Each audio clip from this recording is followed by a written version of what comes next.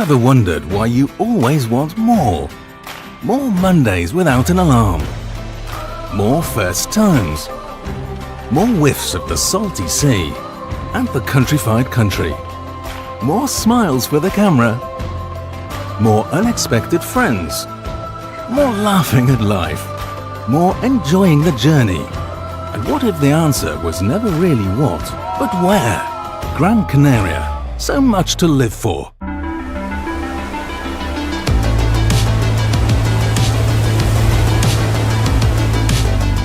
We are windsurfing. We are windsurfing. My roots, my forever passion. My first love. We are Windsurf Sanctuary. Passion, my love. Changed my life. The endless possibilities on the water.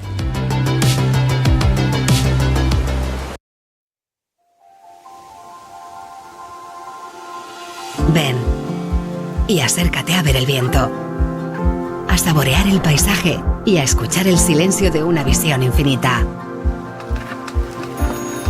Ven y acércate a sentir el amanecer de nuevos pensamientos que te nacen dentro, cuando descubres que estar aquí es querer estar aquí. Santa Lucía es querer estar, querer ser y no poder dejar de hacer. Hoy, las cosas que ayer quedaron para mañana.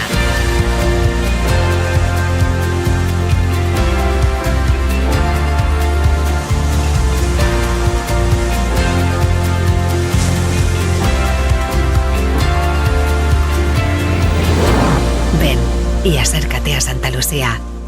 Acércate a ti.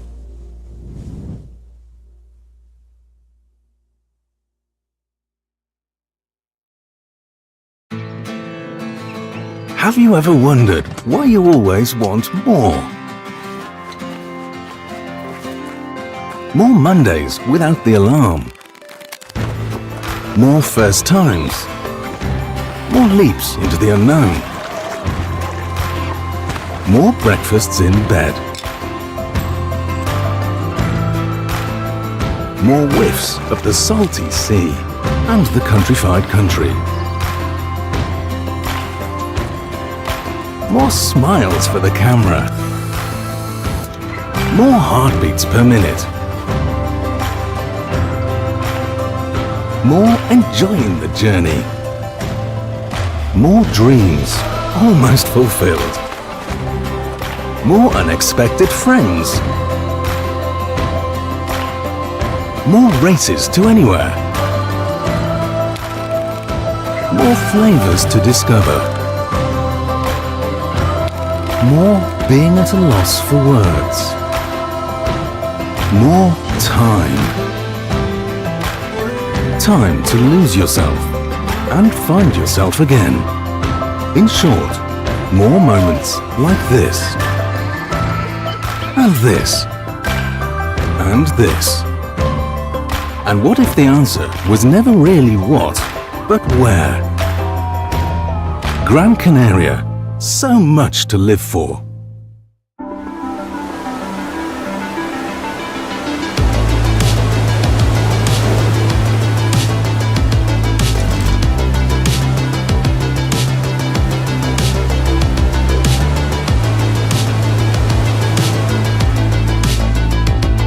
We are windsurfing. We are windsurfing. My roots, my forever passion. My first love. We are Windsurf Sanctuary. Passion, my love. Changed my life. The endless possibilities on the water.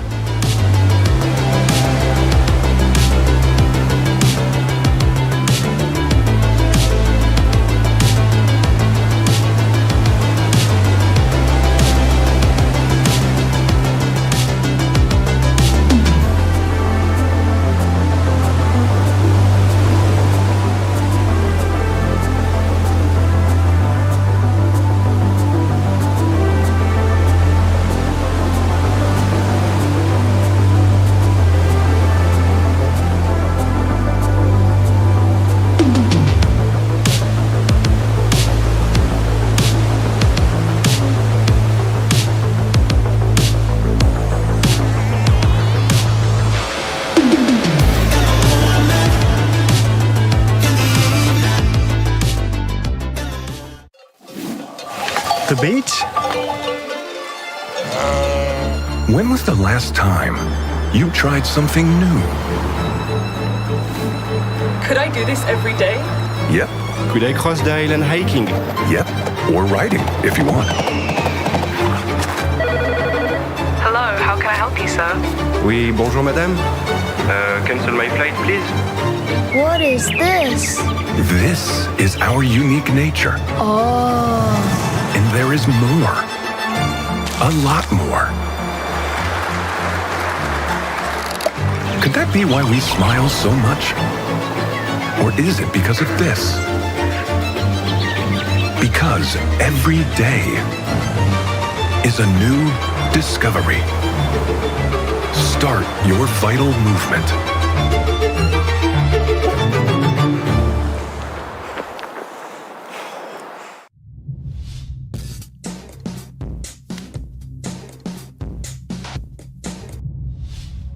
Day 3 here in Gran Canaria for the PWA World Cup, and guess what?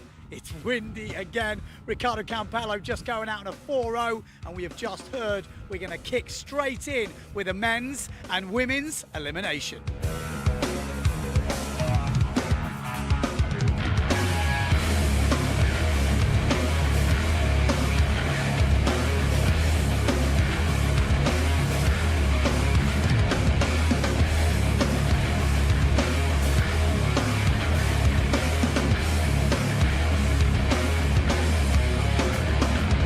Semi-final there, you absolutely killed it. I think you won that heat.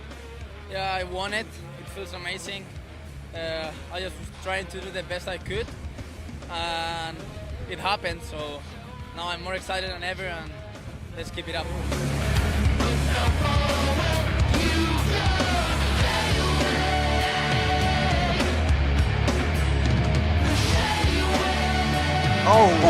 Still in second, but that's not looking good.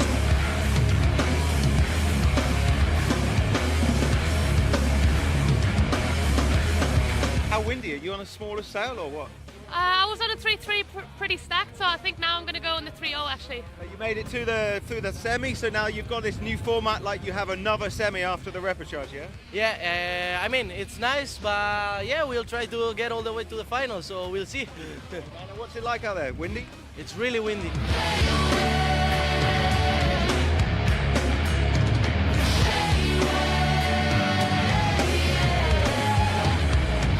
Second, push Marino all the way. You were leading last minute to go. No way! Yeah, and then but you get second, so you're in the runner-up hunt. Amazing! Insane! Will go. It could go, and it's gone! I tell you Judith what. Selman has just took the lead with 1 minute 10 seconds to go. Brilliant, man. What a semi-final, dude. How was that? That was fun. Some f***ing sick waves, so it was a lot of fun.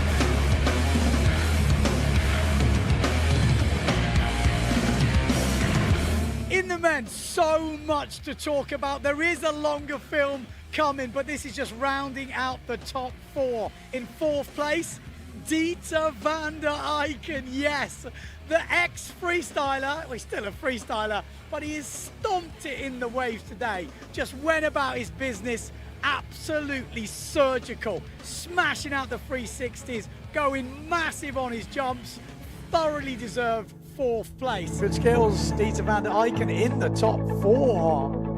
3rd place, Philip Costa, yes, obviously back from injury this year. We were expecting him to see him in the final. He was sailing off the scale, but in that do or die semi-final, he just missed out in the dying seconds, which I'll talk about in a minute. But I have to say, this triple was one of the best things I've ever seen. So close to making it. He said that is the best 1.5 he's ever scored. Stay dreaming, believing what keeps a good heart beating, putting on a show.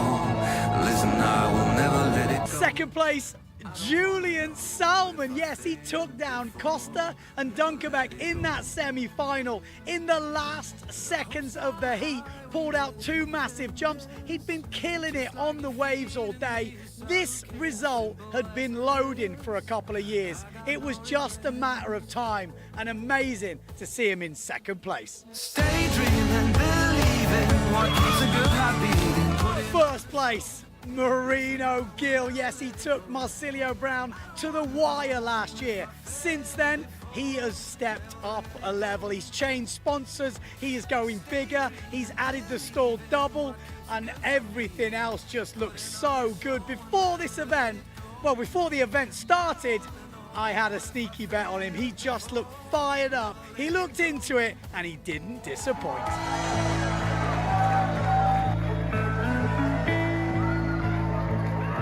Women, 4th place, Maria Morales.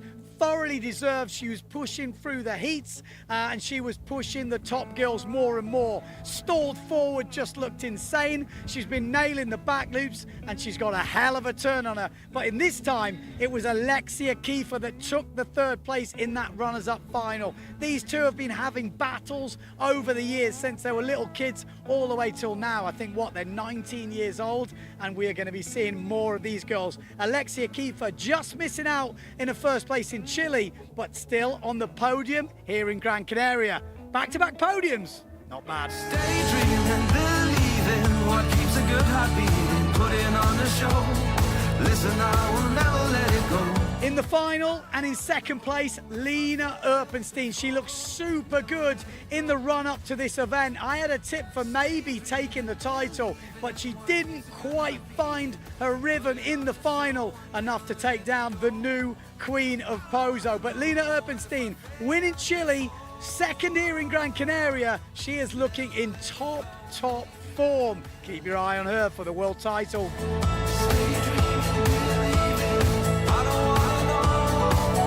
But in 1st place, she's been waiting to tick this box for a few years. Sarah Kita Offringer. She come out in the final absolutely swinging. Massive back loop, push loop, just killing the wave rise. It was a close final, but in the end, Sarah Kita just too much, and she gets her 1st ever Pozo title. Believing what keeps a good heart beating. Putting on the show and never let it go. So that is it. Those are final results in the new system. They are the finished article. Marino Gill winning the men, Sarah Kita winning the women. You can check all the rankings online, and we will be making a longer video about this competition with all the interviews and everything in between. So stay tuned to the channel. More action from here in Pozo tomorrow. The forecast is looking insane. Could we finally be going into Slalom X?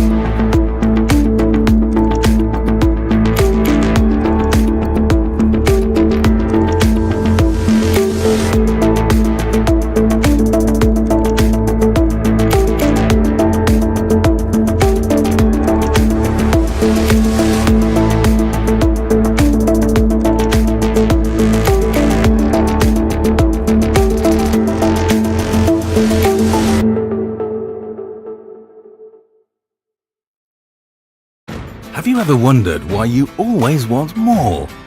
More Mondays without an alarm. More first times. More whiffs of the salty sea and the countrified country. More smiles for the camera. More unexpected friends. More laughing at life. More enjoying the journey. And what if the answer was never really what, but where? Gran Canaria. So much to live for.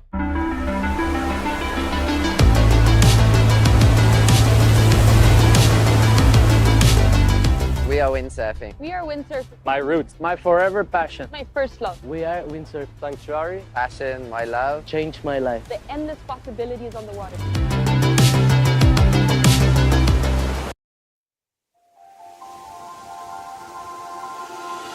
Ven y acércate a ver el viento, a saborear el paisaje y a escuchar el silencio de una visión infinita. Ven y acércate a sentir el amanecer de nuevos pensamientos que te nacen dentro cuando descubres que estar aquí es querer estar aquí. Santa Lucía es querer estar, querer ser y no poder dejar de hacer. Hoy, las cosas que ayer quedaron para mañana.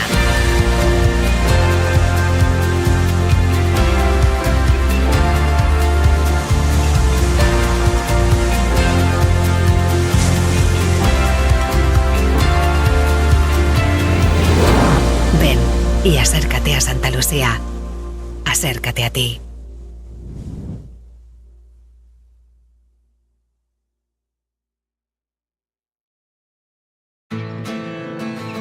Have you ever wondered why you always want more?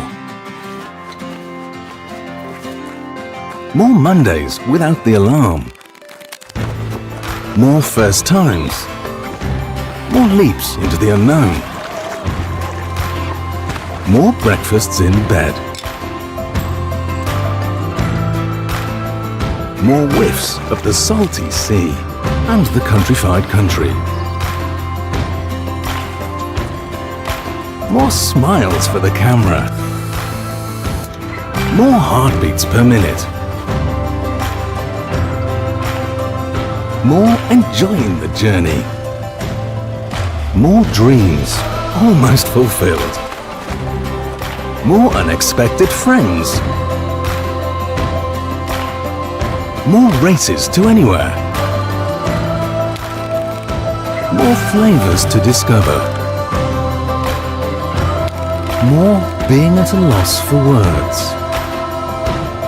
More time. Time to lose yourself and find yourself again. In short, more moments like this. And this. And this. And what if the answer was never really what, but where? Gran Canaria. So much to live for.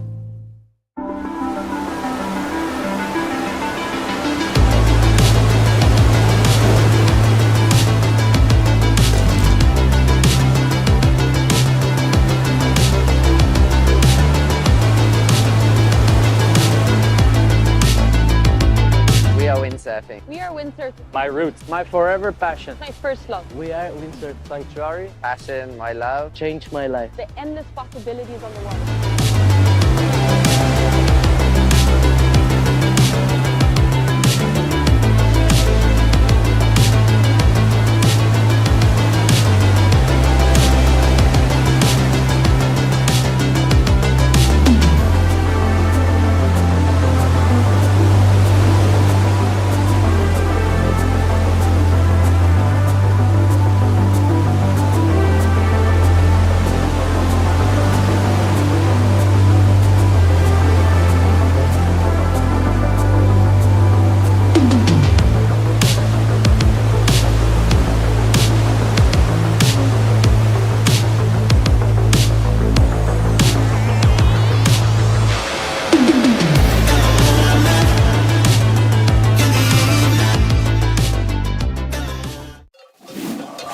The beach? When was the last time you tried something new? Could I do this every day? Yep, Could I cross the island hiking? Yep, or riding if you want. Hello, how can I help you, sir? Oui, bonjour madame. Cancel my flight, please. What is this? This is our unique nature. Oh. And there is more. A lot more. Could that be why we smile so much? Or is it because of this? Because every day is a new discovery. Start your vital movement.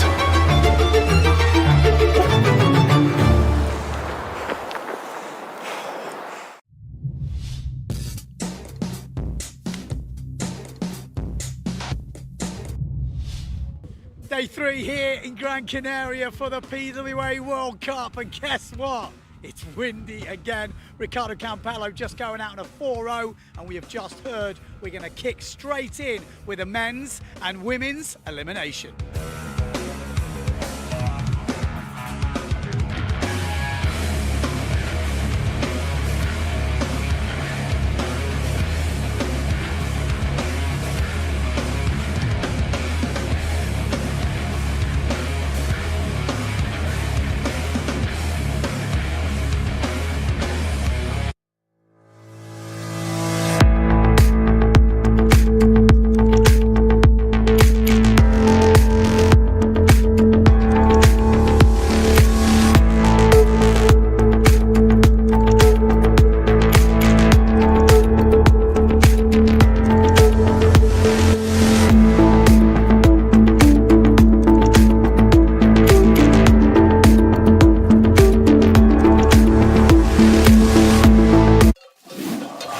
The beach? When was the last time you tried something new? Could I do this every day? Yep, Could I cross the island hiking? yep, or riding if you want. Hello, how can I help you, sir? Oui, bonjour madame. Cancel my flight, please. What is this? This is our unique nature. Oh. And there is more. A lot more. Could that be why we smile so much? Or is it because of this? Because every day is a new discovery. Start your vital movement.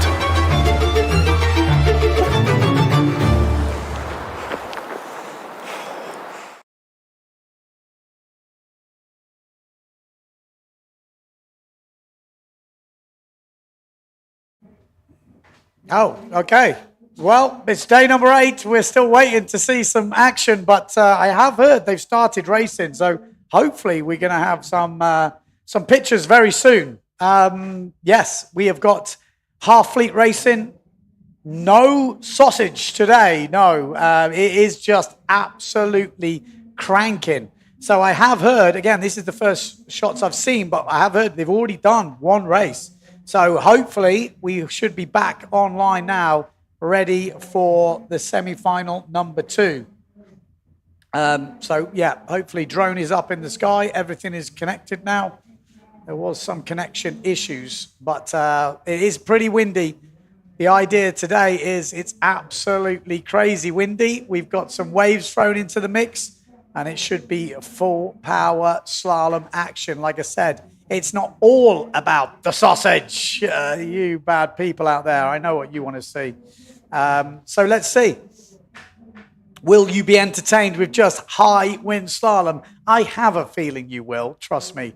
It's not like it's totally going to track from it, but it's very interesting for you guys at home to pass your thoughts on. Maybe you don't like it without the jump. Maybe the jump is just the main thing. We'll soon find out. But coming up in the second heat, we've got Rakowski, Franz, Mercer, Daldorf, Rusha, Martini, Stallman, Loho, Jules, Sukas, Mattis, Struismar and Fasquel. But I tell you what, that is a pretty stacked heat right now. We're just waiting for the results to come through from heat number 1. This is heat number 2. And then we'll have a women's final, runners-up final in the men, and then final in the men. Seems like there's a lot of disappointed sausage lovers out there. If you are just tuning in, it's obviously the weekend around the world. So maybe you've got a good day off here to watch the action. You got Vino saying, "What? I'm about to cook a full barbecue full of sausages." Said if we need any spare sausages, he might have some. Why no video from the first heat? I don't know. Don't shoot the messenger, but there was some connection issues. It sounds like they're all sorted now, so hopefully it will be seamless from now on. Don't worry, I'm just as excited about watching the slalom as you guys, but one thing is for sure, it is cranking today. It's windier than yesterday.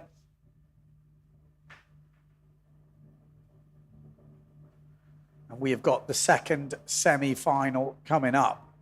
Who's your money on? If you look at the overall results, it's actually closer than you'd think. One point you might think Mortefon was running away with it. But actually, Maciej Bukowski has kind of reeled him in right now. I say reeled him in. He's got an opportunity with the second discard to do some damage. Then the second discard comes in after 7. What elimination are we on now? Number 7. So we're winning the final here for Bukowski. And, Mortefon to be outside the top 3 would mean there'd be a 2-point swing, and it would be super close at the top if that were to happen. No guarantees that will happen. The good thing for Mortefon fans is he has got that cushion that he hasn't had one bad result in this whole thing so far. His worst position is a 3rd. So that's pretty crazy. Worst he can count after this would be 10.4 points. That would be worse if he finishes outside the top 3. If Maciej were to win the next one, for example, he would discard an 11th, which would put him down to 6. He could take the lead. He really could take the lead here. So there could be some movers and shakers. But I did hear Mortefon might have won the last elimination, that full qualifying heat we've just done, which we obviously didn't have the visuals for. So, Mortefon won it. Vonk was 2nd, 3rd Giacchino, 4th Preen, 5th Board, 6th Cousin. So Cedric Board obviously loving the fact there is no sausage. Right, coming up to the start of heat number 2, second semi-final. Let's have a look at the drone shot. Let's pick out where the guys are because we want to see so we can... Okay, so there's no drone yet. Okay, I'm going old school. No drone signal at the moment. I'm not sure what's going on. Someone's put the connection buffer on, but here we go, straight in. Looks like it's very bunched up at that starboard end. Wow, there was a massive bunch up. It wouldn't surprise me if it's a general recall. That was kind of crazy. And it looked like maybe some of the Gastras are up there. And that just goes to show how much that drone makes a difference for the viewing pleasure. Without that drone, well, what is it? It's so difficult to see. So we'll just have to wait. So hopefully this general recall will give us some time to find out what is going on with that connection.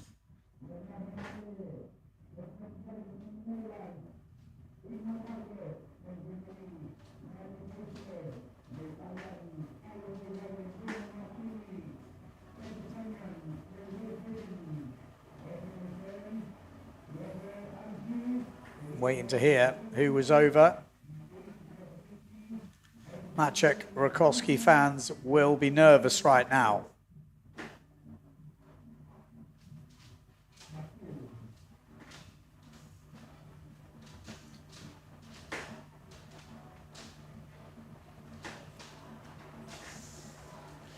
Paul Van Bellen says the sausage has been cancelled. There we go. There's a few people saying for once I can watch live. It's the weekend. Well, I really hope they can sort this drone out because, as I've said plenty of times on the stream, that is the key change in racing in the more recent years, and the technology and the skills of the drone pilots make the difference right now. Apparently it's not Gastra anymore, it's GA. I'm sorry, I'm old school. It's very difficult to Very difficult to lose that.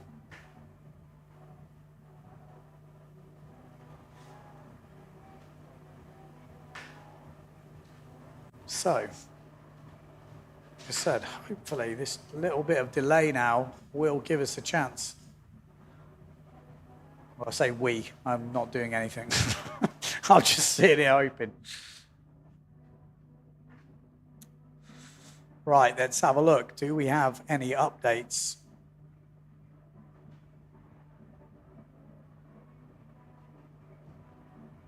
Pasquale jumps the gun. There's only one guy over.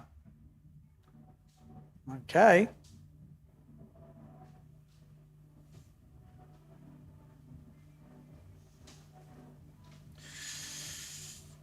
Deep breaths. Come on. Going to be a big day today. Plenty of wind forecast. No drone at the moment. Come on. Let's get it on. I'm sure there's a lot of people running around trying to fix things right now, wondering what the hell is going on. Who you voting for? Who do you think is going to win? Surfstream says, I'm about to go windsurfing myself. Rewatch the stream later. That's the thing with the weekend. People are not at work. So do we get less numbers on the weekend? Maybe. Because everyone's like, well, I want to go windsurfing. Most of the people who watch this are obviously windsurfers. When they're working, they obviously find the time. When you've got the day off, you want to go windsurfing yourself. So I think the restreams might be bigger. Brendan is out there, obviously low hole. Youth, he's on a 4.9. Let's cross the fingers, see if he can have a good one. Obviously half fleet race. Any news on the drone? Any news? Come on, give me some good news.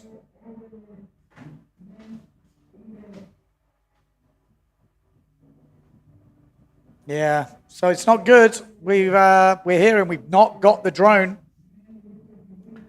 which is, you know, it's so strange because obviously everything will be the same. They won't be doing anything different. And then technology has this way of just doing things, which is very frustrating. Mr. Jonker says they've already got 40 knot gusts on the Dutch coast. We've got Hugo sitting on the train on the way to go windsurfing as well. Sardinia windy as well. I know how it is. I think we're going to get less numbers today. I think you lot are going to be windsurfing. And that's all good. And that's all good. That's what we want. Not good wind in Gothenburg. So Francois is watching. Here we go. We're going to go old school. We're going without the drone.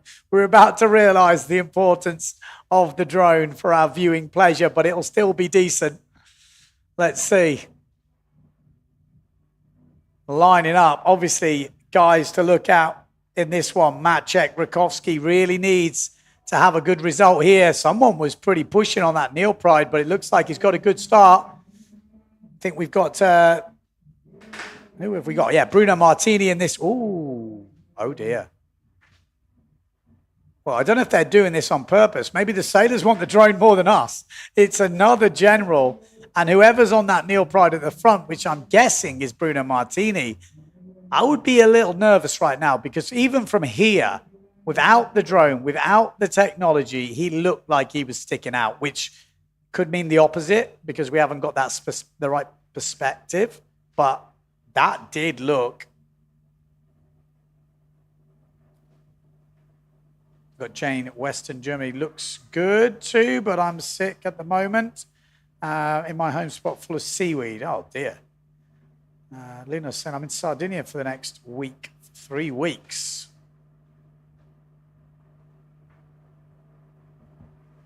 Well, another general recall. The sailors are doing their best to stall for that drone. I hate technology. I'm glad I'm not like the technical one. I'm just the one with the big mouth. But yeah, it frustrates me. What can I say? Marvin's saying, what happened to the drone? The drone is there. Everything's ready. But somehow there is something going wrong with the wireless connection. Again, you can imagine that drone's been flying in some pretty crazy conditions the whole week. So with technology, you never know. But it was working, and then suddenly it's not. But hopefully it's going to get sorted.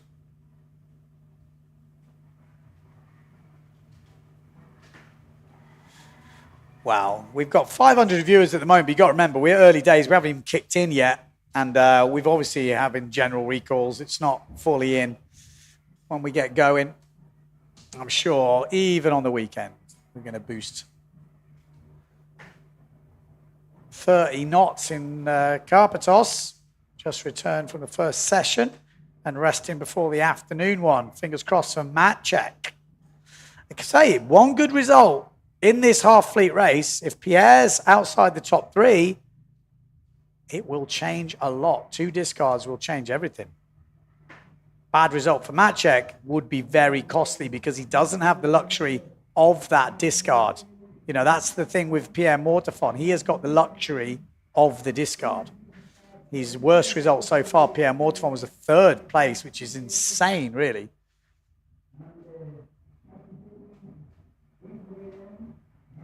Obviously, we are missing a few key riders that we'd be probably expecting to see here because of the Olympics. We're losing the beast right now, you know, Johan So, not in this Slalom X competition as he concentrates on the Olympics.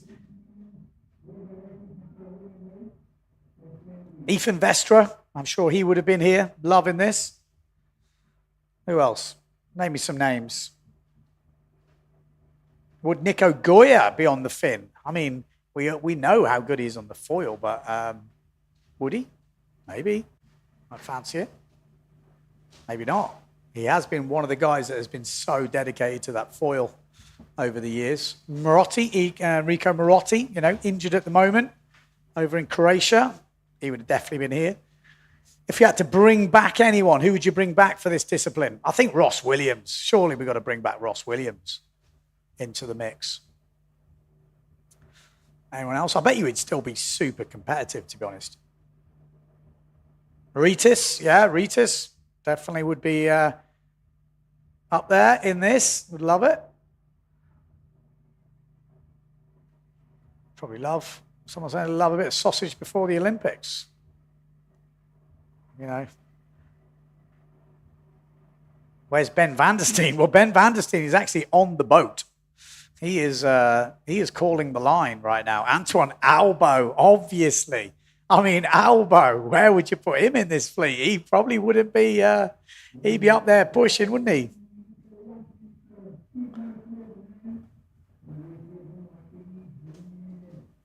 Yeah, Peter Volwater, that would be the dream to bring back. 100%. Robbie Nash, yeah. The drone, I think, would be the one I'd bring back right now. he'd be the best one. Jenna de Rosnay, yeah. Scott Fenton, he's still got that mohawk. He never won the world title, wasn't he? He was only allowed to shave it once he won the world title. All right, here we go. Will we get a clean start?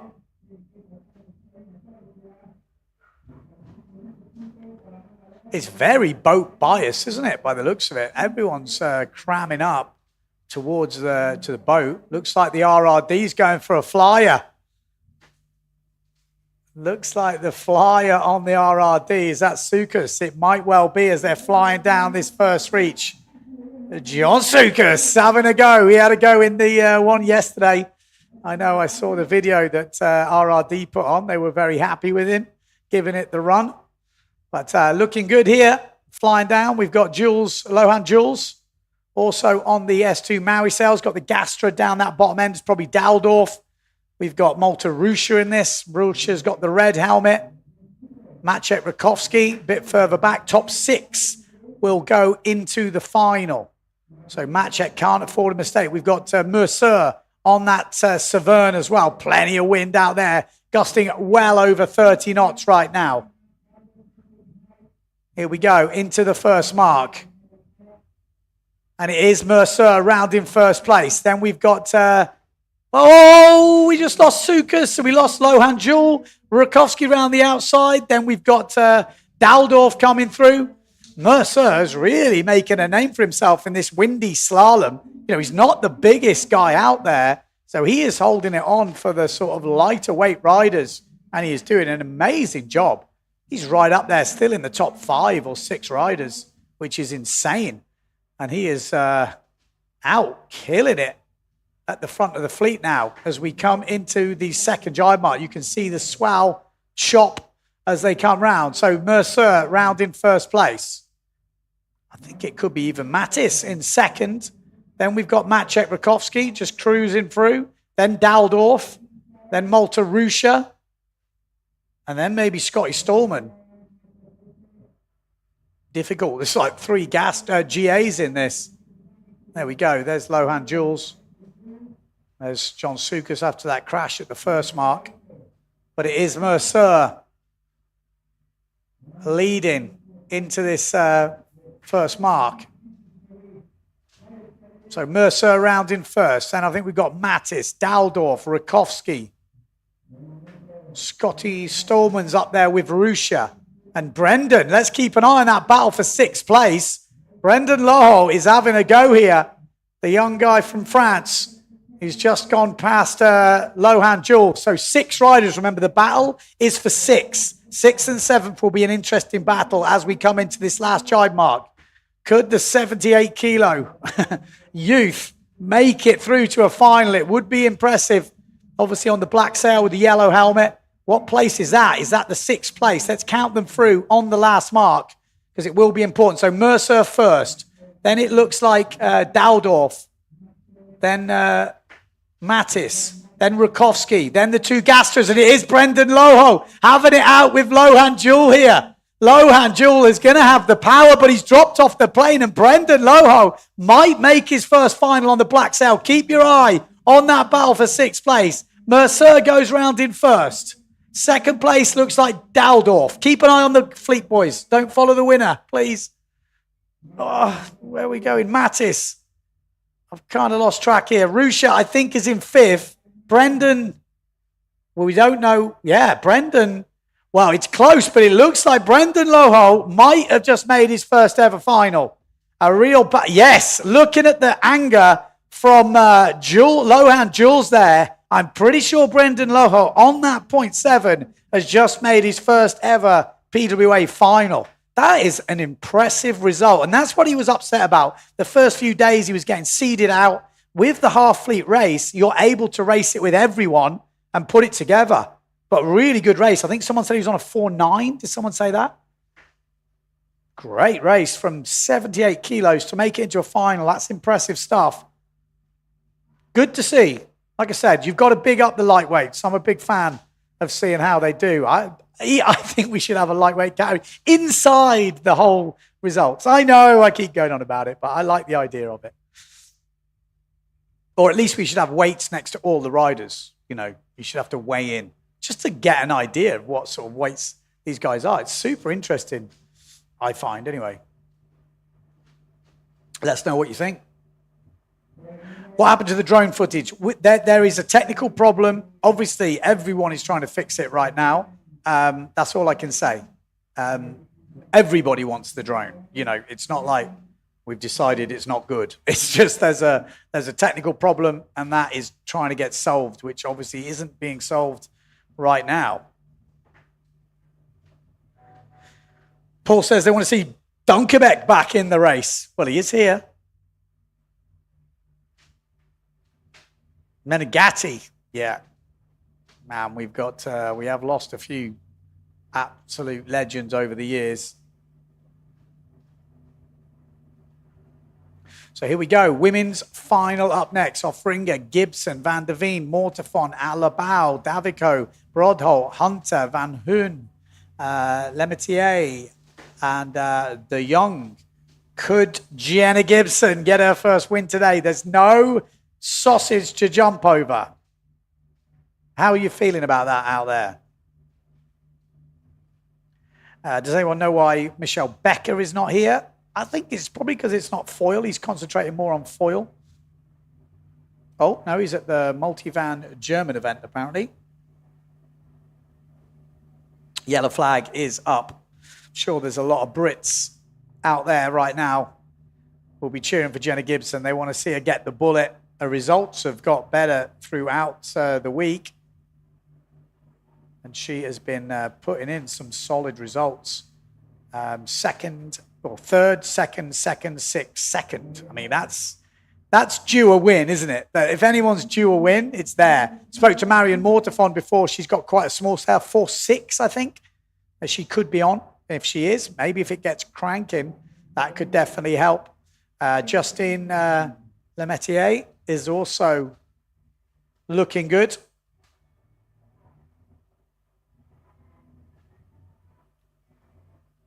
But Sarah Keita Offringer, obviously the one who's been doing a lot of the damage so far. First. 10th, second, first.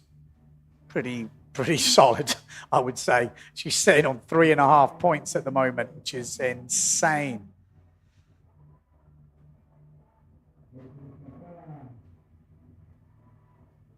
This is obviously slalom elimination 8 for the women. So there is already 2 discards in, and here we go. Lemetier right up that top end on the S2, looking good. Blanca Alabao maybe with a good start. Couldn't quite see, but someone was pushing on the Severn right now. Davico down this bottom end on the loft. In the middle, though, Marion Mortafon. This could be more her conditions right now. Absolute ballistic. That's what she likes. And I'm pretty sure it is Blanca Alabao at that top end. She's decided she wants to throw it down. We got Jenna Gibson on the duotone, pushing in the middle. Marina Hunter on that blue and yellow sail at the top end. Oh, and look at Jenna Gibson flying through the pack right now. Plenty of speed from the Brit. Where's Sarah Keita Offringer? Where's Justine Lemetier? Has dropped back a bit, but Jenna Gibson powering through on this opening reach as we come into the first jibe mark. So windy out there. No sausage to jump, so she can just get on with racing. The X factor today is the wind, and it is a half fleet race. And it's that long first reach as well. So there we go. Jenny Gibson rounding first, then Marion Mortafon, then Justine Lemetier, then Sarah Keita Offringer, only just coming round now. It's not the best jibe from the Aruban. Davico going down on the jibe mark. Blanca Alabao wide. Then it looked like maybe Oda Johanna coming through now, actually. It was Van der Veen who was there in the Severn. Out in the lead, though, Jenna Gibson from Great Britain. Are you missing the drone? Come on, let me know, because this is the important stuff we get to see, but let's not take it away. Jenna Gibson out in the front at the moment, and she's got a pretty tasty-looking lead right now. Justine Lemetier has actually increased has closed in the gap a little bit. A short jibe from Sarah Keita. Will that change things? That was a real inside sort of flare jibe and maybe caught up a bit here. Let's follow the top 4 through. Remember, this is the final. Jenna Gibson looking to get her first win on the PWA in 2024. 2 jibe marks to go. Sarah Keita will be hunting her down. Justine Lemetier will be hunting her down, but it's Gibson in the inside. Justine Lemetier has actually gained a little bit here. Sarah Keita still back in the... There she is. There's Sarah Keita Offringer and Marion Mortafon. A good jibe from Sarah Keita, but surely this must be a little bit too late now. With 1 jibe mark to go.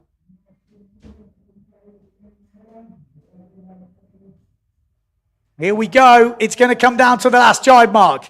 Jenna Gibson needs to keep it together now. She has lost a few races on this last jibe mark. If we look at history, I think she's going to put it all to bed right now. Nail the last jibe, finish that reach, take the bullet. Jenna Gibson keeps it together. No! Oh, another mistake on the last jibe mark, and Lemetier is in the water as well. And she's gone down on the water start. Sarah Keita surely is going to come through and take this now. We need a bit of a wider shot because Sarah Keita is, oh my God, a Stephen Bradbury style moment. As Sarah Keita, how has she managed to get another win here? There is no way that was on the cards. Gibson is going to be absolutely distraught.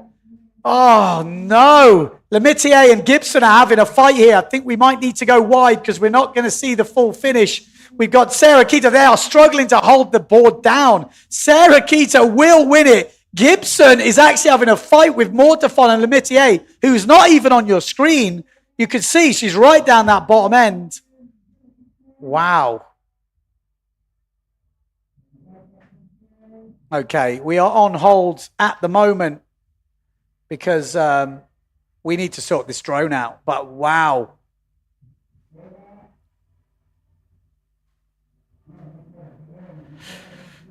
Just to answer all the comments. Jacob said, I was just about to say it's too predictable without the sausage. You've got to remember, it is so windy out there. It is so windy. The live stream does not do it justice. Just sailing in a straight line, let alone jibing, is hardcore right now. It is cranking. So that is a recap of the race. There is a problem with the connection to the drone. We're trying to work out what it is. There's no obvious reasons, otherwise it would be fixed. But wow. Femke van der Veen is on a 5.5, and that's what some of the big boys are on. I think Jenna Gibson on a 5.5 or something, Depends. Vino says it's commentator's curse. Well, she has a history on that last jibe mark, and it gets then in your head. You start to build it up, and it is extremely windy on that last jibe mark. When you're doing the waves, she can't believe it. Sarah Keator's like, how have I won this? How have I won this? I don't even know how I've won this. And you can see almost a look of both of them going down. Oh, De Jong is fighting out in the shore break.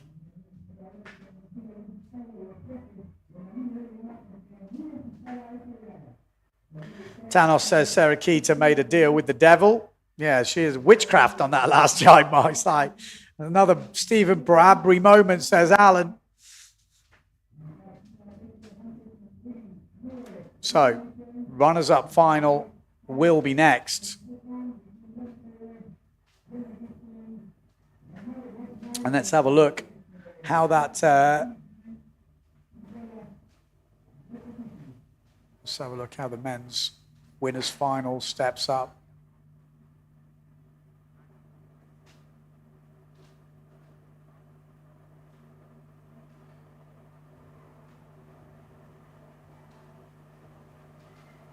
Okay, so looking back at the results, actually, Brendan Lowell did not make it. He must have been the one that missed out. Looking at the results now, Mercer won, Daldor second, Mattis yet third, then Rakowski, Stallman, and Rusha. That was your top six. So actually, Brendan Lowell did not make the final. I apologize for that. I was quite excited to see someone make it, because that would have been a massive achievement to make that final. Yeah, Bruno Martini is obviously in that runners-up final. Tati Franz also in the runners-up final. Obviously, a guest jump in the line early. Yeah, Tati Franz and Bruno Martini were the guys out in that second semi-final. Wow.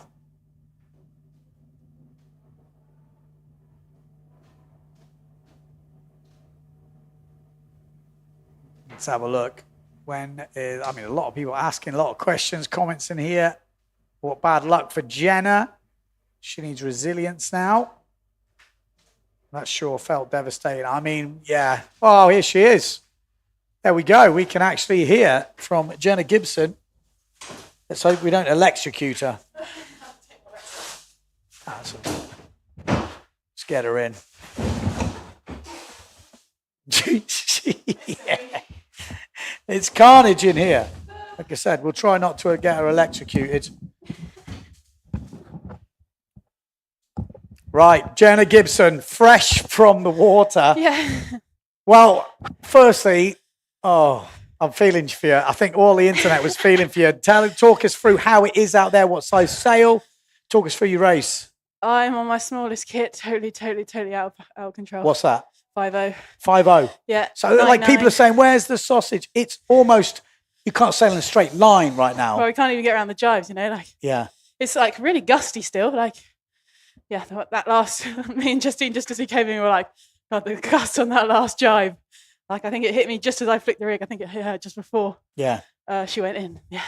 It's so difficult. I was trying to explain to people when you're doing the wave heats and you get to that point of the course, the wind just goes absolutely turbo. It like squeezes on that corner. Yeah. And that's where you guys are having to jibe Yeah. with the swell and the chop. Yeah. You've got no option to like, leave it a couple of meters. Yeah. No, you just got to go like. Wow. Yeah. Wow. Well, unfortunately, you might not know, but we didn't have the drone in that. There's some sort of connection problem which they're trying to fix. But yeah, I mean, hectic stuff. What do you think of not having the obstacles? Is it enough out there to be dealing with? Today it's enough. Yeah. The last day of racing, when they had all the obstacles out, I was like, I do hope that they're just putting it all now so that when the wind picks up, they could take it a bit easier. And I think it's a good choice for today. I think. But still, where did you finish in the end? Because we actually couldn't see. It's so close. I've got no clue. I could be second, third, or fourth. Yeah, it looked so close. Let's have a look. See if they've updated the results to come through, because it was close coming through. Yeah, even on the line, I had no clue, because you can't really see the. Yeah, it says Offringer. That's a very close finish for second, third, and fourth. Exactly. Yeah. We don't know right now. It's a complete three-line photo finish. Yeah. I've got no clue who. Yeah, it looks super close from here. So we'll just keep refreshing until those results come through. We'll get confirmation. In fact, I might have a results WhatsApp message coming through. I am not checking my phone. I'm just. No, that's the man. Excuse me. Again, not being rude. Let's just check it out. Then there were a few over earlys in the guys as well, right? Oh, are you ready? Yeah. Aruba 91 first, written down. GBR 96 second. France 118. Okay. And then France 171. So Justine lost out to fourth place in the end. Then we had Van der Veen. So it was Justine that was behind me the whole race, was it? Because I could hear someone rotating their rig, but I didn't dare. Yeah. It's so hectic, you don't dare look over your shoulder because you know you're going to go. Yeah, no, Justine was right behind you. Sarah Keita, I mean, to come back to win, she finished the line going, how have I done that? I think I rolled her on the start. Was that just? Honestly, I'll be honest, it was all a bit of a blur because we don't have the drone. You don't always see the same angle as it is out there on the water. Yeah. But it looked like. No, Marion got the best start. Yes, Marion had a good start. You were further up and came down. Yeah. I think it might have been Blanca was up there, was she? I think Blanca was, sure. yeah. It's all just a blur. You're basically just like looking at the 2 meters in front of you and anything else is just peripheral. So that's what it's like, because you can't plan so far ahead. Yeah. Hectic. And that's why then, like last year they had a buoy in the harbour, that I went to the wrong mark because you can't look up and count the buoys. Like you're looking in front of you, just seeing what the waves are doing, and because if not, you're going to stack it. You can't just be like head in the air. Oh, there's some buoys. Let's count them. Nothing like that. It's so funny. I love hearing this is what we want to hear, because the thing is, it's so not reality. The live stream, it looks insane, but I know what it's like when you're out there. I've sailed on some slalom gear years ago in Furta, and I know this is even worse than Furta. And I was just blown away by how hard it is to even get your foot out the strap. Oh, yeah. because to get your foot out the strap, you have to almost sheet out. As soon as you sheet out. Even if you don't sheet out, you can just pull on your back foot and it just lifts the board up. Yeah, you just, nosedive. So sometimes, you see us go wide around the buoy, but even then, it's like you've still been preparing for the last 10 seconds to get to that point. Yeah. But sometimes you just mistime it by a bit of chop and you end up going 20 meters past. Yeah. So it is like that, because when you're watching, saying me on the commentary, I'm like, oh, it's done a wide jibe. And you're like, I bet when you guys watch it, you're like, of course I did a fucking wide jibe. I stayed on. Yes. Yeah. I didn't fall in. Yeah. Yeah. No, exactly. I think that's classic, because it is absolutely brutal out there. There's swell and chop. Yeah. And then you get these random waves that just basically push up. Yeah. And hectic stuff. I think it's going to be really interesting this afternoon when we do a port start. Yes. That's going to be... Again, if I haven't told you already, there is talk this afternoon of, instead of starting on starboard, which is sort of down with the swell and the chop, is to start on port, which is into the chop, into the swell. And it's going to be maybe a full fleet race. Did I hear For that? the guys, yeah. Yeah, full fleet. Well, you're doing a full fleet race anyway, but yeah. So love it. that'll be I hectic, mean, yeah. love it. Hopefully we're getting the drone back online. Like I said, I know that's why the delay is now, trying to figure out what is going wrong, because we don't know. Like, is it just one drone that they've got? Is it? Well, yeah, it's not the drone, it's the connection to that controller and what's happening. So we know, again, I'm not a technical person, but I know we've got the best people on it. Yeah. And I know when technology goes wrong, sometimes it's like, turn it off, turn it back on again. The airport's only 10 minutes away, isn't it? Yeah. Maybe it's something to do with that, like. Let's hope not. I know, Let's like hope in not. Tenerife, they're not even allowed to fly the drone that close to the airport. So yeah, maybe, it's crazy. Maybe it's some sort of interference. Fingers crossed. Like I said, we will be, as soon as we hear anything. First possible. Were there any big upsets in the men's heats? Well, there is a few guys that have not made the final. It's all right. I'm just looking, just make sure I'm not missing anything. If I go down to the elimination, so obviously Tati Franz, Bruno Martini over the line early in their one. So they will be in that runners-up final. Apart from that, Vreeswijk in the runners-up final. In terms of seeds, most of them making it through. The major players that we're looking at the moment in the overall results, I think everyone making it through. Let's just check out the women's. Is that? No, that's not been added in yet. So I guess with it being so windy today, that's actually all right with the half fleet stuff. They're probably not stopping at the mark. I think when they do half fleet stuff on the big kit, it's like, you could come into the marking first and then not plane out of it because you've got this big wind shadow of 15 other guys above you, but it's probably so windy that it's all right. Yeah, so just looking at the men's, we've got Pierre Mortefon. He won his semi-final, and he hasn't had a result outside the top three, which is pretty insane for what we've been doing. I mean, crazy. He's on 7.4 points, but Matt Jeprakowski, who's on 17.4 at the moment, so 10 points behind, looks like a lot. But with the second discard coming in after 7, which is what we're on now, both of them in the final, if Matchek were to win this final and Pierre be outside the top 3, Matchek would actually be leading the event. So, even though Pierre's been dominant, the problem with Matchek is he doesn't have the luxury of a discard. If he messes up in this half fleet, which in the wind we've got going against Pierre, who is Mr. Consistent, we've got Matteo Iuchino as well. Unfortunately for Matteo, he kind of burnt his discard yesterday with that over the line early in the half fleet, which has then cost him 12 points. So it's really close. Ingmar Daldorf been really consistent. He's still in with a shout. Benoit Mercer won his heat again. This morning? Just now. Wow. So, he's doing very well. You might think, people might, yeah, but he probably did okay, this and this and this. He's still going. It's not a luck that he's got 10 points, and then he got 3rd, 5th, 5th, 6th, 5th. Made every final not since luck then. Or anything. Yeah, you ain't getting lucky that many times in a row. Jordi Vonk has been very up and down. Bruno Martini, obviously up and down. Tati Franz, well, we know The Tati. conditions are so hard, like the up and down, like all it is a bit of chop, and that's costing you 10 places. Yeah. If you had to come again, would you bring a smaller sail? I mean, my whole decision is around, the whole year, Yes. In even here last year, the girls were racing, like Sarah Keita was on 6.5, yeah, because we were on kind of the foil. Fuerta, that can definitely, I'm going to need that 6.8 in Fuerta. So, no. Okay. If you had an extra sail you were allowed to bring a smaller sail, would you be using it right now? Yeah.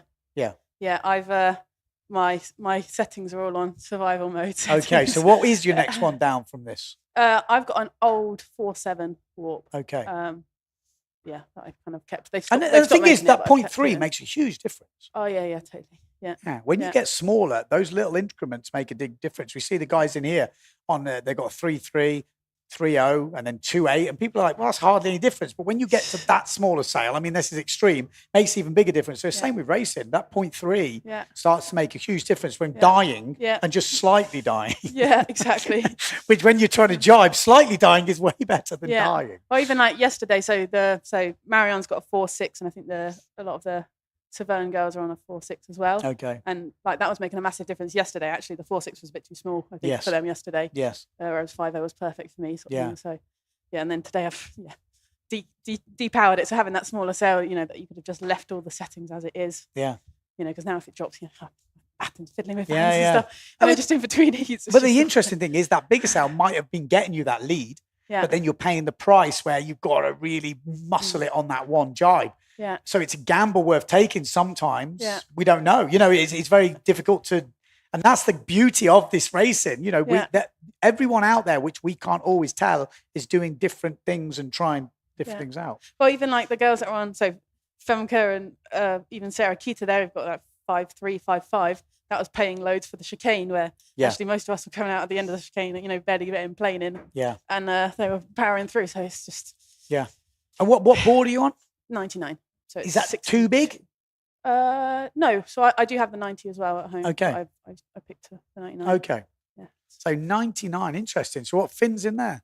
I use a 31.5 effort. Okay. Yeah. That's my go-to anyway. Yeah, yeah. So I mean, it looks like it was going good, but I'm thinking to myself, that's my sort of small board at home, but then I don't go out when it's like this. Yeah. So I'm thinking, wow, maybe. And, you know, back in the day, we were speaking to, who was I speaking to the other day? You know, back in Pozo, you used to use custom boards with 55 wide, which is like 10 cm probably narrower, or at least that, from what you're using right now. Yeah. Which obviously a narrow board is going to be easier to hold in the chop. It's going to have some disadvantages as well. Yeah. If we keep coming back here, will we see those Defi boards? Because there are a few.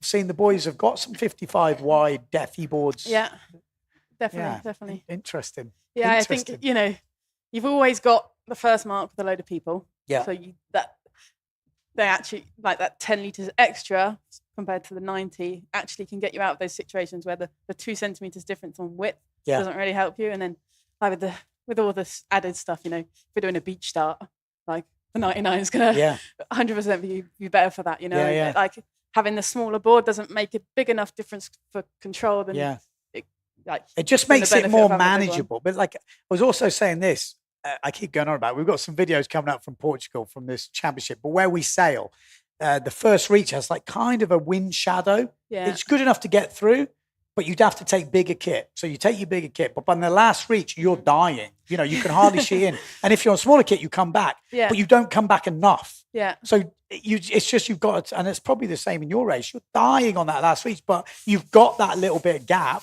Yeah. And it's like you've got to judge that. I think that's quite a cool tactic to be going for. And like the smaller boards are faster, but at the same time, like when you're going into the jibe faster, then that makes everything harder. And you know, the smaller boards are difficult to jibe. Actually, kind of having that bigger board is almost gives you that benefit of like maybe having the foil does when you're like fin versus foil of actually, you're not as fast on the top speed, but if you're coming out of the jibes with you know, you could jibe quicker on the small board.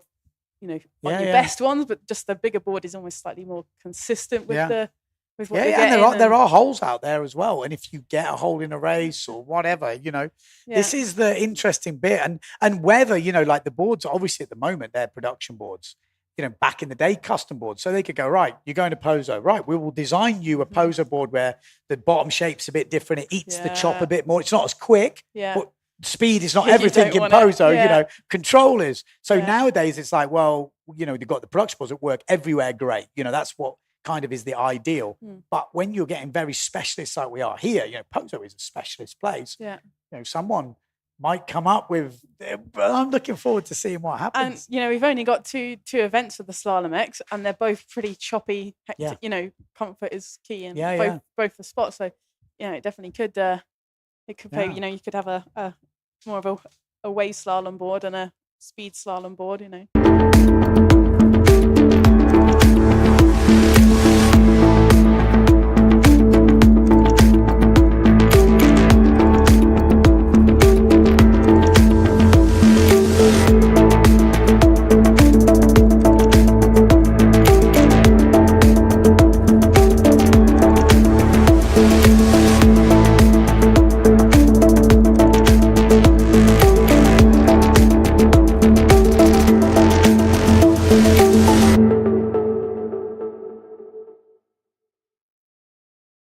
Have you ever wondered why you always want more? More Mondays without an alarm. More first tones. More whiffs of the salty sea and the countrified country. More smiles for the camera. More unexpected friends. more laughing at life, more enjoying the journey. And what if the answer was never really what, but where? Gran Canaria, so much to live for.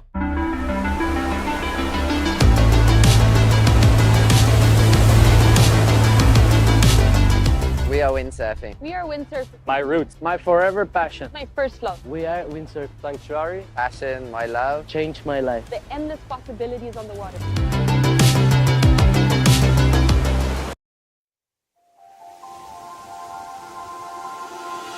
Ven y acércate a ver el viento, a saborear el paisaje y a escuchar el silencio de una visión infinita.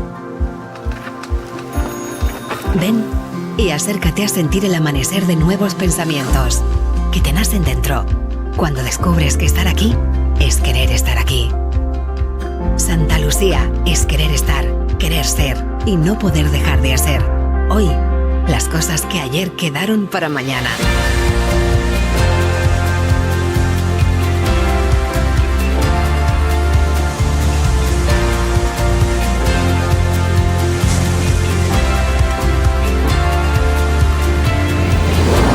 Ven y acércate a Santa Lucía. Acércate a ti.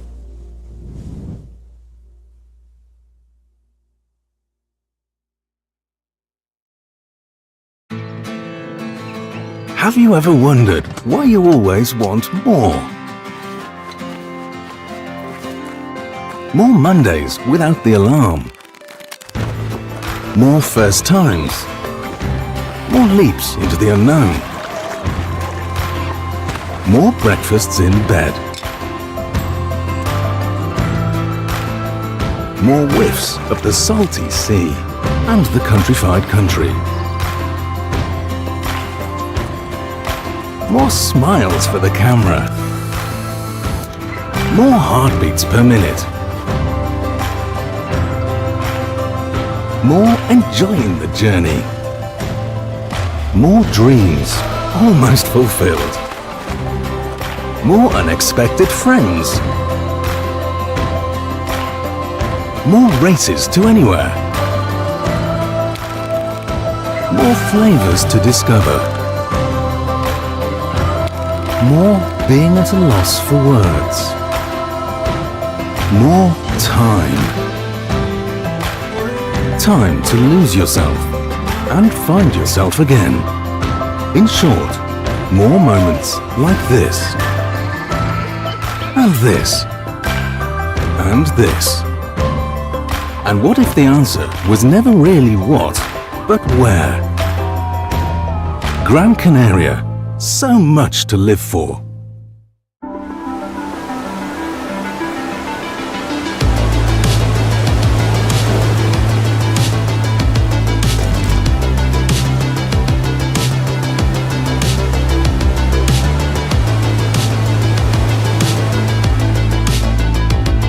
We are windsurfing. We are windsurfing. My roots, my forever passion. My first love. We are Windsurf Sanctuary. Passion, my love. Changed my life. The endless possibilities on the water.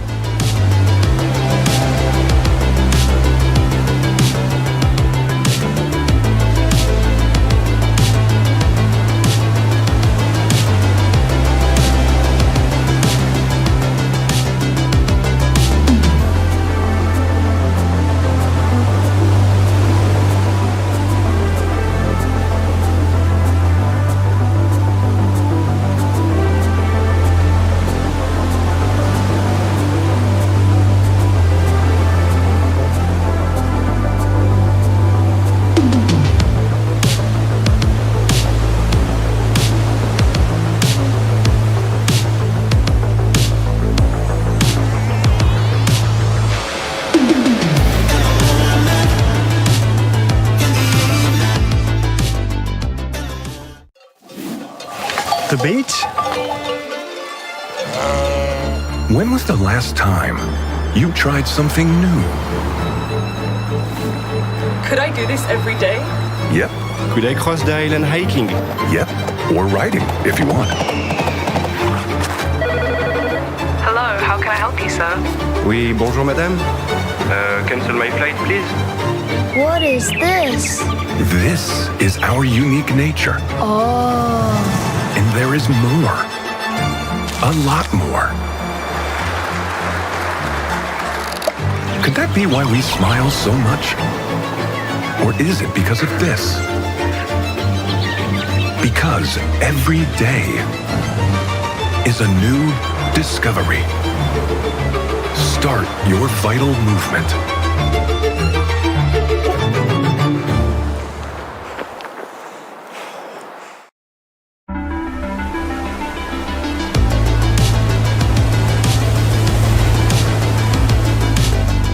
We are windsurfing. We are windsurfing. My roots, my forever passion. My first love. We are Windsurf Sanctuary. Passion, my love. Changed my life. The endless possibilities on the water.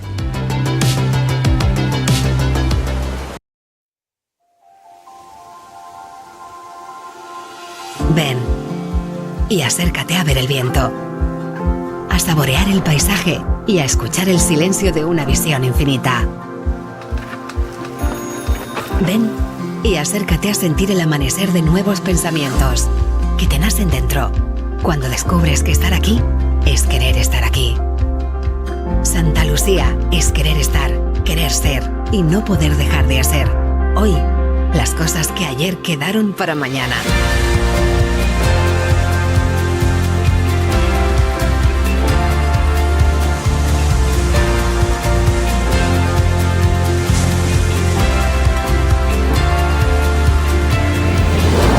Ven y acércate a Santa Lucía.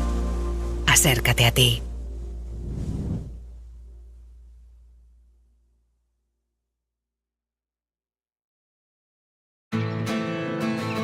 Have you ever wondered why you always want more?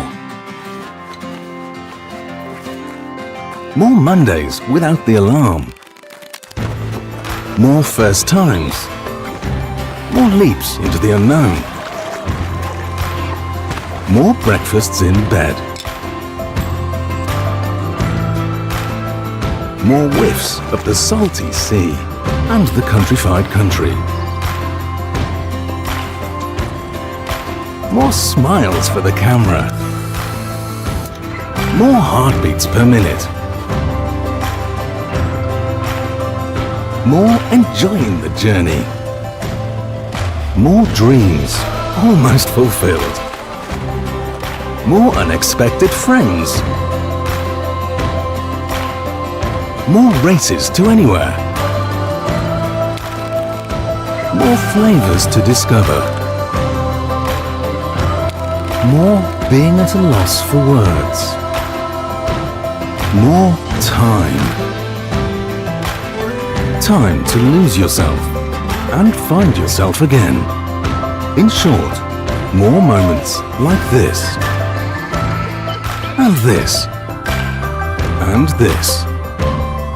And what if the answer was never really what, but where?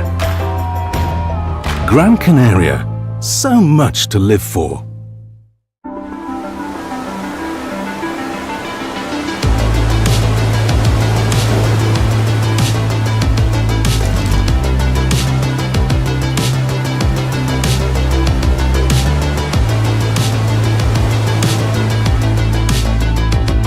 We are windsurfing. We are windsurfing. My roots, my forever passion. My first love. We are Windsurf Sanctuary. Passion, my love. Changed my life. The endless possibilities on the water.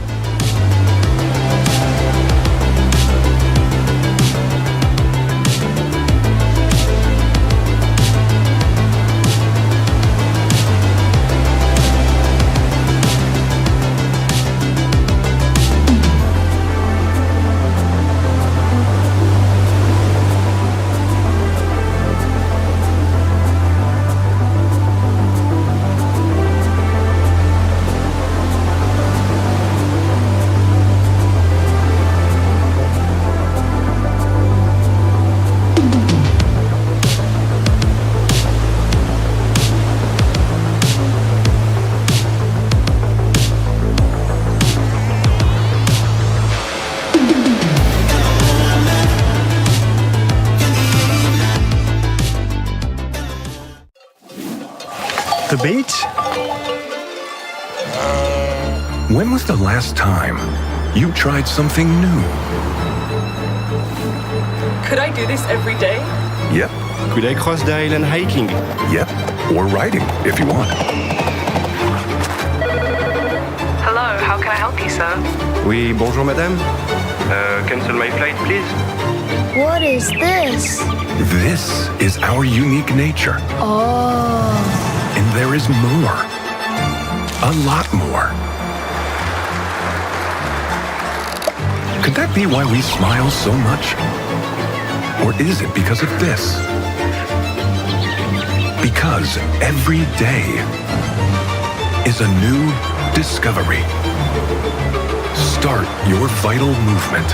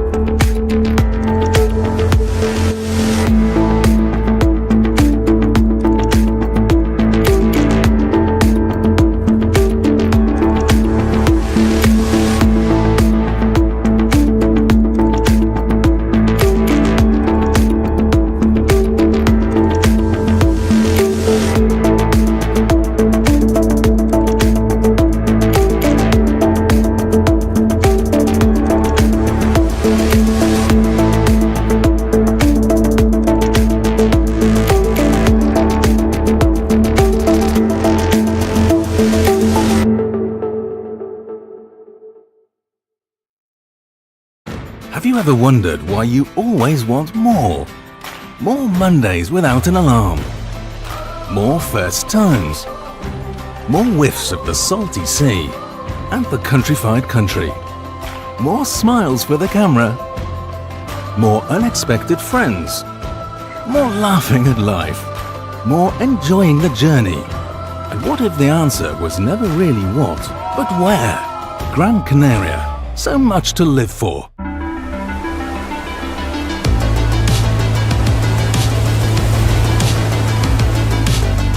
We are windsurfing. We are windsurfing. My roots, my forever passion. My first love. We are Windsurf Sanctuary. Passion, my love. Changed my life. The endless possibilities on the water.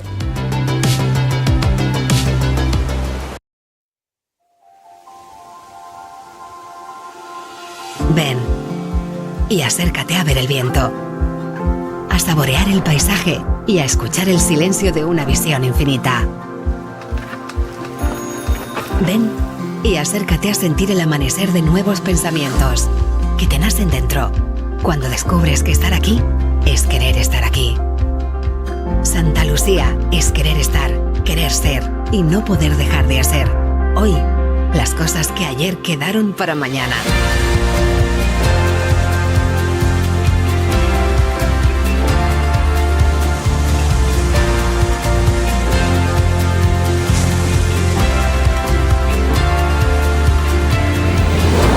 Ven y acércate a Santa Lucía. Acércate a ti.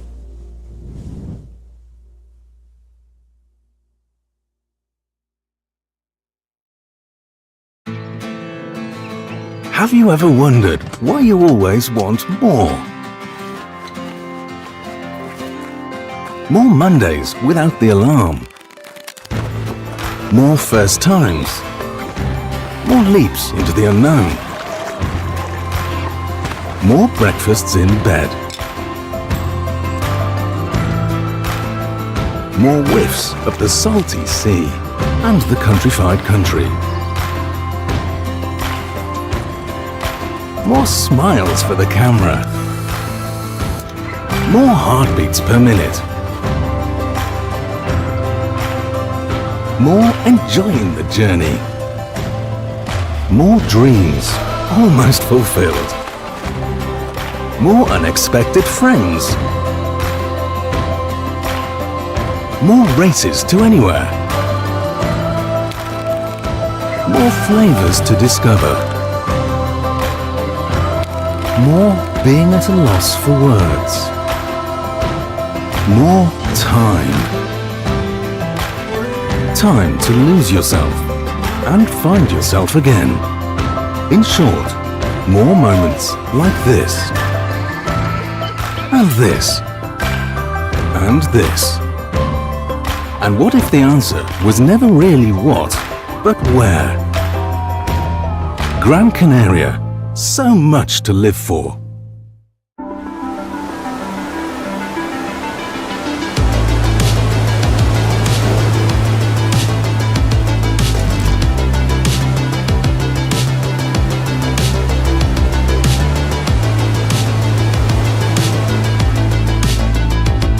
We are windsurfing. We are windsurfing. My roots, my forever passion. My first love. We are Windsurf Sanctuary. Passion, my love. Changed my life. The endless possibilities on the water.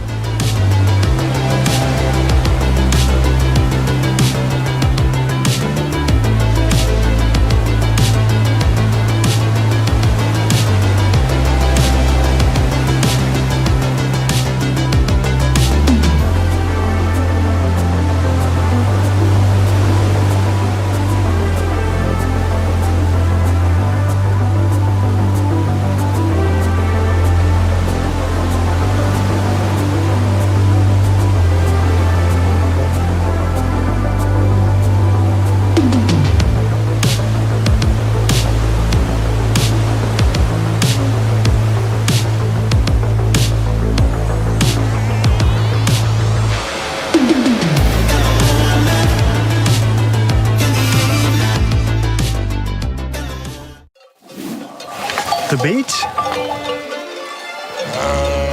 When was the last time you tried something new? Could I do this every day? Yep. Could I cross the island hiking? Yep. Or riding, if you want. Hello, how can I help you, sir? Oui, bonjour madame. Cancel my flight, please. What is this? This is our unique nature. Oh. And there is more. A lot more. Could that be why we smile so much? Or is it because of this? Because every day is a new discovery. Start your vital movement.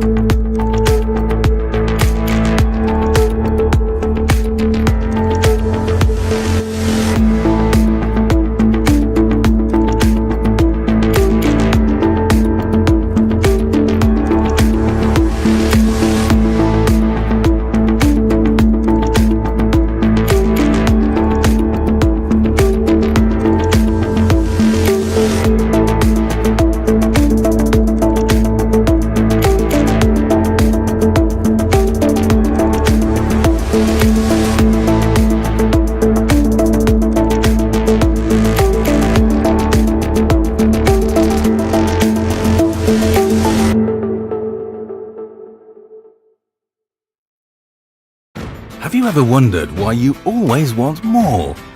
More Mondays without an alarm. More first times. More whiffs of the salty sea and the countrified country. More smiles for the camera. More unexpected friends. More laughing at life. More enjoying the journey. And what if the answer was never really what, but where? Gran Canaria, so much to live for.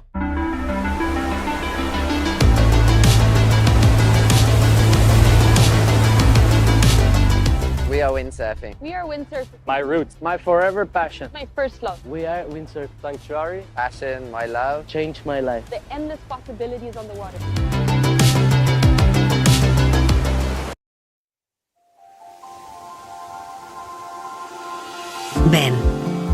y acércate a ver el viento, a saborear el paisaje y a escuchar el silencio de una visión infinita. Ven y acércate a sentir el amanecer de nuevos pensamientos que te nacen dentro cuando descubres que estar aquí es querer estar aquí. Santa Lucía es querer estar, querer ser y no poder dejar de hacer. Hoy, las cosas que ayer quedaron para mañana.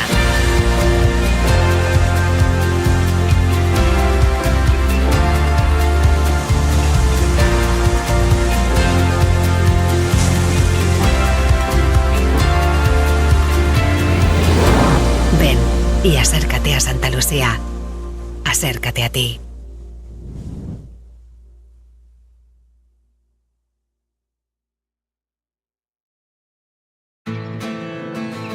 Have you ever wondered why you always want more? More Mondays without the alarm. More first times. More leaps into the unknown. More breakfasts in bed. More whiffs of the salty sea and the countrified country. More smiles for the camera. More heartbeats per minute. More enjoying the journey. More dreams almost fulfilled. More unexpected friends. More races to anywhere. More flavors to discover. More being at a loss for words. More time. Time to lose yourself and find yourself again. In short, more moments like this.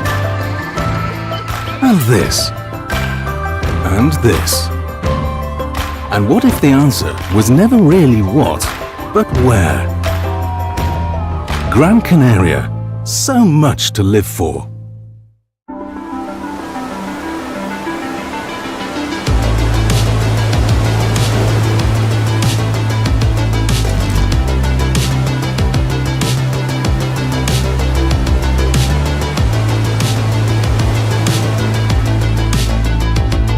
We are windsurfing. We are windsurfing. My roots, my forever passion. My first love. We are Windsurf Sanctuary. Passion, my love. Changed my life. The endless possibilities on the water.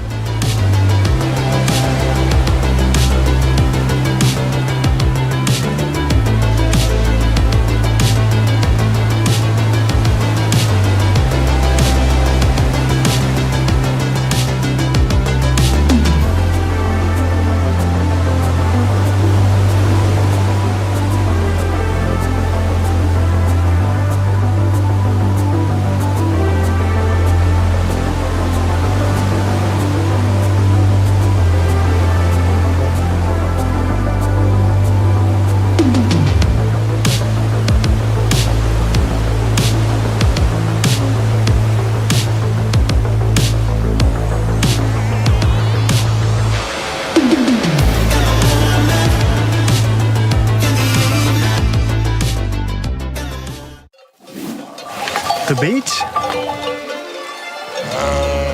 When was the last time you tried something new? Could I do this every day? Yep. Could I cross the island hiking? Yep. Or riding, if you want. Hello, how can I help you, sir? Oui, bonjour madame. Cancel my flight, please. What is this? This is our unique nature. Oh. And there is more. A lot more. Could that be why we smile so much?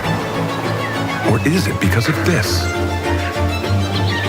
Because every day is a new discovery. Start your vital movement.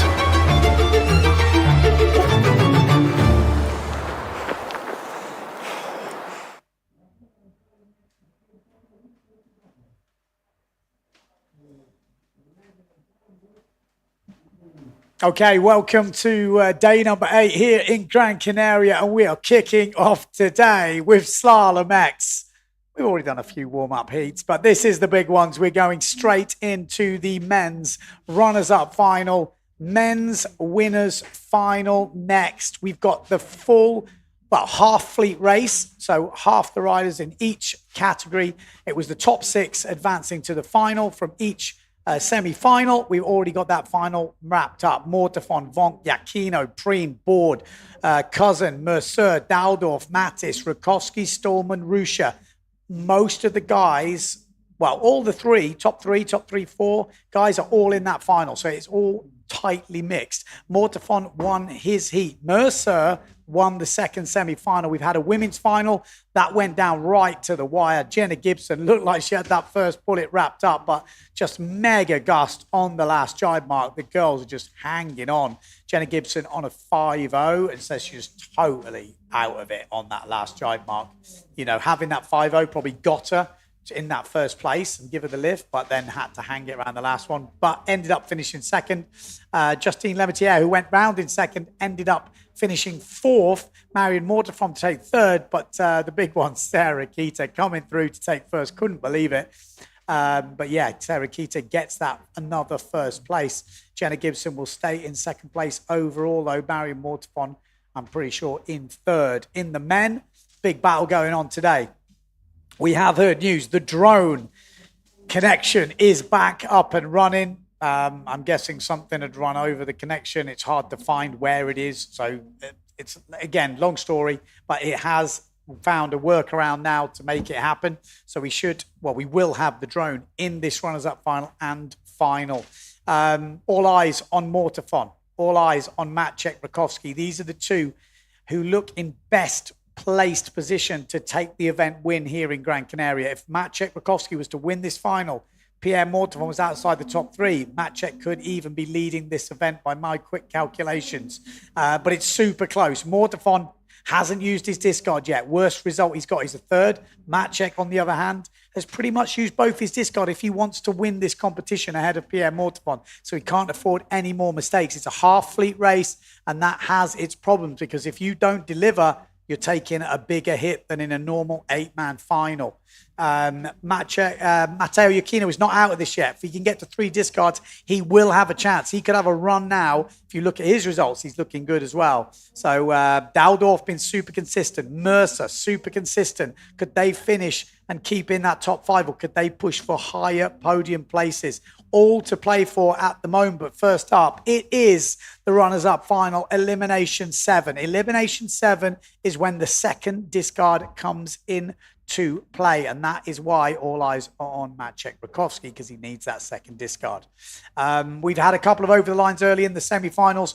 Tati Franz over the line early. Bruno Martini over the line early. So these boys have had the speed, they've got the game, but not quite had their best week of racing so far. A few too many mistakes, but they've got the skills. Expect to see them up here in this runners-up final. Marlo Vrieswijk as well, going down at the jibe mark once again. I think he's so used to jibing on the foil. He needs a bit more practice back on the fin. Let me know who you think is going to win the runners-up final, who's going to win the final, who will be leading after day number 8. Obviously, the last day coming up tomorrow, day number 9. Will this be the last chance we see Slalom X racing? I don't know. We could even have Slalom X tomorrow as well. Not many waves around at the moment.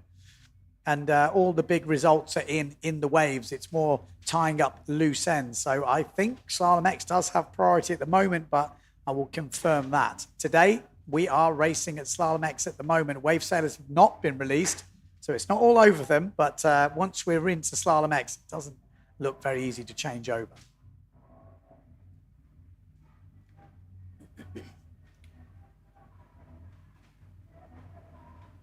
Ooh, we've got an actual timer on the screen. Maybe we have, yeah. So 1 minute and 35 seconds to go until the start. Yellow flag is up on the boat.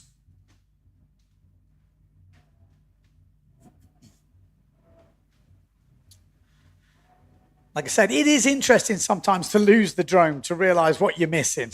We don't want it to happen very often, I've got to be honest, but like I said, this is the game changer for me. This is the one that takes us to the next level.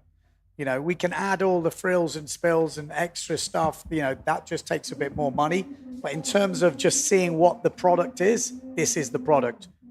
Epic drone footage, you know, high wind racing, chuck a few obstacles in. It don't get better than that. You know, it's not hard to see the vision of where that can go. It's appealing to windsurfers and non-windsurfers.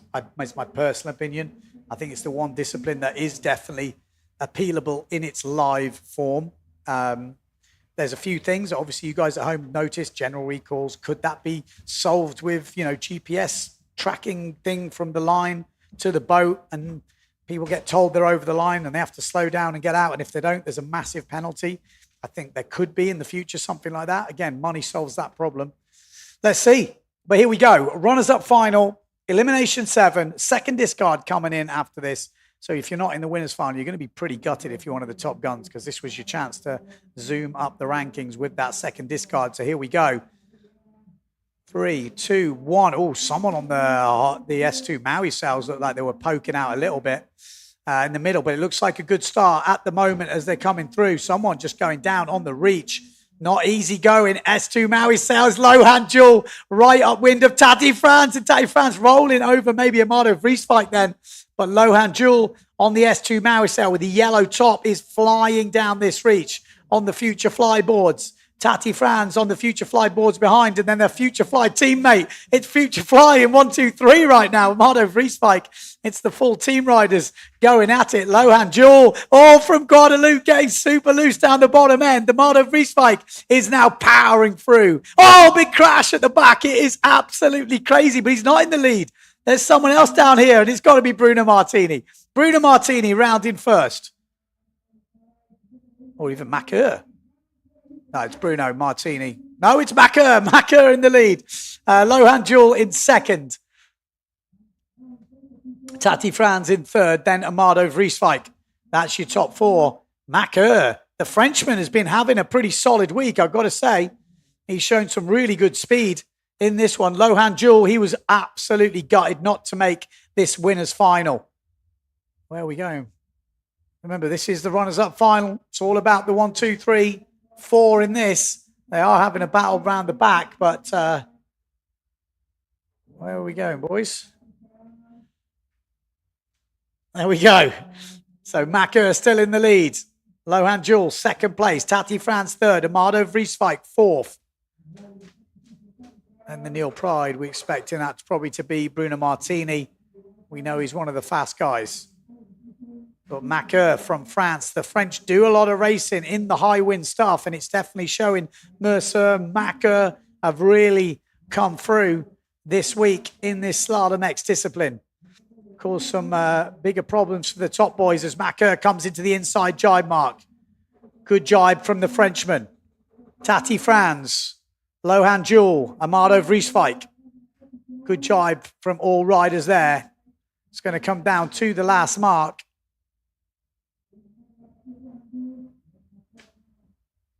Real fight for second place. Tati Franz powering through down this bottom end. Lohan Jewel in the middle has not given up the fight. This is a 1, 2, 3 fight for the Future Fly team. It's like a Future Fly photo shoot right now. And they've not given up. Amado Vrieswijk powering into this last fight. Macker goes round. And he's in a bit of a slump there. Big gust coming through. Look at that huge gust as they flip the rig. Amado Vrieswijk up into second place. Tati Franz in third. Lohan Jewel in fourth. But it is going to be Macker who's going to take this win in this runners-up final. This would be securing a 13th place because obviously 12 guys in the final. Macker crossing the line. Lovely views there in first place. Good result from him. Look at the jump from Amado Vrieswijk. Surely he's going to launch. Let's have a look at the second, third, and fourth. Okay, well, that's the winner.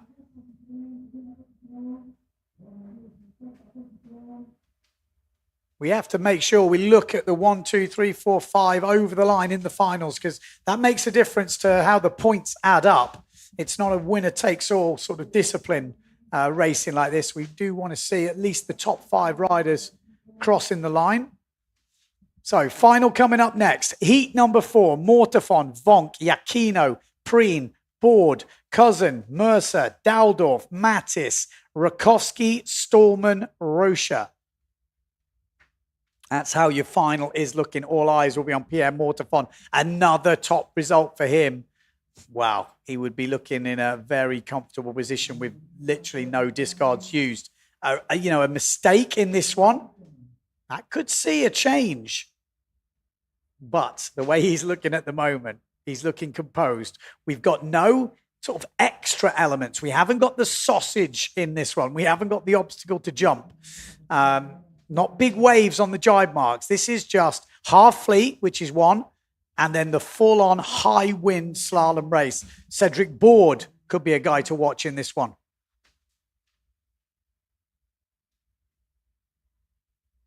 Just see the guys still crossing the line. Here we go. Drone coming up. As they're getting ready for their start up the top end. Thomas saying, fingers crossed for Maciek. Tim says, we are ready. Casper saying, Pierre Mortafon, Maciek Rakowski, Ingmar Daldorf. That's his top 3 from Casper. Come on, Tati. Well, he's not in the final. Benny, do you want to ask the community about sharing on their social media about how many? It's true, actually. If you are watching this and you have got social media or Facebook or something like that, share the link to watch the racing. It does make a big difference. Imagine how many people are watching right now, 700 of you. Imagine if you all shared something to say the final is on, the racing is on. It could jump those numbers massively because a lot of people don't even know it's on. I think we do have to push that. Billy says he misses the sausage. Anyone else miss the sausage? I spoke to Vilma last night. She actually said she really wanted to see the sausage. Oh, sorry, that came out wrong.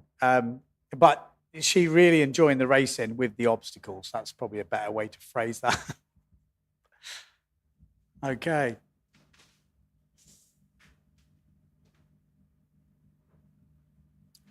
Big races coming up. There could be a full fleet, full distance race coming up as well. Yellow flag is up on the boat, so less than 2 minutes until the start.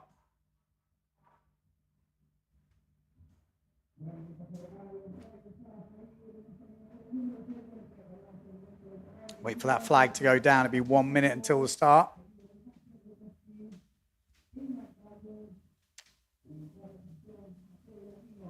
Come on, get sharing, guys. We haven't got long to do it.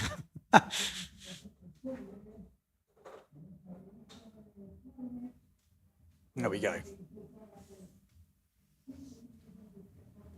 We've already gone up to 800. There we go. Flags down. 1 minute to go until the final elimination 7. Second discard kicking in. This will be a huge race. Like I said, we need to see at least the top 5 crossing the finish line because we need to work out who's who or how everyone's race is gone. This is a community. I can't even speak. A cumulative way where we have to add all the points up.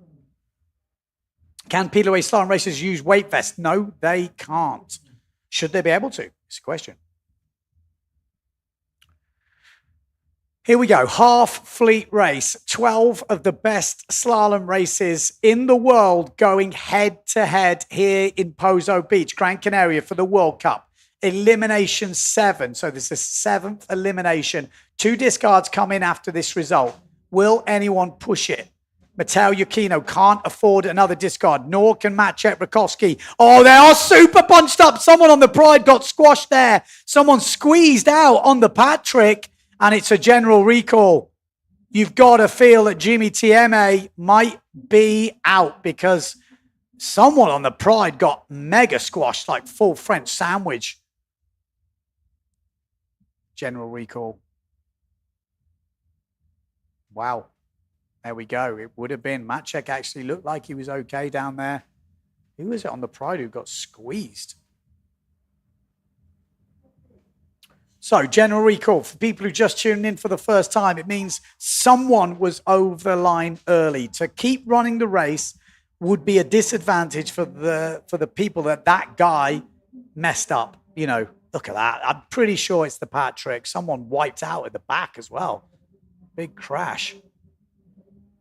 Yeah, on the gastro. Wow. Looked like it did look like the Patrick. Actually, Team M is not in this, so maybe it wasn't a Patrick. Oh yeah, cousin maybe then. We'll wait and see. They did look. I mean, cousin has not, hasn't maybe got the speed of the big boys. He's quick around the course. He races well. He's fast, but is he as fast as the top boys? Without getting that good start. He needs the good start, to challenge with those guys. If he gets a good start, for sure he can challenge. If he's behind on the start, it's a tough race to work your way back into. So let's wait and see.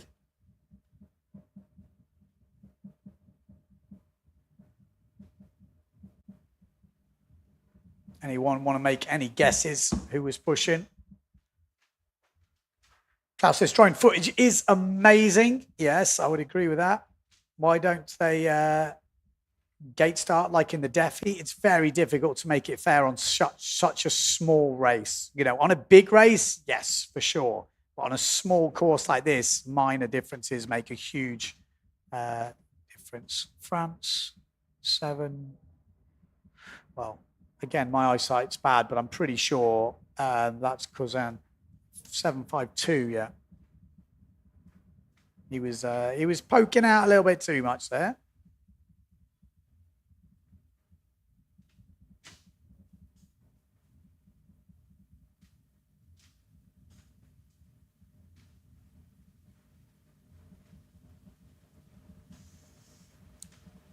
Well, ready for the restart, minus Alexander Cousin. Still all eyes, Mortefon, Rakowski. Obviously, Ingmar Dowdorf has been very consistent. He will discard, and what will he discard? A 6 after this, take him to 15 points. If he was to win it, have 15.7. I'm going to put out some best case scenarios here. Matteo Iachino will be able to discard a 9th place. He could go down to 13. He would have about 13, 14 points if he was to win it. Benoit Mercer will be able to discard a 5th. He's been very consistent. So he will actually probably lose out to a few people who haven't been as consistent. But he's been so consistent, he's up there anyway. Maciej Rakowski's would be the big winner here. He's got a 12-point discarded at the moment, and his next discard is an 11 points. He's on 17.4. You take 11 points off 17.4, you're left with 6.4. If he was to win this, you get a 0.7. Just work that out. It's only on 7.3 or something like that, which 7.1. And then Pierre would discard a 2nd if he was to win it. He would obviously still be leading, but it'd be very close. But if Pierre was outside the top 3 and Maciej was to win, Maciej would be leading. So yeah. Well, it's actually 2 discards, so maybe not. Excuse me. He would just discard it. Yeah, so you'd have to count a 2nd, worst case, 9.4. He did 6.4. Wow, it would be 0.3 in it. So that's really what we want. As neutrals, that's kind of what you want. As Pierre Mortefon fans, you want a mistake from Maciej, But for the neutral, if you want to go this down to the wire, we need a Maciej Rakowski win, really, and a Pierre outside the top 3. And then there's just absolutely nothing in it. But obviously, it would still be advantage Pierre Mortefon because he still has that cushion of his worst result is a 3rd. No obstacles in this, just flat out, high wind slalom. It's tough to bet against Pierre Mortefon, isn't it? It's really tough. Is he going to be outside the top 3? I just can't see it. It would need a huge mistake or something to go wrong.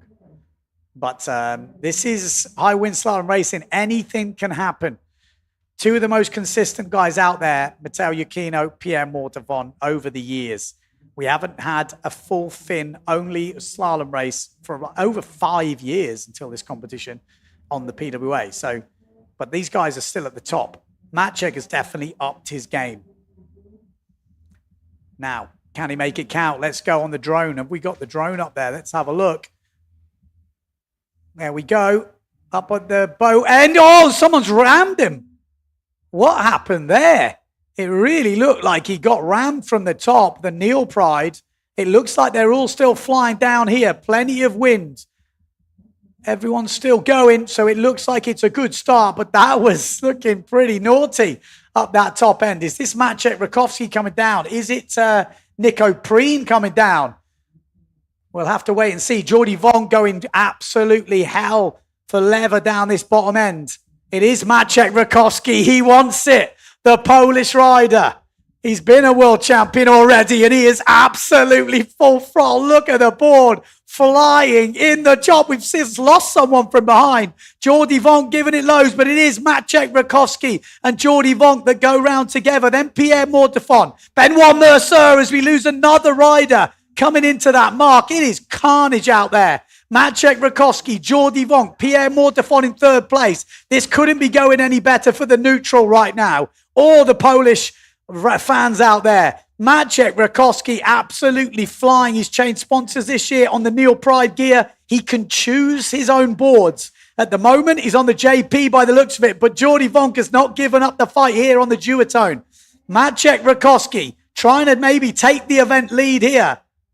It's going to be mega close if he can win this, and he's in the fight here. Good jibe from Maciek under some really difficult sea conditions there. Jordi Vonk's in it. Pierre Mortafon is not gone away. And look at the swell coming through as Jordi Vonk is pushing. Maciek Rakowski is right on his back here. The boys are going absolutely head to head. There's no obstacles. Do we even need them? This is just as good as it gets right now. The best riders in the world going head to head. Absolute flat out, flat stick, Pozo slalom at its best. One jibe mark on the inside. Who's going to get the inside line? Jordi Vaughn going for the inside. Maciek, of course, is it. And Pierre Mortafon is right behind him now. This is definitely not all over. We've got one jibe mark to go. Maciek Rakowski is not going to let this go. Pierre Mortafon not going to let it go. Jordi Vaughn, he's been ill for the last week, but he wants the win here in Pozo. This is like the who keeper of the wave sailing. Pozo Slalom is one of the most iconic historical slalom events. It is just full power craziness. Maciek Rakowski slowing down, finding the swell. Oh, he's hit the nose! He's hit the nose and Jordi Vonk's got inside! Maciek Rakowski plugged the nose. Pierre Mortafon has now got maybe a chance of beating Maciek Rakowski. Jordi Vaughn, though, has taken the lead. What a race. Jordi Vaughn, the Dutchman, has slipped inside on the last mark. He is powering down the last reach. He hopefully won't have a disaster like the other day, but it is going to be the Flying Dutchman. Jordi Vaughn takes the win in the 7th elimination. Maciek Rakowski is going to be absolutely gutted. That couple of points there could make the difference. Pierre Mortafon in 3rd. Matteo Iuchino in 4th. Mercier is definitely in the mix still. Ingmar Daldorf. And it looks like in between them, Mikko Preen as well. But what a race from the boys there. Like I said, sometimes we don't need the obstacles. The wind and the challenging conditions are enough. But that was insane. Wow. It just plugged the nose in that last jibe mark. Maciek, that 1.3 points. You wait and see when the overalls update. That could be huge. Another consistent race, though, from Pierre Mortafon. Just looking at the replays, these two had such a good battle. Check this out. Jordi Vaughn was gonna. He just. I thought it might be different then, but Maciek had a really good run out of that jibe mark. And then that last one, just the nose, you could see just caught. If that wave would have lined up for him. No, we're not going to see it. Okay. But, well, we'll have to look back at the live. I think when we do the highlights, we're going to have a little bit longer on those jibes. We really want to see exactly what happened. There we go. Jordi Vaughn is absolutely Loving it. That would have felt pretty good.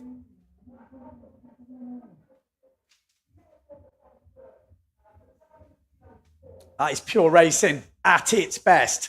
That is what it's all about. You know, that is why I've been banging on about, you know, fin racing. And again, this is nothing against foil racing. I love foil racing, you know, but the fin for me, high wind slalom, should not be forgotten. There is some serious, crazy action to be had, and that just proves it. Let me know in the comments below what you think of that type of racing. For me, that can go mainstream. I know I'm biased, but if you can't see the vision of that, that's watchable from all levels. I don't give a hell if you're a windsurfer or not. That's a full-blown race. You know, people watch horse racing. Come on. That's way more exciting than watching a donkey running down a course, isn't it? Come on, let me know in the comments below. Should we be doing betting on this sort of stuff? It might get a bit dangerous, but who knows? We're going to be sponsored by what? Bet365 next year. No, you shouldn't encourage betting. It's a very bad route to go down. But even if it's just for fun, I think we can get into it. So what happened is, well, I would love to get some interviews. So I'm maybe just going to stay on a little bit. Maybe we're going to get someone in because we did get Jenna in. So I'm going to just hold on a little bit just in case we can get someone in for an interview, because that was an insane race and it'd be great to hear from those guys on the water. You know, Jordy Vonk, maybe we can just keep on with some highlights. I don't think you want to see, maybe even just, can we watch the whole race again? I don't even know if that's possible, but pretty insane. Looking at the comments, yeah, a lot of people loving that. Obviously, a lot of support on the Dutch, a lot of support for Maciek.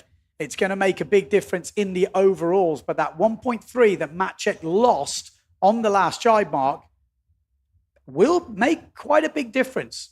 So, yeah, we are going to get some. Okay, so we are going to get some interviews coming in to the studio now, so stay tuned. I don't know who we're going to get, but let's just say, so that's the 7th one. We get another discard in. Pierre Mortefon will discard that race. So what will happen is he will count a second. So he goes to 9.4 points. Maciek Rakowski will discard an 11th. He goes down to 6.4 plus that, 8.4. Maciek's in the lead, if my calculations are correct. Let me know if I've messed it up, but I'm pretty sure Maciek Rakowski, that can't be right, can it? Have I messed that up? 2 first. Yeah, it can't be right. Okay. One more check with my small pea brain here. 17.4, take off 11, 6.4, plus 2, 8.4. Pierre Mortefon, 7.4. Oh, no, he will have just 7.4. Because, so he discards the third that he's just got.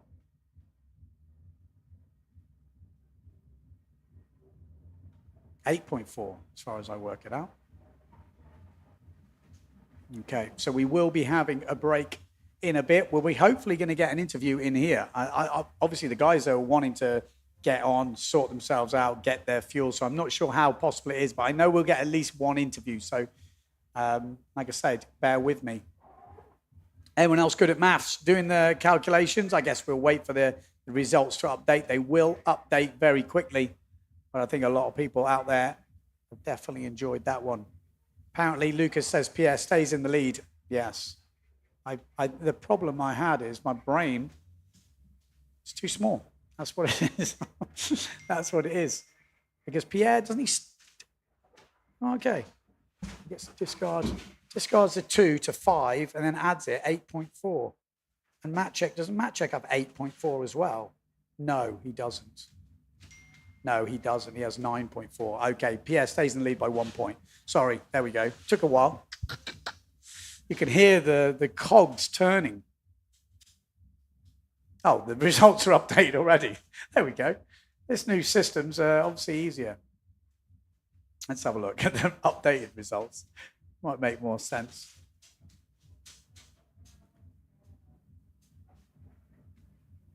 Ah, yeah, so it's 1 point, 7.4, 8.4. Yeah, there we go. So super close. Well, maybe we're not going to get anyone in here for an interview.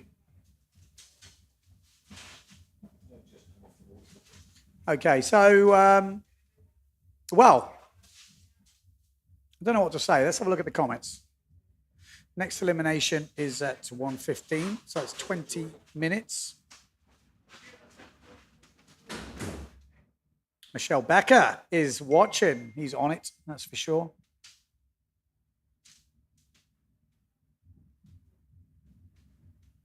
Okay, well, I think we... Here we go. DJ Services Corner will say, well, I do like watching the foiling. It's great to see the fin rule the sea once more. I think that's... oh, here we are. Doors opening. Here we go. We got Mr... The new Flying Dutchman is coming into town. Jordi Vonk. Here we go. Let's have a word with Mr. Jordi Vonk. Yes. Just put that next to your mouth. That should do the work. That was pretty intense. It was intense, I tell you that much. Man, it's so choppy out there. Yeah. I think it's worse than the other days. Because it's a touch more windy. I think it's the windiest we had. Yeah. But still, 5.8 is fine. But just so choppy. So what? Give us a. How heavy are you? I don't know now. After I maybe lost a couple of kilos, but I was 101 when I came here. So let's say 97 or something. So 5'8", your small board, which is what, 63, something like 63 wide, 99 liter. Yeah. Okay, that was an intense race. You and Maciek Rakowski. Fuck. I mean, can we have a little replay of the race? I don't know why we're sitting here, just because I know these guys don't see it. Might be possible. Maybe the highlights can be played. But just talk us through it from your perspective. Yeah, Maciek had a bit better start. I have the feeling like I was in the middle and I saw, I think it was Pierre below me and there were a couple guys and I pretty quickly saw already a new pride in my eyesight, which after jibing I realized was Maciek. But he was struggling. I knew he was vulnerable. And then already the second jibe, I kind of had him. Yeah. And I wanted to go down a wave and I hit with my clue his we body. saw that. I was and I'm about to catapult over. Here we go. Let's have a look at the replay. Yeah, he had a better start on top. And the first jibe was good. Like I was on the inside. He accelerated fine, but you know, like I didn't lose any ground. Ooh, big crashes. One of the Gastra boys. Yeah, here, like I steer in on the swell because it was quite windy, as you can see. Yeah. But I had a better exit, and then I steer up so I could take the next swell down. As you see, Maciek stays on that swell. I decided to catch the next one. He's still struggling. Here, I'm like, okay, I just shoot over the top of him. But he just, to say we should be good to watch the full race, but we'll work that out. But yeah, that was an intense moment. I mean, this is the same jibe from the I thought I lost it there, but luckily he either went down a little bit or somehow I managed to save it. And then I stayed on his ass all the time. Like the third mark, we got away completely equally. Like here, I had a really good jibe. Yeah. You know, he had a good jibe, but I stayed right there. I thought he'd left you though, and then he caught the nose on the last jibe mark. We don't quite see it on the replay, but I was just focused on the wave because you can, you know, make so much use of the wave. And there I saw he was a little bit against the wave before that one I wanted to take. Yeah. And it was still tricky to pass because we will see it on the next mark rounding. There was 63 centimeter space, and I put my 63 centimeter board in I there. did think that. I don't know if it's actually on this replay. It's on obviously the main one. But the replay cuts a bit short, but you went through the smallest. Yeah. Any smaller, you wouldn't have fit. No. But yeah, see, you don't see it. You don't see it. But it looks epic. It looks so good. It's a shame we haven't got it. But yeah, feeling better? Yeah. I mean, I'm exhausted, man. But anyway, it's such tough conditions. You know, like I definitely feel a lot better than I did during the first day. The first day was pretty miserable, but yesterday honestly came at the perfect time for me. You know, like after 2 days of racing, to have a bit of rest, so I could recover my body a little bit better. But again, it's tough for everyone. You know, these conditions are just so. Oh. Well, if you look at the results though, Jordi Vonk up into 5th place. You know, you're like 1 point or 1.5 points off 4th. Yeah, and then it's only 5 points, you know, in this type of racing. You know, it can go all way, especially because we now have the second discard, which means it takes at least 3 more eliminations or 4 more eliminations before there's the next one. Yeah. So there's still a lot to play for. Yeah. Right, man. I'll let you go get ready for the next one. Thank you. Yeah, we started 20 minutes, no? Yeah. Perfect. Good luck. Thank you. All right, we're going to take a short break. 20 minutes time. Get back on. We're going to be coming back with some more Slalom X.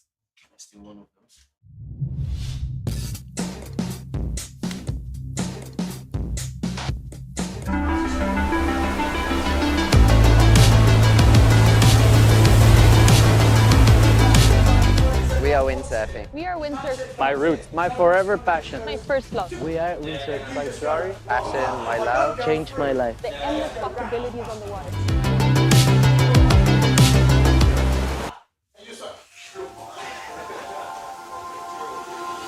Ven y acércate a ver el viento, a saborear el paisaje y a escuchar el silencio de una visión infinita. Ven y acércate a sentir el amanecer de nuevos pensamientos que te nacen dentro cuando descubres que estar aquí es querer estar aquí. Santa Lucía es querer estar, querer ser y no poder dejar de ser. Hoy, las cosas que ayer quedaron para mañana.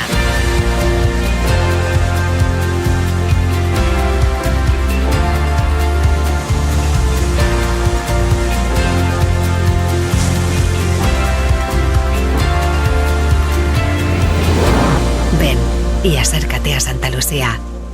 Acércate a ti.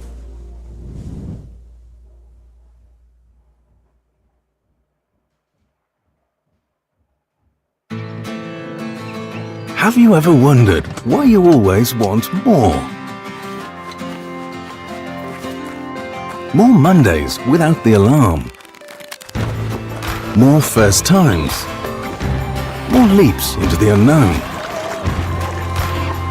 More breakfasts in bed. More whiffs of the salty sea and the countrified country. More smiles for the camera. More heartbeats per minute. More enjoying the journey.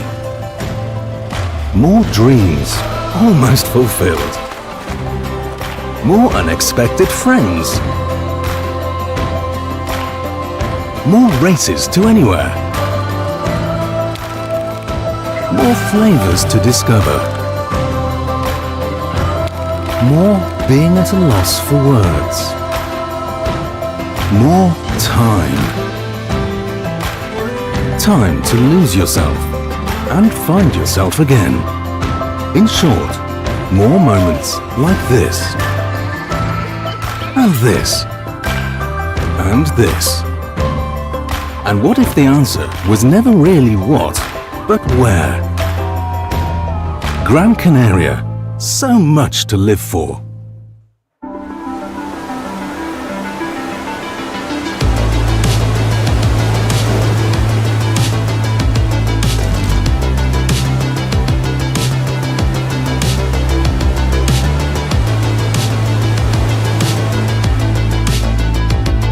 We are windsurfing. We are windsurf. My roots, my forever passion. My first love. We are windsurf sanctuary. Passion, my love. Changed my life. The endless possibilities on the water.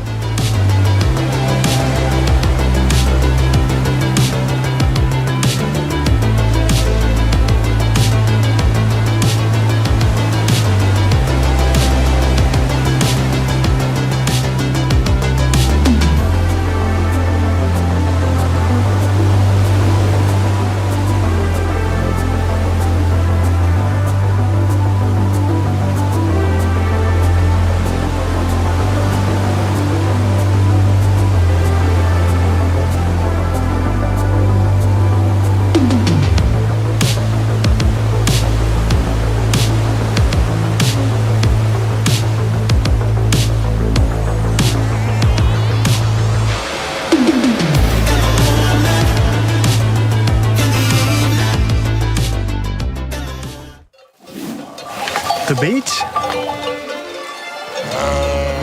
When was the last time you tried something new?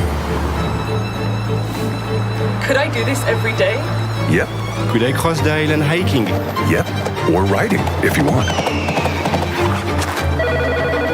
Hello, how can I help help you, sir? Oui, bonjour madame. Cancel my flight, please. What is this? This is our unique nature. Oh. And there is more. A lot more. Could that be why we smile so much? Or is it because of this? Because every day is a new discovery. Start your vital movement.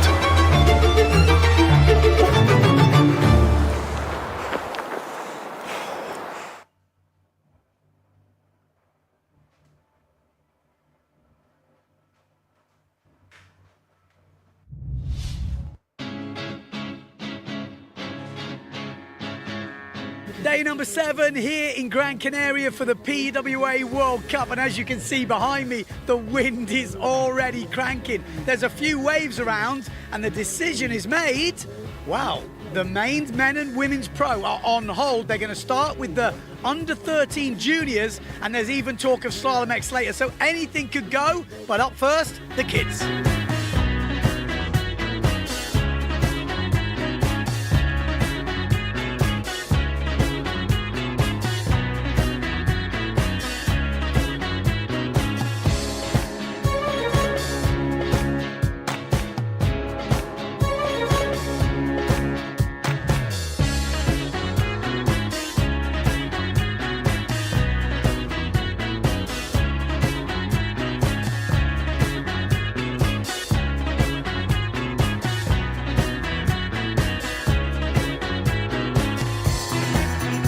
Going into the full pro men's fleet now. First heat on the water, Marcilio Brown. Okay, Adam, sailed a good heat. You had Brasilio in that heat. Was that tough?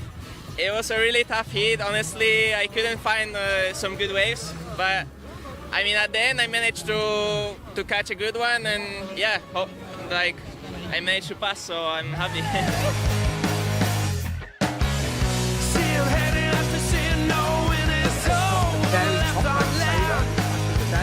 Love the format. What a 360.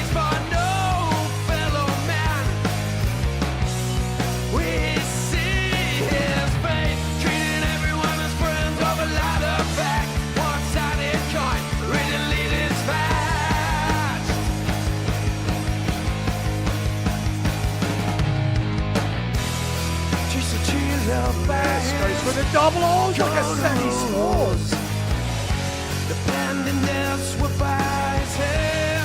Miguel, you're about to sail in the double. You got a bit of a tough heat. Who are you up against? Yeah, I have Danny Bruce, Joseph Pons, and Leonard Nolbauer. So yeah, they are all ripping. They have a lot of experience, and yeah, but I'm feeling good.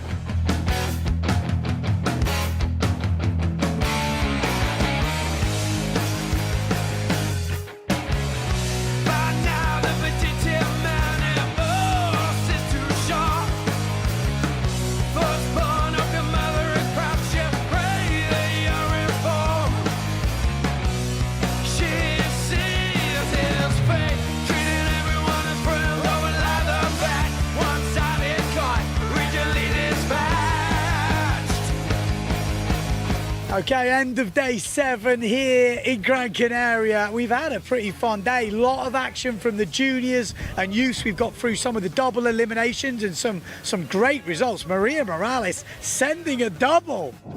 Oh, gets it! What a legend! See Maria's double? Yes, I was like, wow! I hope she's okay, but very impressive. Here she is, the legend.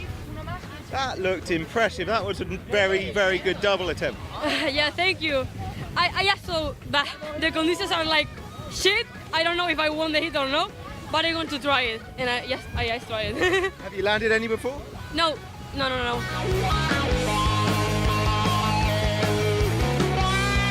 Absolutely epic to see that. We've had some funky moves, had some planing cheese rolls, and like the young guys and girls have been ripping too. We also managed to get through some heats in the double elimination in the men. Obviously a standout, Marcilio Brown, massive stall double. Yeah, I think I saw a tabletop back loop attempted from Varchol. Miguel Chapweis was on fire, just knocked his out the park. And then a last-minute double from Carlos Kiefer saved his skin. So the double is full effect, but that is it for today. You'll have to join us for day number 8. There is talk of maybe going back to a bit of Slalom X.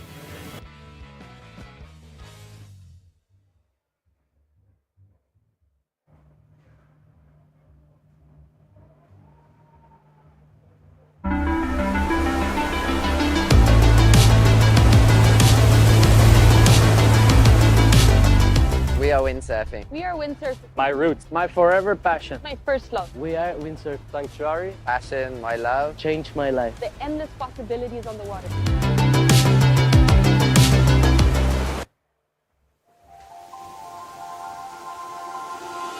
Ven y acércate a ver el viento, a saborear el paisaje y a escuchar el silencio de una visión infinita. Ven y acércate a sentir el amanecer de nuevos pensamientos que te nacen dentro cuando descubres que estar aquí es querer estar aquí. Santa Lucía es querer estar, querer ser y no poder dejar de hacer. Hoy, las cosas que ayer quedaron para mañana.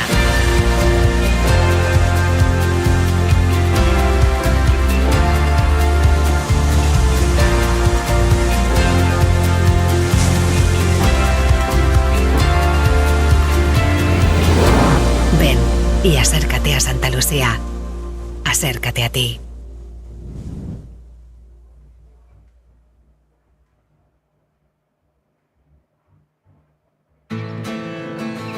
Have you ever wondered why you always want more?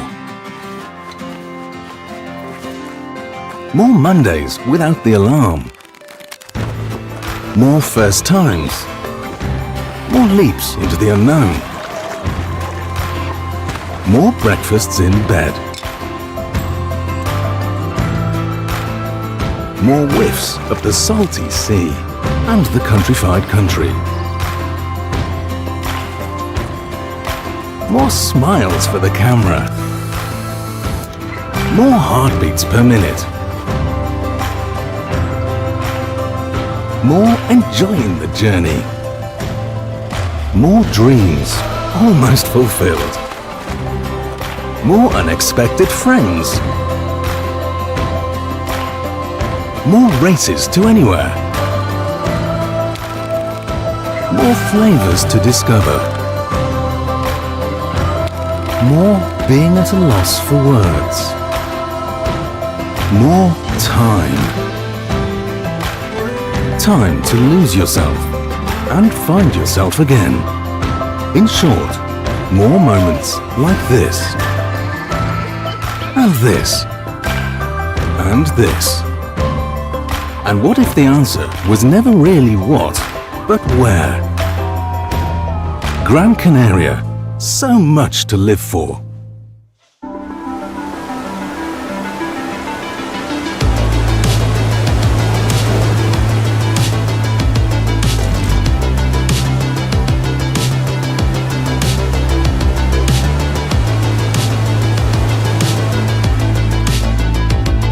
We are windsurfing. We are windsurfing. My roots, my forever passion. My first love. We are Windsurf Sanctuary. Passion, my love. Changed my life. The endless possibilities on the water.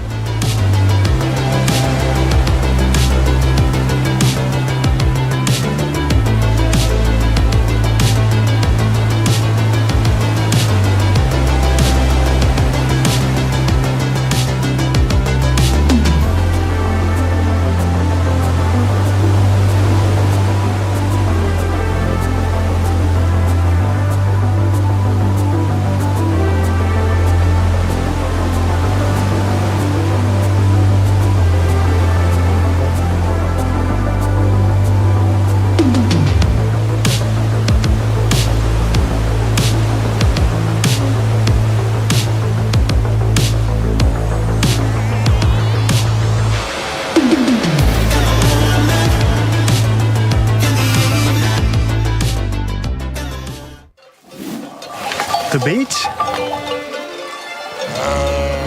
When was the last time You tried something new. Could I do this every day? Yep. Could I cross the island hiking? Yep. Or riding, if you want. Hello, how can I help you, sir? Oui, bonjour madame. Cancel my flight, please. What is this? This is our unique nature. Oh. And there is more. A lot more. Could that be why we smile so much? Or is it because of this? Because every day is a new discovery. Start your vital movement.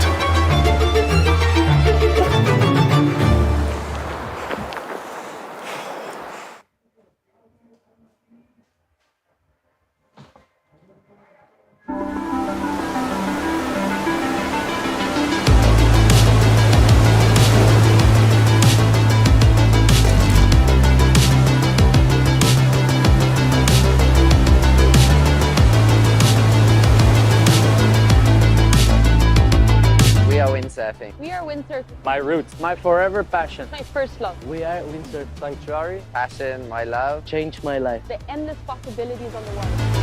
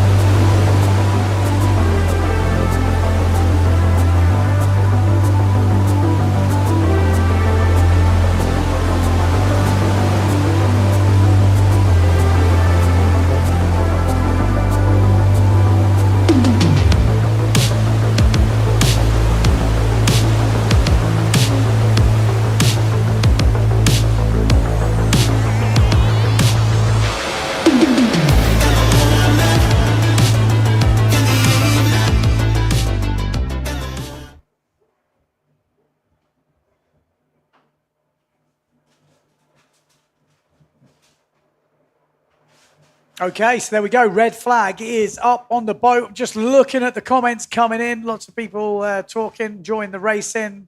Obviously, people suggesting things that could be done better and whatever. But I think what you have to realize is money fixes all the extra stuff. What you can see now, what the product is totally sellable. High wind slalom action on the fin or on the foil is super sellable. You know, that's the bit you're selling. You're not selling all the bells and whistles. These guys know what is possible. You know, everything can get better. Look at the America's Cup when you put money into it. Look at Formula One. Everything can be done with money. But first you have to have the product and there has to be the vision. Soon as you do this with high winds, epic racing, the talented riders we've got, you know, insane conditions, you can just see the vision. It just needs selling. That's it. That's it. And that's the hard bit. You know, you've got to find someone who also shares that same vision. But you don't need all the extra bits to sell the vision. These guys, that's what they do. You know, you have to have the product. But, you know, like I'm seeing GoPros on the sailors.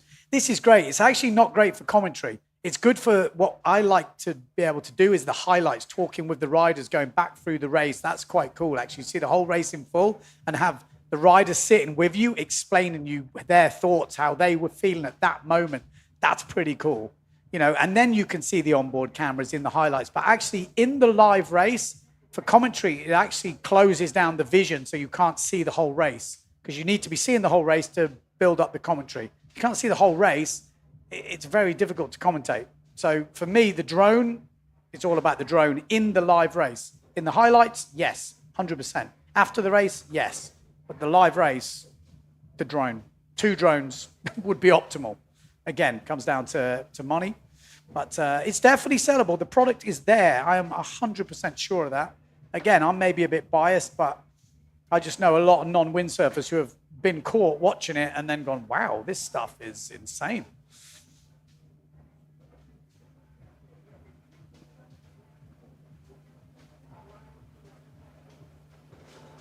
And it's cranking. I can tell you now, I just went outside. It is Absolutely cranking. But there is ups and downs. They're actually saying out to sea, it's not as windy as some of the bits on the course.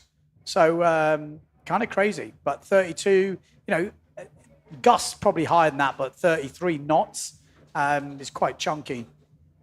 But most of the guys and girls all on their smallest stuff. 40 seconds until the start. And we have got a half fleet race again. Heat number 1, Rakowski and Mortefon in the same heat. Preen, Stallman, Daldorf, Rocha, Vrieswijk, Franz. Ooh, this is not so easy. Sukas, Dennis, Hessel, Laufer, and Bruno Martini. Oh, this is quite a big heat. This is just the semi-final, but if you don't make the final, Maciek has to make the final. You go down, you have a crash. This is not easy conditions. If Mortefon goes down, has a crash, they're not in the final. That's a easy, you know, that's your discard done. And there was someone pretty close at the front of the fleet there, and someone's crashed on a Neil Pride. I'm pretty sure I've just seen a Neil Pride go down with the 0.7. Is it a general recall? It doesn't look like it is at the moment. Everyone's powering through, and someone else has gone. Wow, big crashes on the first reach. Is Maciek still standing? I see Pierre Mortefon, and I can only see one other Pride rider. And a big spin out from Amada Vrieswijk. Wow. I think it might be okay for the Polish fans. If that's Maciek Rakowski on the right, a big sigh of release, because we have lost one Neil Pride rider. And a big jump there, but Pierre Mortefon powering down. It's looking good for the Frenchman to get into the final. This is just the semi. Insane stuff. Is it Maciek Rakowski in second place? It's definitely Pierre Mortefon in first.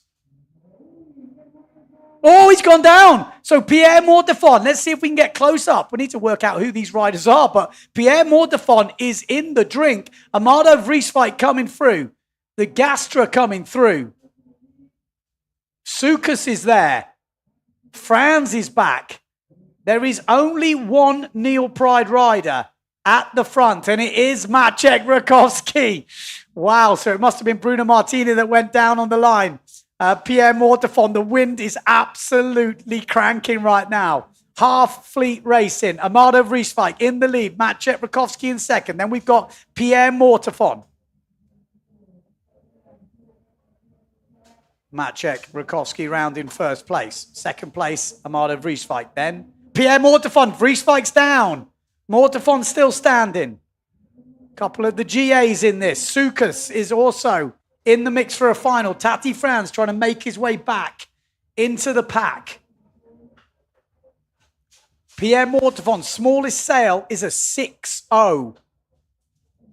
He might be regretting that decision right now. I was actually having a think about the course, and I'll explain it to you, because I kind of think they could do a crazy course as we come into this penultimate jibe mark.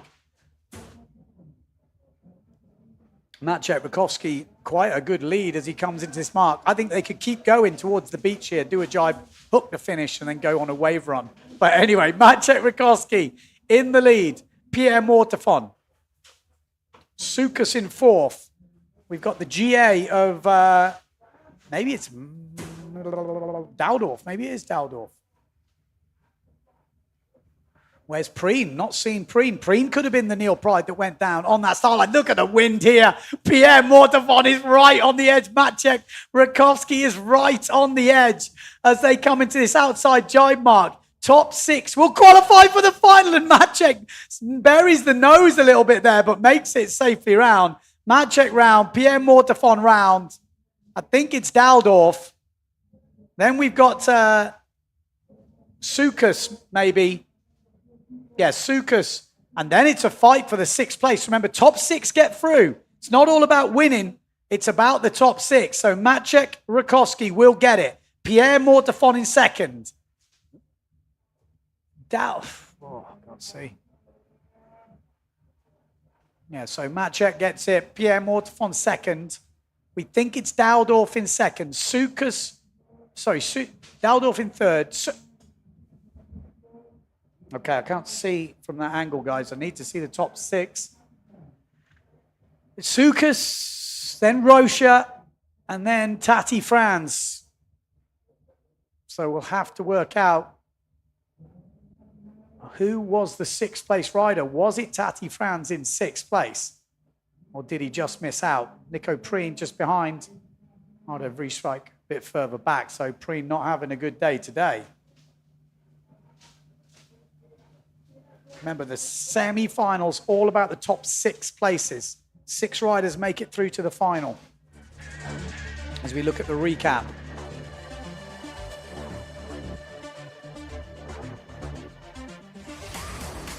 At the first reach, there was a few moments.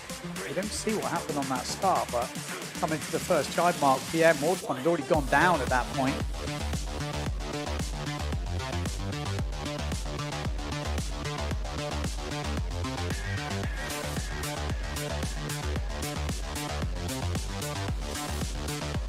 That's absolutely holding on. Oh, the Marto free spike over the handlebars coming into that jibe mark.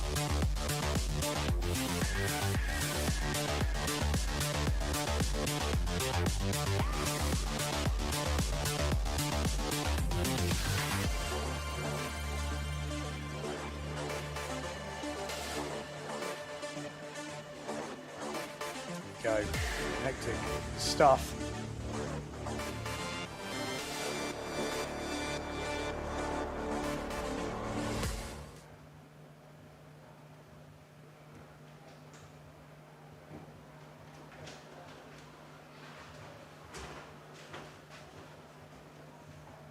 Mr. Bjorn Donkerbeck in the house. Yellow flag is up on the boat. Heat number 2 coming up. Jordi Vonk, Matteo Iachino, Mercer, Board, Mattis, Cousin, Macker, Jules, Pierre Bonny, Tieme, Frasquel, Loho, and Struismar. Disinfect your wetsuit with the ecological.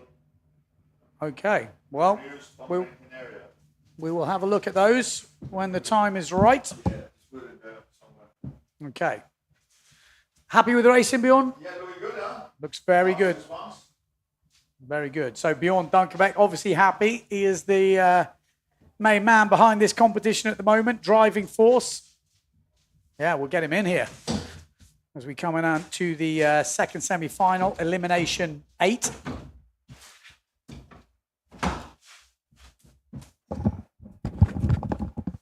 Here we go, lining up.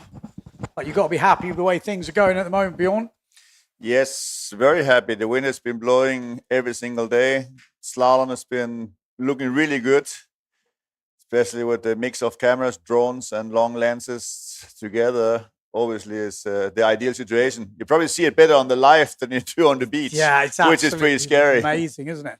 You can see maybe a few people taking some different lines there, trying to get out of the wake. Someone on that bottom end's absolutely flying. And Jules, Lohan Jules, getting pretty loose into the Severn there, which it looks like it might be Cedric Board on the Severn leading this one. Lohan Jules in second place. We've got a GA rider down that bottom end. One of the Neil Pride boys as well. Maybe Matt Curry's been going great at this competition. We've got Jordi Vonk a bit further back. This is the top 6 qualify. But it is Cedric Board coming into the first mark in first place. So Cedric Board round in first. Macker just going inside there. Lohan Jules, Jordi Vonk. We've got Mattis. Where is Matteo Iachino? Maybe that was Matteo Iachino. I think it was Cedric Board though. Yeah, it is Cedric Board leading. Second place is Macker. Then we've got Lohan Jules. A little bit further back is Matteo Iachino now coming through. Jordi Vonk as well pushing hard as we're coming into this outside jibe mark. Mercer as well from France is in the mix. But leading this one, Cedric Board. A lot of people were mentioning his name before this competition. If we had some high wind slalom, he would definitely be one to watch. He's been around a long time and he's not got any slower. That's not the best jibe from Board. Good jibe on the inside, or is it? Macker's gone down. Lohan Jules has to avoid him. Cedric Board manages to hold on. So it's Cedric Board, Lohan Jules. Then I think Mercer, Matteo Iachino as well. Jordi Vonk has been quiet, but he's coming up from underneath now. Remember, this is just a qualifying round. Just need to finish inside the top 6. Cedric Board needs to keep it together. He's got a lovely little lead here But how do you take it easy when it's blowing over 35 knots? Lohan Jewel powering down from Guadeloupe on that big bit of swell. The swell is picking up. Jordi Vonk now going to the inside. But it's Cedric Board still in first, one-handed all the way through the jibe, still in the straps. It's a hard one. And look on the inside, the Patrick of, it looks like Jimmy Tieme might have come through here. On the inside, on the Patrick, the top 6 is going to be a big, big fight right now. At the moment, still Cedric Board leading, Jordi Vonk in second. Then it looks to me like it's Matteo Iuchino, then Jimmy Tieme, then Mercer and Lohan Jewel are going to fight it out. Actually, no, they are the top 6. Just no mistakes are needed coming into this last jibe mark. Easier said than done. Cedric Board's going to be the first guy there. So Cedric Board, Jordi Vonk, Lohan Jewel, Jimmy Tieme, Matteo Iuchino, and Mercer. That looks to be the top 6. No mistakes from the top 6. Impressive stuff, because that is some difficult racing out there. Bjorn, you have obviously raced in these conditions before. How does this compare? This is a real slalom, for sure. I mean, you go up to like 70 k's an hour today. Yeah. On a 5.6, it's like the best of the best. I mean, every single heat is a 100% concentration situation. I've been talking to some of the guys down there, and they're just loving it. They would love to have more slaloms in these kind of conditions. So that's a real nice proof of Finn slalom and Finn windsurfing. Yeah. So let's not forget that 85% of all windsurfers actually go Finn windsurfing, and it's good to see them back competing only on fins. And it's proven to really look good on TV, that's for sure. It just looks so exciting. You know, again, I've said it lots of times before, nothing against the foil. I love the foil racing, but there's something about seeing the fins going head to head. You see the wake behind, you see the spray, you see them just, you know, how you have to navigate over the chop here, especially in Pozo. It is an absolute, you've got to bring your A game. It definitely reminds me of back in the old days. I mean, the old days, you used to have helicopters to get this type of view. Now we've got this tiny drone, which is no bigger, you know, than, I mean, how many helicopters could you fit? How many drones could you fit in a helicopter? It's crazy. It's the technology we have now. And slow-mos. With a bit more budget, we could get a few more camera angles, maybe fix one on the starting board. Yeah. Maybe another drone to like film for another angle, and it'll make it even more interesting, you know. I mean, the action is here, yeah, and the cameras have been improving tremendously in the last couple of years, but I see still a lot of room for improvement. So let's see what we can get. But the product is there. You know, the action is there. You can see it. You can just, you know, it just needs the guy with the vision. You know, money will solve the rest. Exactly. The action is here. That's what I'm saying. You just need more budget to improve the live broadcast, and then we are even better. Yeah. I mean, it already looks great, but it can. Like I said, it looks great. There's no questions about that. But we know, you know, and I can see this. It's just so sellable. It's just, it doesn't take a rocket scientist to feel the energy and the unpredictability of racing on these type of conditions. You know, when you see the Formula One, tarmac doesn't change. You know, maybe the tire blows out or something, but for me, this is so much more exciting. The ocean is always different, and that's one of the most exciting things about windsurfing, that the ocean is different, the wind is different, the different angle. Even in the mornings, the wind is more northerly, so you have a bit more upwind coming in. Then it goes a bit more easterly in the midday, so you have more downwinds. Yeah. So you have to constantly be thinking and resetting yourself, and that's what makes windsurfing so exciting. Yeah. Have you got any memorable races from here in Pozo? What's like the smallest gear you've been on?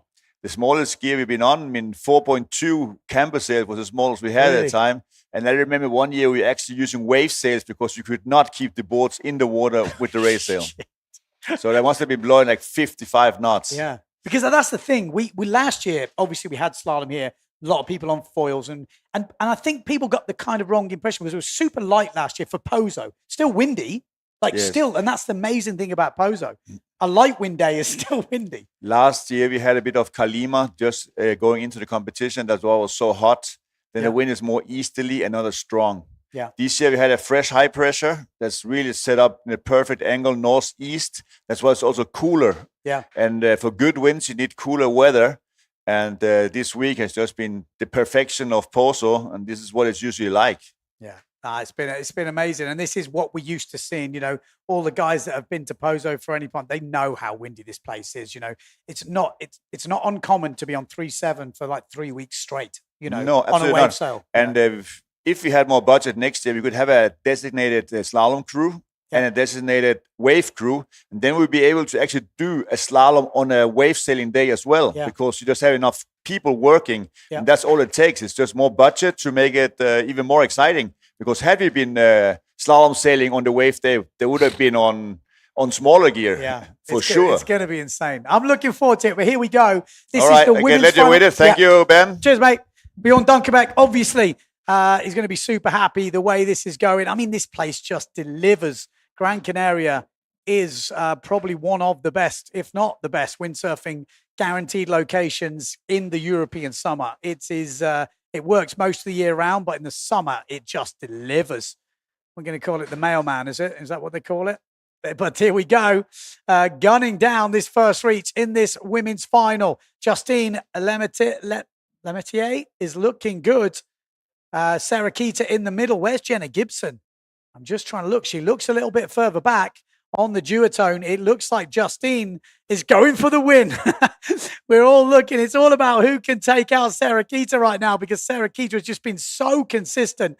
So it's not, it's normal. You want to see the girls challenge the one who's been dominant. And Justine Lemetier is looking good, but down this bottom end as well on the loft sail. Davico giving a good go here on the loft. But Justine Lemetier looking very good, very controlled. Could she get that win?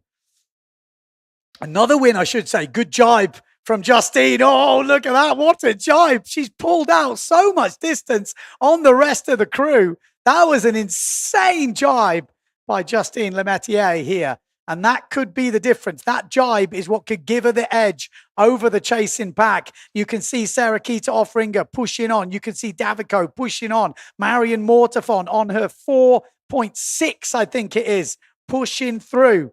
Justine Lemetier, though, in the lead at the moment. Sarah Keita Offringer in the chasing pack. They're quite a good way behind. Let's keep an eye on Justine Lemetier. She's got that jibe mark to go, remember. It's not a foregone conclusion once you're in the lead here. Look at the lead. Needs a safe jibe.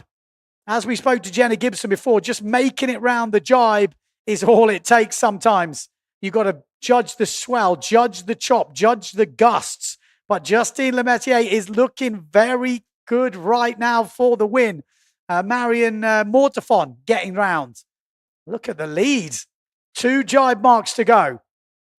Sarah Keita will definitely not have give up on the fight, but the wind is absolutely cranking. The girls' legs must be absolutely burning. You can see the swell. They're trying to head downwind whenever they get the opportunity on the swell to maybe take a little bit of relief from heading upwind.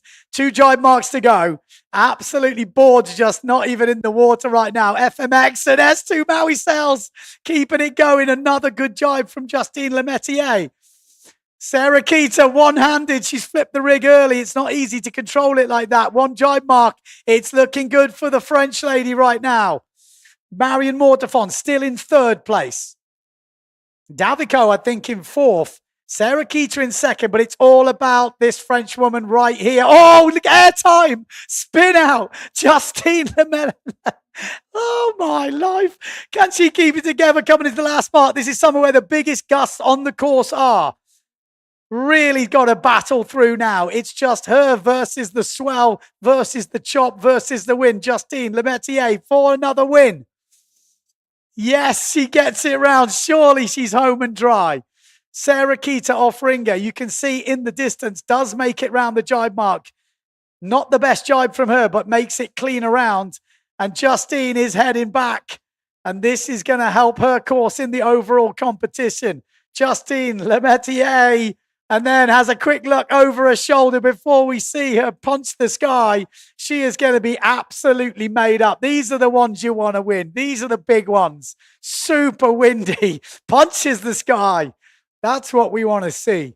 Great racing from Justine there. Sarah Keita looks like she's in a bit of survival mode right now as she crosses the line in 2nd place.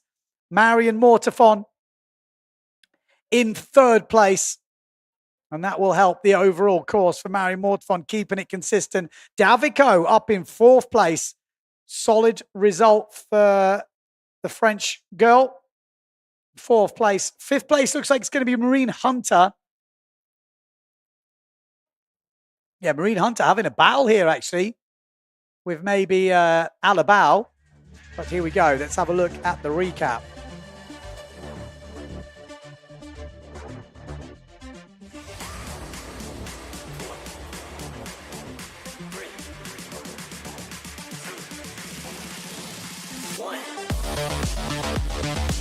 That was such a good jibe. That first jibe, you could see that was difficult conditions. Look at the distance she pulled out on the rest of the pack. Just kept the speed up, kept on that swell. Carnage back there. I think that's Jenna Gibson now. Jenna Gibson went down there. That was where he kind of lost that chance. That's what they're dealing with. It's carnage out there. Like literally to sail in a straight line is a feat in itself.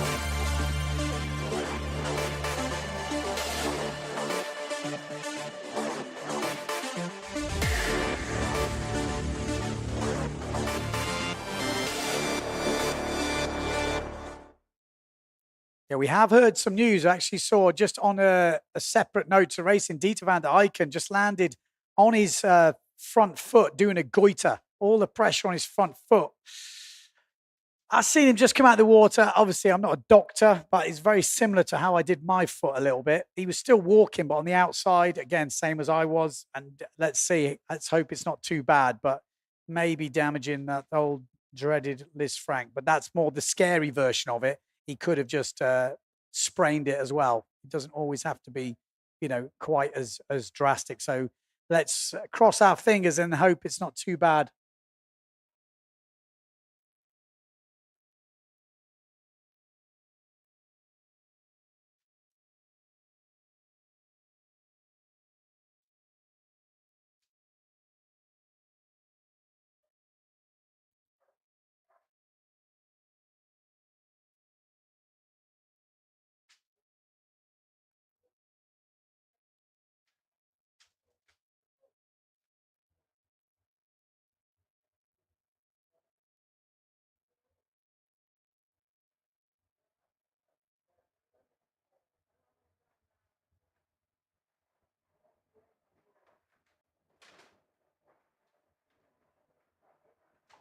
Okay, red flag up on the boat.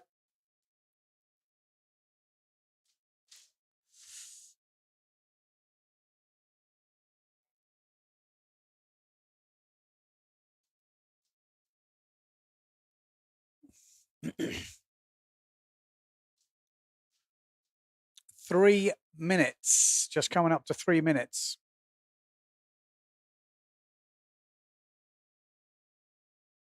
I mean, it is pretty crazy out there. Like, it even looks windy on the camera. When it looks windy on the camera, you don't want to be out there for any normal people. These are the best guys in the world.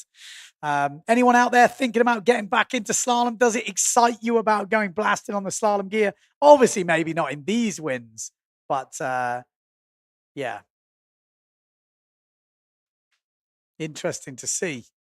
I mean, could there possibly be, a standalone slalom event here? Could it have different fleets? Who knows in the future? I want to see the Masters fleet. Get you old boys back into it. I know there's a lot of you out there watching. Would you love a bit of this? Bit of live stream?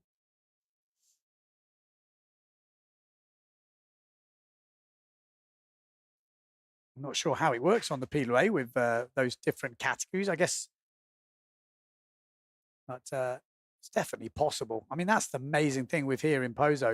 You're pretty much guaranteeing wind.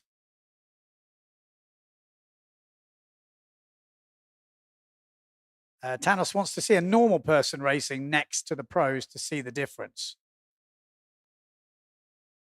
What is a normal person, though? Like you've got, let's say, youth World Cup winner, Brendan Loho. You could bench him. He's a 78 kilo, good racer, solid, pretty quick, but he's light.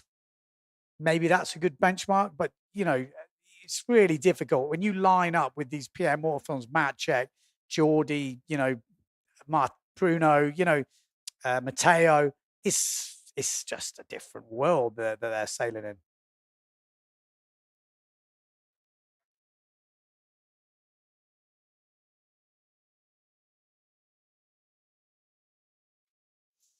Okay, here we go. Let's get into it. Runners up, final coming up. Preen, Vrieswijk, Hessels, Macker, Mattis, Loho, Kozan, Pascal, Martini, Laufer, Stallman, Dennis, Pierboni, Struismar.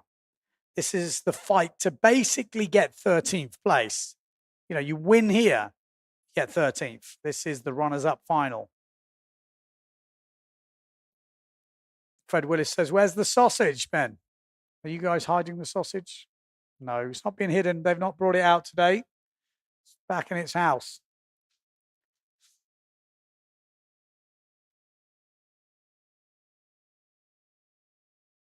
Nikos says a normal person will be sitting back at his house having a beer watching the racing. It's totally true. Here we go. Let's get it lined up. S2 Maui Sails, good start. Or someone up near the boat with a pinger of a start. Well, maybe too much of a good start because the GA, I have a feeling, might have pushed a bit too hard. Definitely got a bit of a slingshot.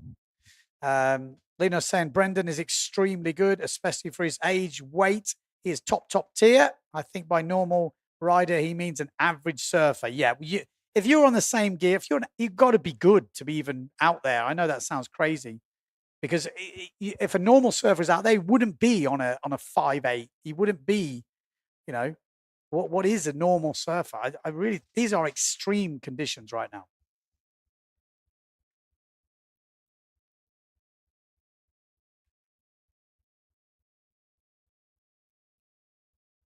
Yeah, it's yeah. How would you say it? I'm trying to think because it's just it's almost difficult to comprehend how friggin' crazy and windy it is because the stream doesn't do it justice in terms of how crazy it is. When these guys fall off on a jibe or struggle on a jibe, it's almost you can't get your foot out the strap.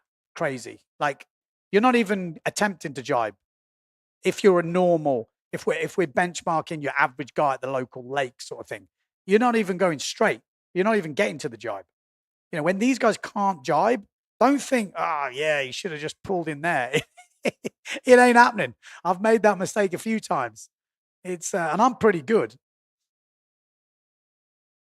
I don't know if I told you, but I actually won the indoor.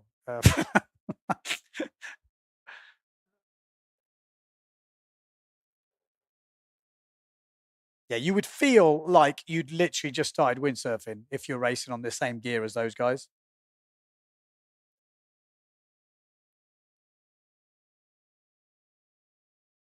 Martin Bailey says, Ben, you should go out in the slalom kit and tell us how hard it is to sail in these conditions. I did actually think that. Someone said, Ben, you should go and try and jump the sausage, go out in the gear.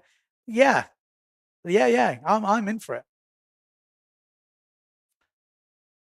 Because it's not, you've not only got the swell, you've not only got the chop, you've got a mixture of two, but you've got huge gusts. You're already on the limit. And then you've got to remember, you're not sailing on your own.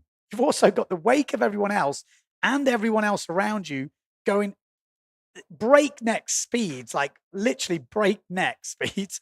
It's just insane to even put it all together. You know, the visual is amazing, but being there is just insane, you know. Here she is. Let's get her in. We're coming up to the start, but we might be able to have a quick word.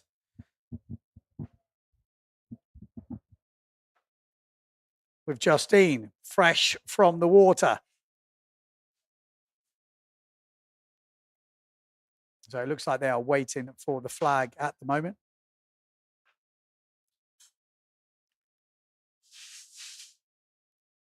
And I'm going to have to apologize for Justine now because I actually say her name different in every heat. And my brain now has a tick whenever I see it. Le Métier. Oh, see, I'll get back. Yeah, come in. I do apologize because I think there's something wrong with my brain. It doesn't really remember things. But we're coming up to start. 2 minutes to go. Another win. Hello, yeah, finally. How was that? Super extreme. The more extreme we had, I think now is That looked crazy windy. It's blowing. It was already tough the chop on the first race, but now the same chop but with more Swell. wind. And there's swell as well. And the swell is massive also. Yeah. Everything is getting massive. What size you on? 5'0", that's my smallest. So, I know we 5'0". don't ask ladies how heavy they are, but how heavy are you? I'm 70 kilos. Huh? 70 Oh kilos. my God. So you know what I mean? That is crazy stuff. The guys are on, some of them on 5'6s. 5'6", yeah, around 5'6". You're only on 0.6 smaller than them and they weigh 100 kilos. So you could just think of the difference. What size board? 88 liters, 60 Yeah. 60 wide. 60 wide. Wow. Insane. Most insane slalom you've done. I mean, you are French, so you've probably done some crazy slalom. Yeah, but here's Crazier. Yeah, that's the more extreme, I think. yeah. Good to see that. You enjoying it so far? Yeah, it's tough, but it's fun racing. It's fun to have some new stuff also. Makes it exciting. Yeah, well, it's definitely exciting to watch. I mean, no sausage action out there today, jumping the obstacle. It doesn't need it, does it? No. I mean, well, they could put a sausage, but we're already jumping by ourselves without a sausage. Yeah. Well, it's tight in the overalls. I don't think it's updated just yet, but it's going to be very close in the overalls, and we're going to have more racing to come. Yeah. Right, we're going to go into men's runners-up final, I think. Hopefully they're all over the line nice and okay. Yeah, lining up towards the start. Wow, insane stuff. Here we go. Ooh, let's hope it's a good start. Looks like it's a good... Yeah, everyone looks like they're powering through. So give us some feelings coming down this first run. Is this a nice first run? No. Almost that sweet time on that ridge. When you try to really push like the guy are doing now, it's really tough. You see the ball flying all the way. It's hard. It's almost the hardest one. This one, is it quite broad? Yeah, but because you want to arrive in a good position also. So me, I was pushing hard on this one, and you can see how much the boy are flying. Yeah. It's So we've got really Nick O'Preen powering down in the middle here. Oh, having a little moment. You've got to remember, it looks so much easier on the drone to what it is out there. But Nick O'Preen firing in towards the first jibe mark. And then you have to take your foot out the strap. And then you've got to jibe. And you want to be in the lead because it's smoother water as the other boys come through. Macker coming through. Looks like Kuzan coming through. Amada Vrieswijk in third place. The two Pride boys at the front at the moment. So Nick O'Preen and Martini maybe. Yeah, I think it's Bruno Martini and Nick O'Preen. Nick O'Preen looking much better in this one. We haven't really seen him in the racing today, but Nick O'Preen looking much better, leading this runners-up final, holding it on for Germany. Is that Bruno? Difficult to see. Well, we'll soon find out. Nick O'Preen shuts the door on Bruno Martini. Then we've got Amado Vrieswijk. And then we've got Macker. Then we've got Cousin or Jimmy Tieme. Doesn't matter who it is. He's in the water. Brendan Loho coming through. That's what we were talking about before. 78 kilos. One of the guys who's winning the Youth World Cups at the moment. But it's looking good. Nick O'Preen down this bottom end.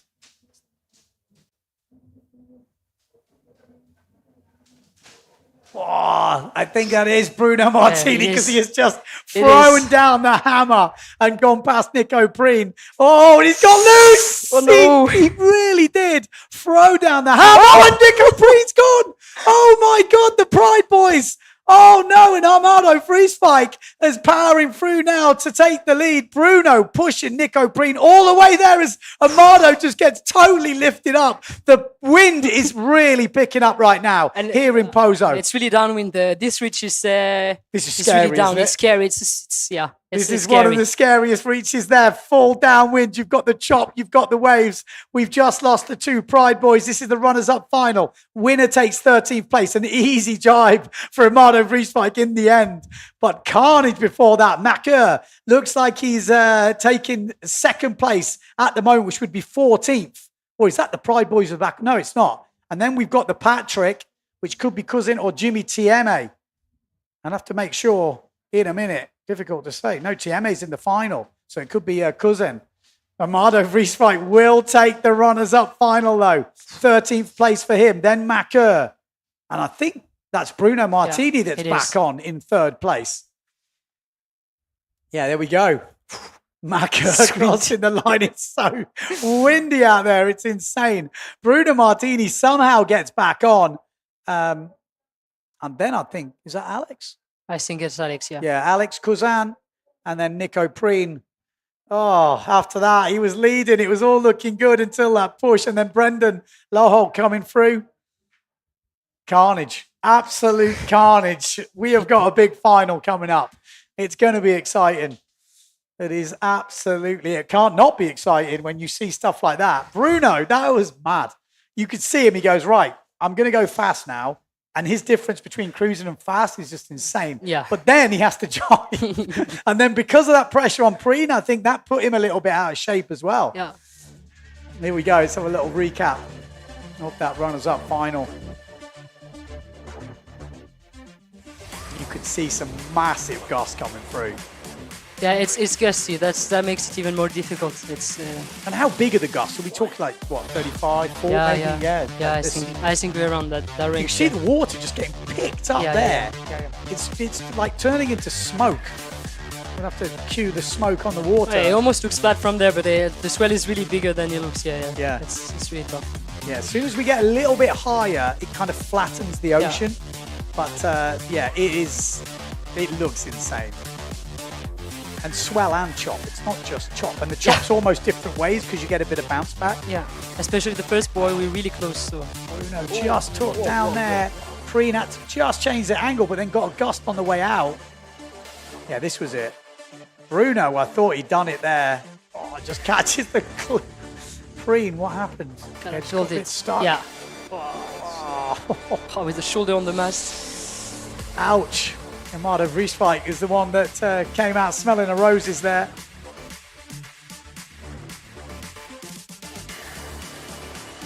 Great racing. Great racing. So most of the guys on, 5.5s, 5.8, some of them. I think Pierre Morfon's got 6.0. Yeah, I think it's the smallest. Yeah, he's got 6.0, 6.6, and 7.4 registered or something. He was like pushing it in Marignane at the French championship already. Yeah, and super strong win. Yeah, the Frenchies, you Frenchies have had some quite crazy slalom races, I think, because Leger and places like this get it's different from there because it's kind of boiling water because it's coming. It's small area, so it's heavy chop, but it's high wind. Yeah. Definitely high wind. Oh, here we go. Men's winners final. Rakowski, Mortefon, Daldorf, Sukas, Rocha, Franz, Vonk, Jules, Tieme, Yakino, Board, and Mercer. Mercer, he's been going great, hasn't he? Yeah. I mean, how do you say his name? Mercer. Mercer. I can't do it. No, I'm going to stick with what I've got already. Don't confuse me even more. No, I don't say anything. I can see your eyes. I'm like, oh no, how many Frenchies we got in this? So yellow flag up on the boat as we're getting ready for this Elimination 8 final. If you have to go, don't worry. You don't have to. So I know, because I know you might get a bit stressed. So feel free to leave whenever you need to. That's good. I'll look the final in. Yeah. Okay. 2 minutes 50 on the clock. Let's have a look at the comments. We've got water flying behind him. Exactly. It's like the spray was turning into just craziness. Armageddon in the final. Go Maciek. A lot of support for Maciek. If Maciek has a win here, he will take the overall lead in this competition. Could he do it? Pierre Mortefon. I mean, it's hard to bet against Pierre Mortefon. Looks like it's very boat biased. A lot of the guys trying to get up near the boat. Obviously, that's maybe the safest way. They can have that downwind run. Be interesting to see the GPS speeds. Because we have heard speeds in excess of 35 knots. But in this craziness, maybe it gets slower. I don't know. Hey, here we go. All the guys pushing. That was a crazy bunched up start. Someone's got to miss out there. Surely not all the good guys will have got away cleanly. And it's going to take us a while to work out where everybody is. But out in the front, is that Pierre Mortefon? I think it is. Pierre Mortefon with a great start to this final. He is where he wants to be, and that is looking bad news for his opponents, because when Pierre Mortefon is ahead like this, we rarely see mistakes. But this is craziness. This is Gran Canaria. This is Pozo at full tilt, and anything can happen. We've got Cedric Board in second place at the moment. Matteo Iachino down that bottom end. Maciek Rakowski also right down that bottom end on the right. I think we've got Ingmar Daldorf in the mix, but it will be Pierre Mortefon round in first place. Maciek Rakowski's going to have a difficult jibe here, and he does. He's squeezed into it. I think it was Matteo Iachino. And that's bad news for both those riders. They can't afford another discard, but it's amazing news if you're a fan of Pierre Mortefon, because he is super consistent. A bad result for Maciek Rakowski and Matteo Iachino is exactly what Pierre Mortefon fans want. So Pierre Mortefon in the lead, Cedric Board in second, and this is Ingmar Daldorf, I think, in third place. Then we've got Jordi Vonk, then Lohan Jules. This couldn't be going any better right now for Pierre Mortefon. Or could it? He got a bit of swell there, and he's had a totally tricky jibe. Cedric Board coming through. Daldorf coming through. It's getting super loose right now. It's just about making it out alive. And somehow, Pierre Mortefon has survived that scare on the jibe mark, and he's back up and running. Jordi Vonk is looking very hungry right now in third place. Keep your eye on Jordi Vonk. I wouldn't put him past him for a challenge here. He's looking very comfortable. Ingmar Daldorf as well, looking good. Pierre Mortefon coming into the jibe mark in first place. Oh, we've lost again, GA. We've lost Ingmar, I think it is. And Jordi's just taken down Cedric Board. And Jordi's got a difficult one. And Tati France has gone down. Oh, my life. Pierre Mortefon, this couldn't be going any better. This could not be going any better right now. It is like a graveyard out there. Everyone in the water, but Pierre Mortefon is still the last man standing. Absolutely crazy stuff here in Pozo for the Gran Canaria World Cup. Last jibe mark for Pierre Mortefon. Gets a lovely bit of swell, and this is going to feel pretty sweet. But he's going to be looking behind him to see where everyone else is finishing. Jordi Vonk is coming up in second place here. And it looks like the Patrick of TMA has gone down. Opening the door for the Severn. Maybe Mercer is going to come through. If it is, it's guys carnage on that outside jibe mark. Pierre Mortefon wins the 8th elimination, and he has surely got one hand on that trophy right now. He's made 0 mistakes in 8 eliminations. It's absolutely insane. Jordi Vonk has got his podium face back on. It is Iachino that comes back to third. What a fight back from him. Fourth place, it is Tati. Then we've got Jimmy TMA. Cedric Board just coming over. Wow. Well, we can't see those other races. Oh, yeah, here we go. That is Malta Russia coming through. Then it is Mercer ahead of Maciek Rakowski. He lost so much on that first jibe mark. He's going to be absolutely gutted, because he's going to have to count an 11th place right now. Yeah. He's going to go from, fighting for first to 11 points away. Wow. Yeah. Oof, can hardly speak. That was insane. That is a big, big race for Pierre Mortefon there. That may be the one that helps him clinch this title. I mean, he deserves it. He's been so consistent. We've still got another day of racing. We've still not finished today. So don't let me say it's not all over. But it's definitely one hand on the trophy as far as I'm concerned for Pierre Mortefon. How can you make 0 mistakes in 8 eliminations? I'm not the one who's going to explain to you this week. But, here. Yeah. Oh, man, I thought he might have lost it a bit there. Cedric just couldn't find it the way past. And then this inside jibe mark, it was just carnage. Pierre was just like fighting. Oh, Daldorf going down hard there. What happened? Yeah, just caught that. Oh. And then Cedric Board and Jordi Vonk. Oh, look at this. Cedric is just up in Jordi Vonk's bottom right there. Wow. Wow. I'll let you go. I'll let you go. I'll get prepared for the next one. Yeah, thank you very much. Thank you. There we go. Justine winning that last elimination. Pierre Mortefon, he looks back and he knows that's big. Seeing Maciek where he is, that's what he wanted to see. That couldn't have worked out much better for the Frenchman. So I'm guessing we're going to have someone coming in from the guys to explain their race, but that was intense racing right now. Maciek is going to be mad. I'm just looking at the comments coming through. Does Bjorn feel confident he could win? I don't know. I don't know. These boys are pushing super hard. We've got Philip saying, I cannot imagine anything more action-packed and exciting than this. Yeah. So we are going to have a break for half an hour, but we're first going to get one of the riders in to talk us through that final. But that was insane. We are, full tilt, full power, craziness slalom. The wind up to 35 knots on the wind meter. So that could be meaning gusts of 40. Who knows? But it's carnage out there. Insane to see. So who will we get in the booth? I'm not sure, but hopefully we're getting someone. Robbie jibing in this storm conditions on the big door must be a horror. Yeah, these are 63 wide boards for the guys, most of them.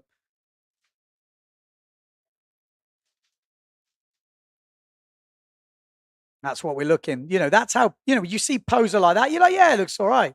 This is insane. Imagine seeing the slalom in full wave conditions as well.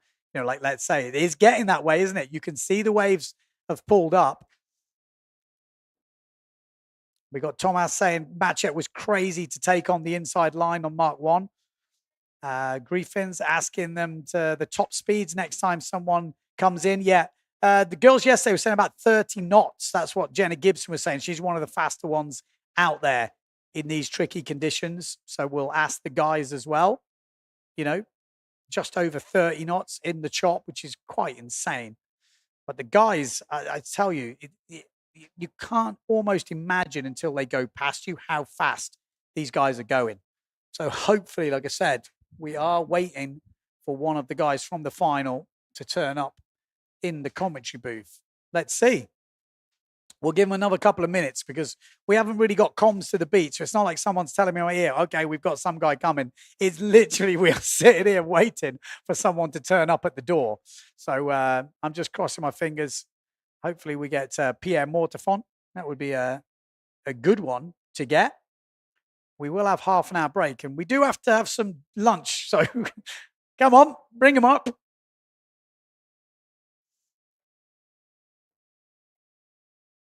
Okay, so yeah, it's intense. I'd have to say it's intense racing. I don't think it gets to, like I said, there's not many races in the world. I know I'm biased, but I keep saying it, but it's true. I don't think you get much better than that. Like I look at some of the stuff which gets, that gets the views, and I just don't see how it's more unpredictable, more exciting than crazy high wind racing like this with difficult chop. Yes, if we have easier conditions, it's a bit different. But when you've got this type of, this is like the storm chase of slalom racing right now. So yeah, we are getting Pierre Mortefont. That's what I'm hearing. Let's see. Apologies for the guys because we don't get much breaks here, but we really would like to hear from the guy that's leading this competition right now, hearing his thoughts on the racing and hear his speeds as well. I know you guys are interested in that.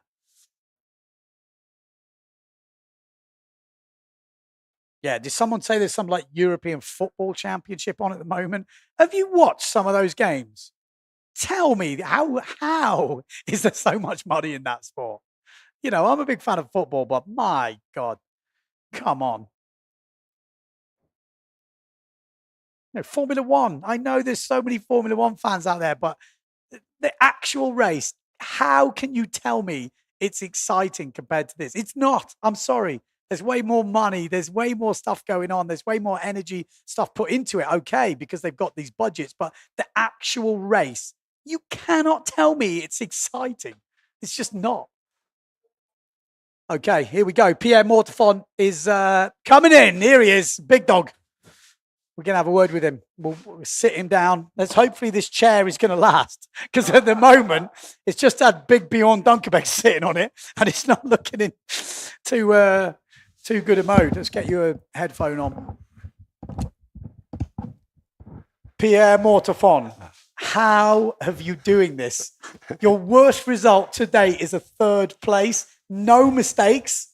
That's insane. Yes. Talk us through how it is out there. I mean, maybe we can watch a highlight of the race just to show you guys, but that one looked insanely windy. Yeah, honestly, it was, I think, one of the best races I ever had. I had one like this in Fuerte, I remember, with Antoine and Matteo, but this one was, I think, had a little extra because it's choppy like crazy. Yeah. The first reach, you check Mach number 1, then you lose it, then you check it again where I'm going. Where are you looking? How far ahead are you looking when you're racing like this? Pretty close because anything can happen at any second. It's really choppy. Like you had a bit of a moment on that first reach. Yeah. Well, probably you had a few, but it was few. It was pretty insane.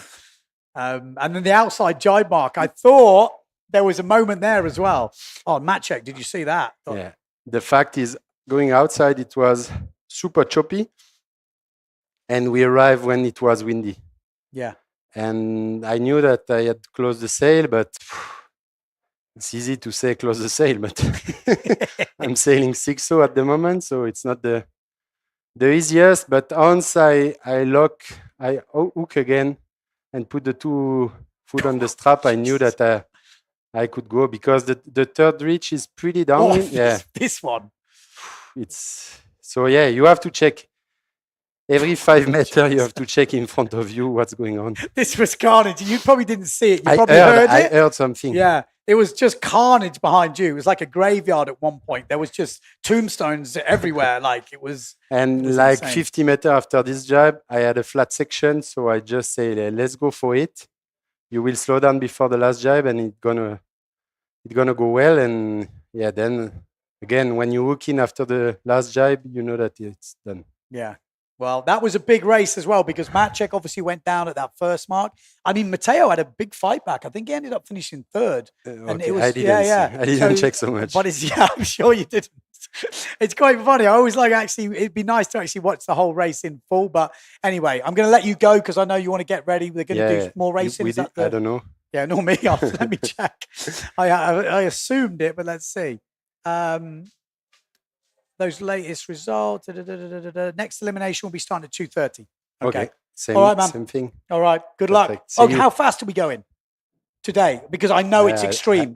I don't have it. I think we are around 35. Yeah. Okay. I thought not so. faster. Yeah. Okay. It's fast enough. Yeah. That's it. All right, mate. There you go. Pierre Mortefon, like he says, 35 knots that's probably the fastest some of you guys have ever been, on flat water. It isn't easy, but in that chop, that is just insane. Okay, join us in 20 minutes' time. We're going to be back with more freaking crazy slalom action from here in Pozo for the Gran Canaria World Cup. See you then.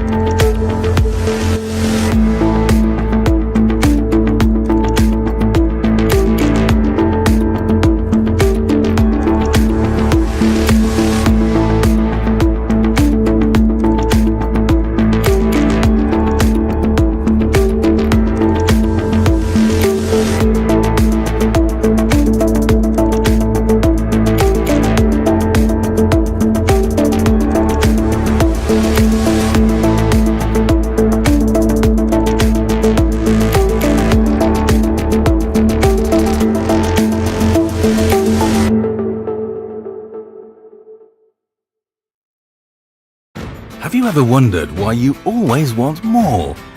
More Mondays without an alarm. More first times. More whiffs of the salty sea and the countrified country. More smiles for the camera. More unexpected friends. More laughing at life. More enjoying the journey. And what if the answer was never really what, but where? Gran Canaria. So much to live for.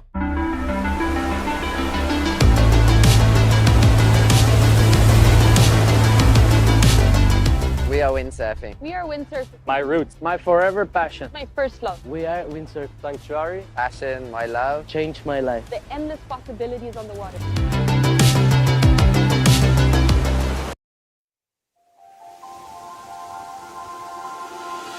Ven y acércate a ver el viento, a saborear el paisaje y a escuchar el silencio de una visión infinita. Ven y acércate a sentir el amanecer de nuevos pensamientos que te nacen dentro cuando descubres que estar aquí es querer estar aquí. Santa Lucía es querer estar, querer ser y no poder dejar de hacer. Hoy, las cosas que ayer quedaron para mañana.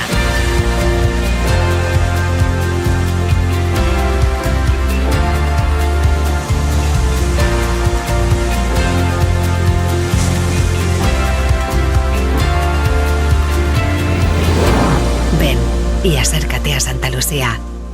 Acércate a ti.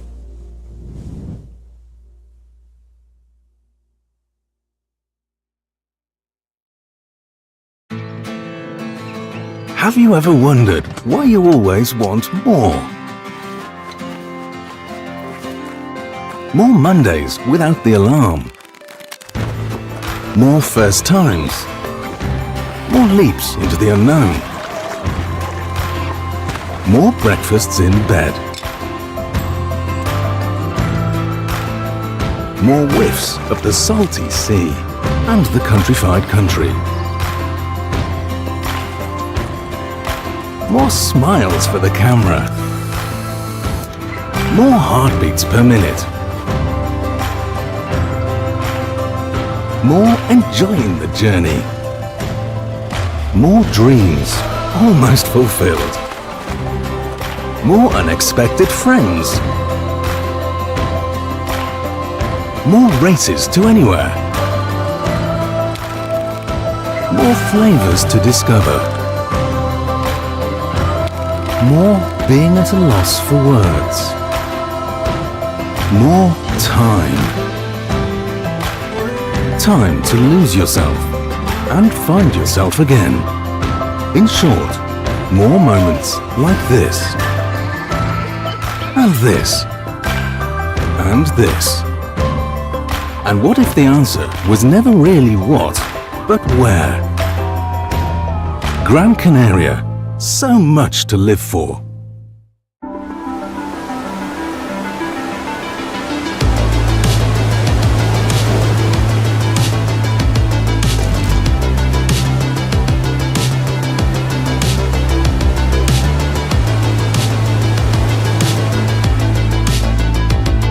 We are windsurfing. We are windsurfing. My roots, my forever passion. My first love. We are Windsurf Sanctuary. Passion, my love. Changed my life. The endless possibilities on the water.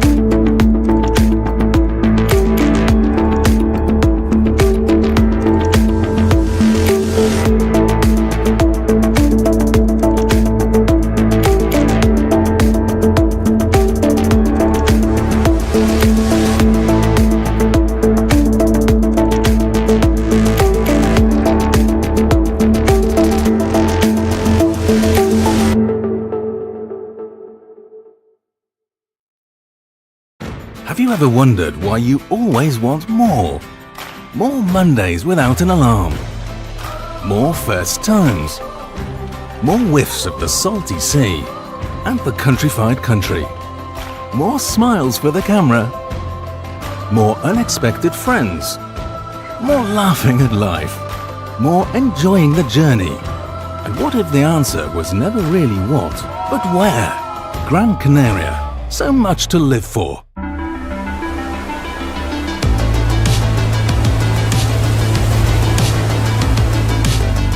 We are windsurfing. We are windsurfing. My roots, my forever passion. My first love. We are Windsurf Sanctuary. Passion, my love. Changed my life. The endless possibilities on the water.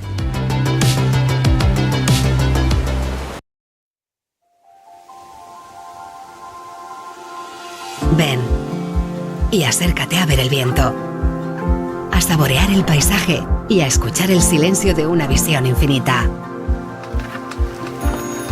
Ven y acércate a sentir el amanecer de nuevos pensamientos que te nacen dentro cuando descubres que estar aquí es querer estar aquí. Santa Lucía es querer estar, querer ser y no poder dejar de hacer. Hoy, las cosas que ayer quedaron para mañana.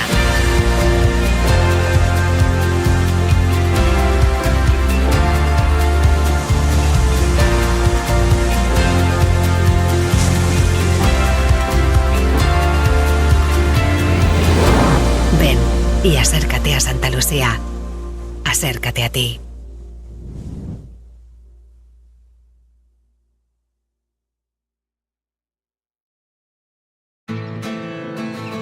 Have you ever wondered why you always want more? More Mondays without the alarm. More first times. More leaps into the unknown. More breakfasts in bed. More whiffs of the salty sea and the countrified country. More smiles for the camera. More heartbeats per minute.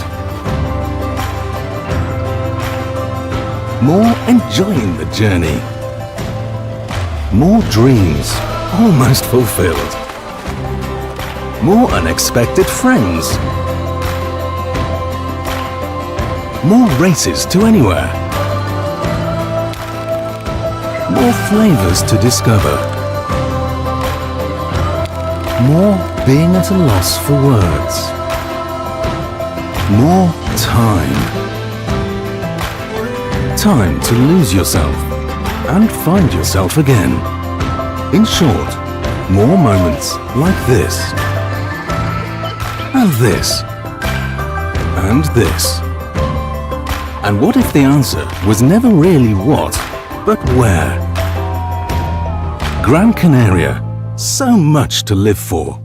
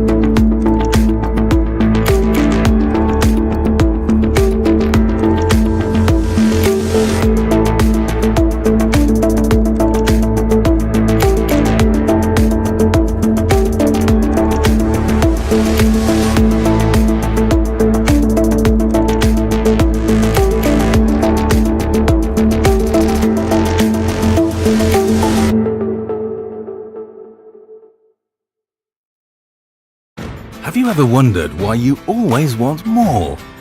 More Mondays without an alarm. More first times. More whiffs of the salty sea and the countrified country. More smiles for the camera. More unexpected friends. More laughing at life. More enjoying the journey. And what if the answer was never really what, but where? Gran Canaria, so much to live for.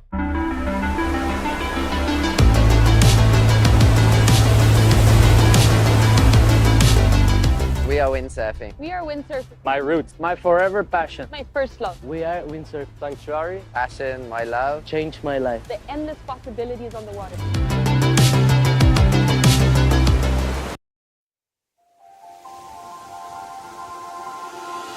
Ven y acércate a ver el viento, a saborear el paisaje y a escuchar el silencio de una visión infinita. Ven y acércate a sentir el amanecer de nuevos pensamientos que te nacen dentro cuando descubres que estar aquí es querer estar aquí. Santa Lucía es querer estar, querer ser y no poder dejar de hacer. Hoy, las cosas que ayer quedaron para mañana.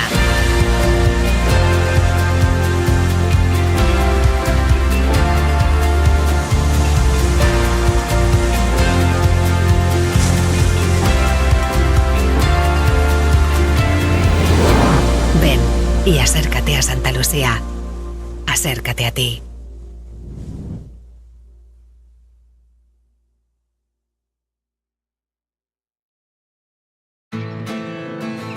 Have you ever wondered why you always want more? More Mondays without the alarm. More first times. More leaps into the unknown. More breakfasts in bed. More whiffs of the salty sea and the countrified country. More smiles for the camera. More heartbeats per minute. More enjoying the journey. More dreams almost fulfilled. More unexpected friends. More races to anywhere. More flavors to discover. More being at a loss for words. More time. Time to lose yourself and find yourself again. In short, more moments like this. And this.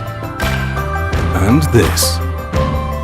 And what if the answer was never really what, but where? Gran Canaria, so much to live for.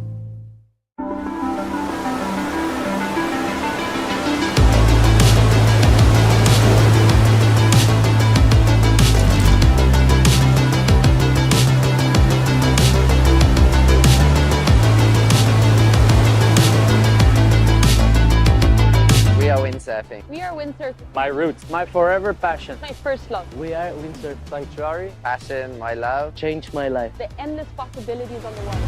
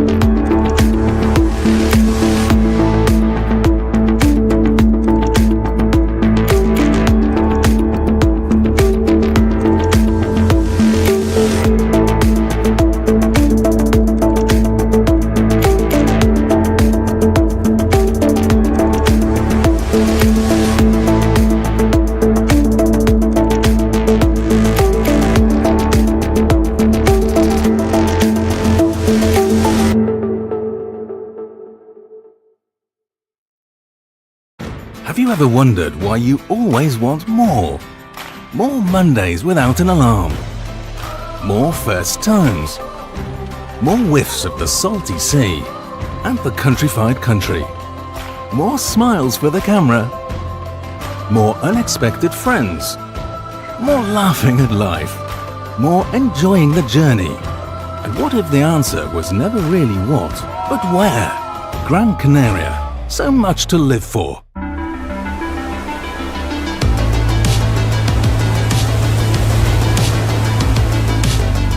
We are windsurfing. We are windsurfing. My roots, my forever passion. My first love. We are Windsurf Sanctuary. Passion, my love. Changed my life. The endless possibilities on the water.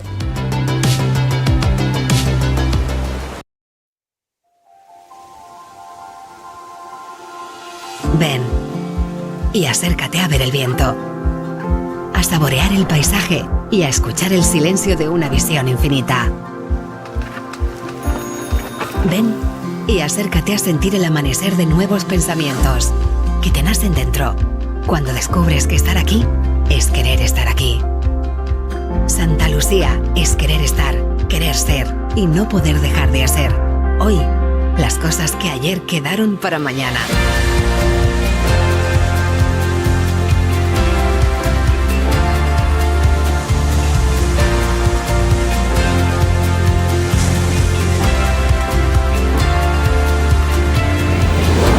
Ven y acércate a Santa Lucía. Acércate a ti.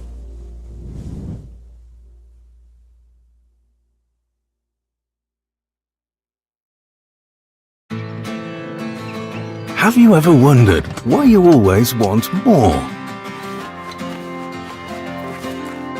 More Mondays without the alarm. More first times. More leaps into the unknown. More breakfasts in bed. More whiffs of the salty sea and the countrified country. More smiles for the camera. More heartbeats per minute. More enjoying the journey. More dreams almost fulfilled. More unexpected friends. More races to anywhere. More flavors to discover. More being at a loss for words.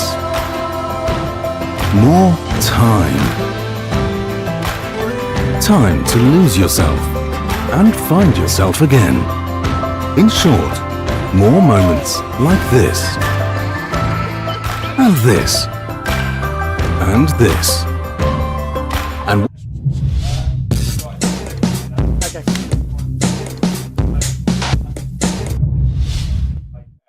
have you ever wondered why you always want more? Whatever. More Mondays without an alarm.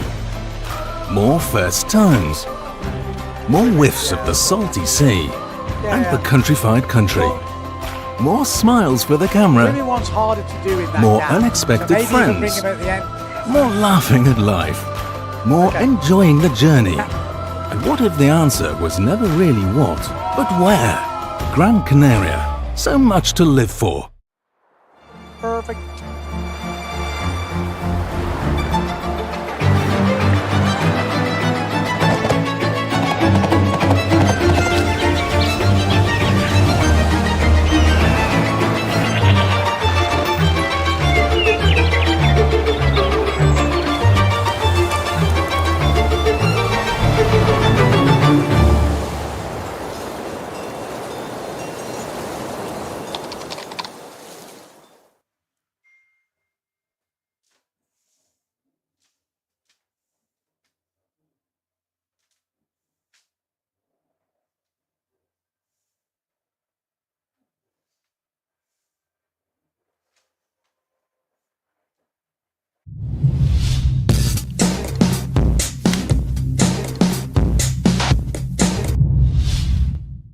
Have you ever wondered why you always want more?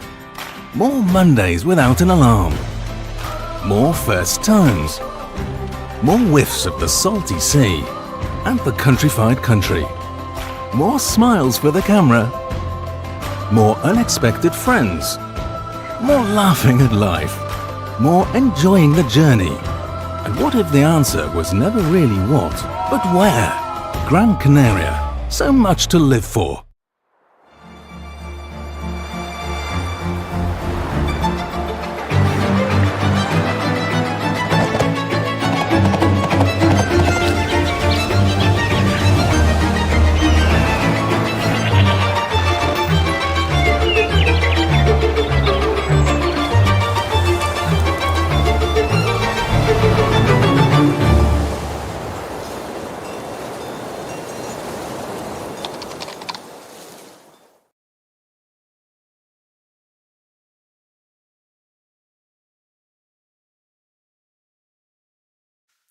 Okay, back in the game.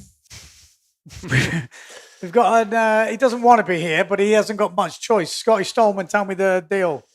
Yeah, in the last elimination, we started our heat and we went down the first reach. I went quite low. A lot of the guys started up by the boat. I went by the pin. It was going pretty well. Went a little bit airborne off a bit of a chop. Hit the back of another chop. Ended up catapulting and did a bit of damage to my board. So had to jump out for a little bit. But I thought I'd come and join Ben and so see the action. Destroyed it? Yeah. Yeah, it's a good word for it. It's properly. Oh, God. Right, well, we're coming up to the another. Well, let's have a reset here, actually. It's elimination 9, if my memory is correct. It's been quite a few by now. Yeah, so elimination 9, half fleet again. Just, we've already talked to a few of the guys, but what is it like out there racing? Anything like you've done before? It's brutal. Totally brutal. I mean, just the conditions, you can't not read them at all. Like the chop, the wind. It's just full survival mode. So I was speaking to Pierre Morton before. You're not really looking that far ahead. Jenna Gibson said the same. You're not like looking down the reach. No, you're just dead ahead in front of you because you don't know what the chop's going to do. And I got caught out a little bit and I just stopped you dead in your tracks. And you can see it in the jibes as well. Like someone takes the wrong line, and they just park it immediately. Okay, so here we go, lining up for the start. Green flag is up. Is it a good start? If they made it all over safely. Here's the drone. We've got down this bottom end. Looks like Matteo Iuchino down here on the red Severn. Couple of, Neil Pride up there as well. Who have we got up the front? Another, is that Cedric Board again? Is he in this one? Yeah, Cedric Board looking pretty solid as well. Maybe Jordi Vonk in the middle. We've got some just hanging on here. It's ridiculous. Oh, a little bit of a slowdown in the middle on that Neil Pride. A little drift back and Jordi Vonk powering through to the front. Got kind of like the reverse drone angle. You can just see the line coming into that mark. Looks actually pretty insane. Jordi Vonk looking like a good line. Also got that Neil Pride also looking good. Maybe it's Bruno Martini just checking yes. Is he in this one? Or is it Nico Preen? Martini. Oh, it looks lighter the first jibe. It is a bit lighter, so maybe it's dropping. It is getting towards high tide. High tide is a bit lighter than the other states of tide, so it might make a difference. Bruno Martini leading this one at the moment. Jordi Vonk in second. I think it's Matteo. Oh, Cedric Board in third. Matteo Iuchino a bit further back with the GA boys. Which one's which? We've got red helmet of Malta Russia and maybe Mattis. Ingmar's there as well. Oh, right. So it's Ingmar. So it's Russia, Daldorf. Oh, who's that one down? Was that Cedric Board? Yeah. Yeah, Cedric Board on the Severn. So difficult to keep an eye on all the riders, but Bruno Martini looking good. Jordi Vonk looking good. Matteo Iuchino. Ingmar Daldorf. Russia. Still very difficult to spot those GA sails. I've got a GA sailor here, so I'm hoping he's going to be useful. Yeah. To spot which is which. Because at the moment we're on with Bruno Martini. Bruno Martini making it round. And that was where he went down last time in that swell. He does have like a one-handed jibe, and it doesn't seem to be helping him on those little short waves on the inside. Jordi Vonk clean out, Matteo Iachino clean out, the GA boys clean through. And it looks like maybe Lohan Jules is that on the S2 Maui sails. Yes. Jordi Vonk looking good at the front. 5-8, full gas coming into the last jibe mark. This is just the semi-finals. Remember, top 6 qualify. So all eyes on that 6th spot. Jordi Vonk goes round. Matteo Iachino goes round. Then we've got Ingmar Daldorf, it looks like, and Malta Russia, Lohan Jules, and one more rider. Who's it going to be? Is that Nico Preen on the inside? I think it is. And good jibe there. Is that Nico? Bruno. No, it's Bruno. He's Yeah, just you're come right. back. Bruno, just come back. Oh, he got a bit of side swipe there. Oh, my God. Cedric Board fighting out with Mattis. Jordi Vonk second. Third place. I've lost it. No, he's first, Jordi Vonk. Then the Iachino. Then Rusha. Then Jules. Then Bruno. Then Board. Then Mattis. Then Macker. Wow, it happened so quick. That was tight, that last reach with Cedric and Mattis there. Bam. Bam, bam, bam. It's a tough fight, that is. That is a tough fight. If you had to pick gear to be on, what you picking? What sizes? If in an ideal world. You got some wave gear. Yeah, exactly. The thing is, like, the first reach, obviously, it's been extended. It's super long. It's not, you can't go full gas the whole way down there because you just end up killing yourself. Sometimes the guys are pulling back a little bit and just letting the guys that want to go fast. And then when they get to the jibe, I think you can kind of see, like, people like Bruno, they get there and they're so exhausted from battling the chop and just being rattled that you don't always notice the chop so much. And then you come into the jibe and that's when you get stung a little bit. Look at that, good start. Jordi Vonk in the middle. Looked like he had a pretty decent start. So Lohan Jules, Cedric Board, good start. That first mark, did he lose anybody? Not really. Oh, yeah. Yeah, so Bruno, that was quite a cool angle, that one. You can see all the sail numbers super clear. That was Macker that went down on the Neil Pride, maybe. Just in front of Mattis. Whoa, and Cedric went down. Yeah.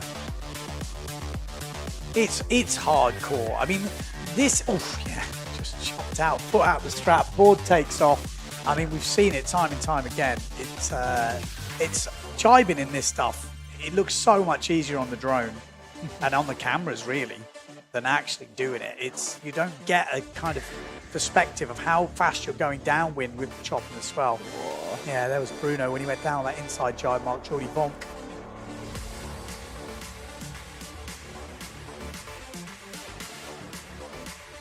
Yeah, so Jordi did win it, obviously. Tell Iachino.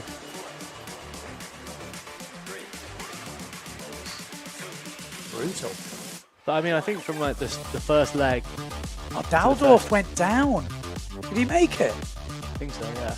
That was actually I forgot because he was in third there, and actually went down just after that. 1, 2, oh, maybe 3, not. 4. I don't think he made it. Wow.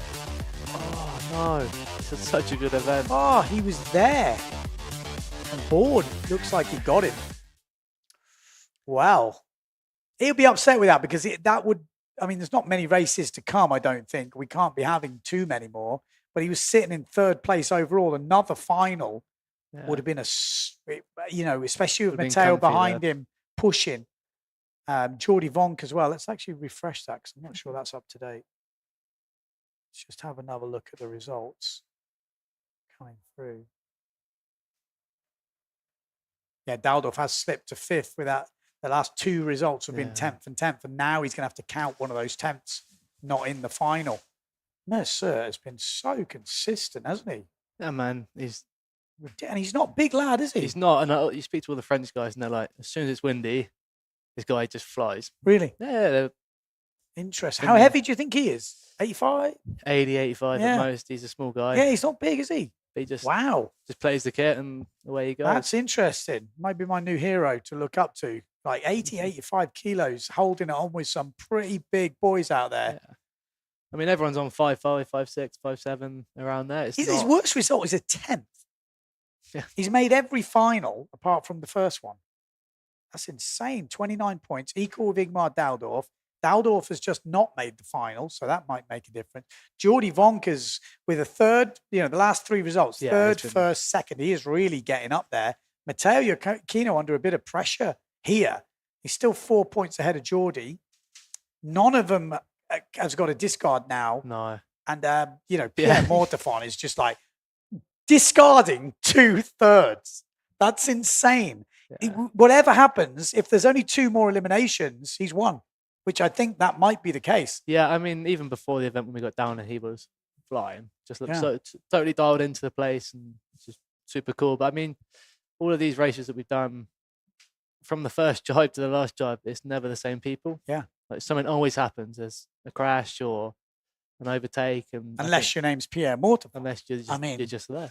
Not outside the top 3, discarding 2/3. Yeah. Jesus, that is insane. Like, I'm pretty sure he's won. Yeah, because I think there's probably 1 more elimination today, maybe 2, but I think 1. Yeah, maybe 1 tomorrow. I mean, Pierre Mortefon, if anyone deserves a win here in Gran Canaria, but the real fight is second place right now. Yeah, because first looks wrapped up. That's the thing. I think Jordi looks so confident and comfortable today. With the first and the second, you get another good result, and then he's done some massive work today. Yeah, I mean, Maciek, that last race cost him a lot of chance, really, but he didn't have the backup, that Pierre's got. Exactly, Pierre can relax a little bit. He can just sort of play. He doesn't need to push for these firsts anymore. He's in the top 3. He's fine. Okay, so here we go. 20 seconds on the clock. Yeah, Cedric Board was the last guy to make it into the final. Matthias Daldorf not making it. Here we go. 10 seconds on the clock. Mortefon, Franz, Tieme, Mercer, Rakowski, Sukas, Vrieswijk, Cousin, Preen, Pasquale, Dennis, Hessel, Stallman. We won't be in it. Oh, hold on. Next. Yeah, you better hurry up, dude. Here we go. It looks like it's a good start. Down this bottom end is Mercer on the yellow, with the yellow helmet. I wonder what kit's he on? Do we know what size his board is?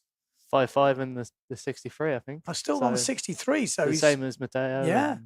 So Tati Franz in the middle of this one. He said he was having a horrible time just trying to keep it all together. He said it's so crazy out there, but he's leading this one down the first reach.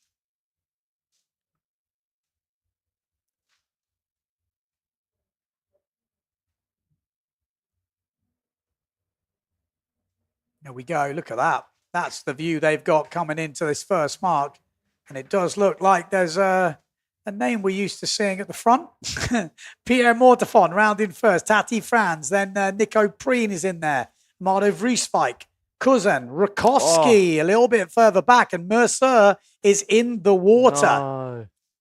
Yeah. We didn't quite see what happened there on that mark. I think he just caught a rail and just went in, But look at the guy at the front.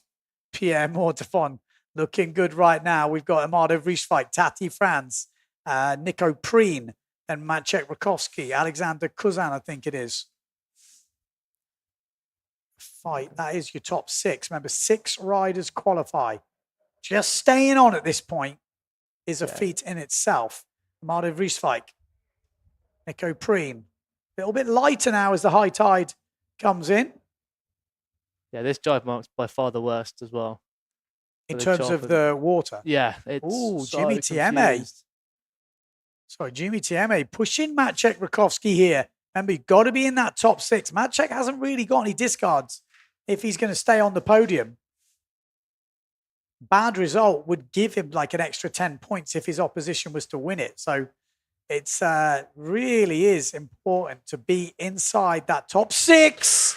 And that was a moment from Maciek Rakowski. Can't quite far away here, but Pierre Mortefon.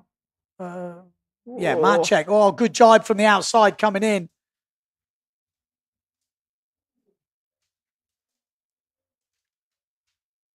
This is just the semi-final, but top 6 is really important.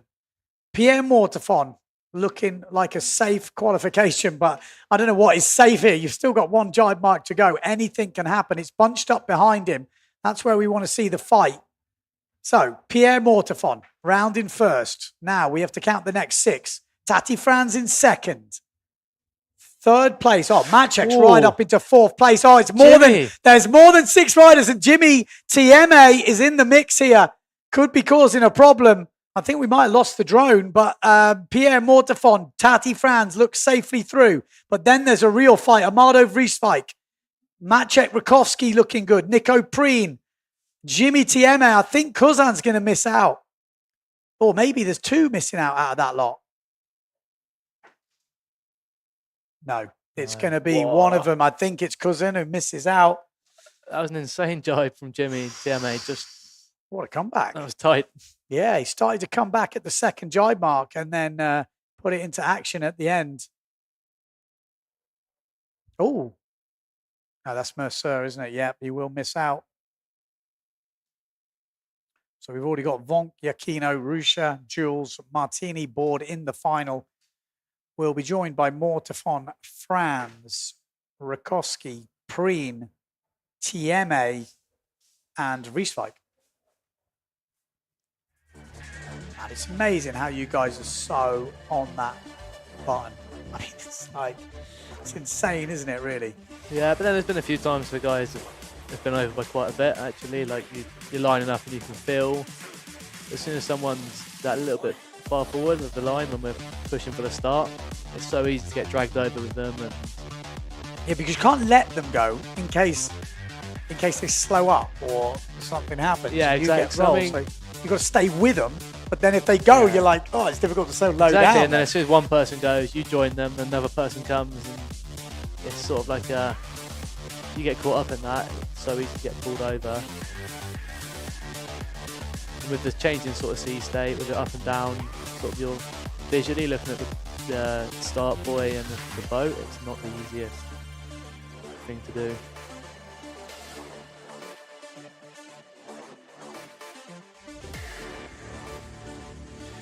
Here we go. There was something happening here, if I remember rightly. Jimmy TMA, look at that. That was the jibe. That was the jibe where he got right back in the game. That was insane. Comes from the top and then just zooms in between everybody. You see Kazan just held on a bit too long in the jibe, and then as soon as that rig flipped, he just stalled. And yeah, then on this last jibe as well, Tati Franz gets around. 2 JP Pride guys go, and then Jimmy again. Yeah. Whips it in. Owned it. Yeah, deserved that. Yeah, it was a tight finish. Anyone could have. Look at that. That's insane, isn't it? Everyone crossing the line together.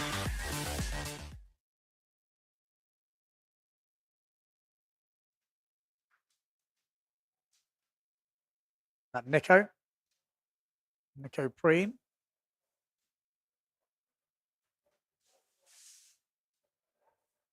At least there's not much gear choice to be making. Oh, it's been one board, one sail, one fin, one mast, one boom. Just take the smallest. It's like, okay, that was easy. One bag. Yeah. It's quite nice, actually, isn't it? You know, to be able to just, I guess, well, not nice in respect of it's like brutal for you guys. Yeah. But in terms of just having that one set.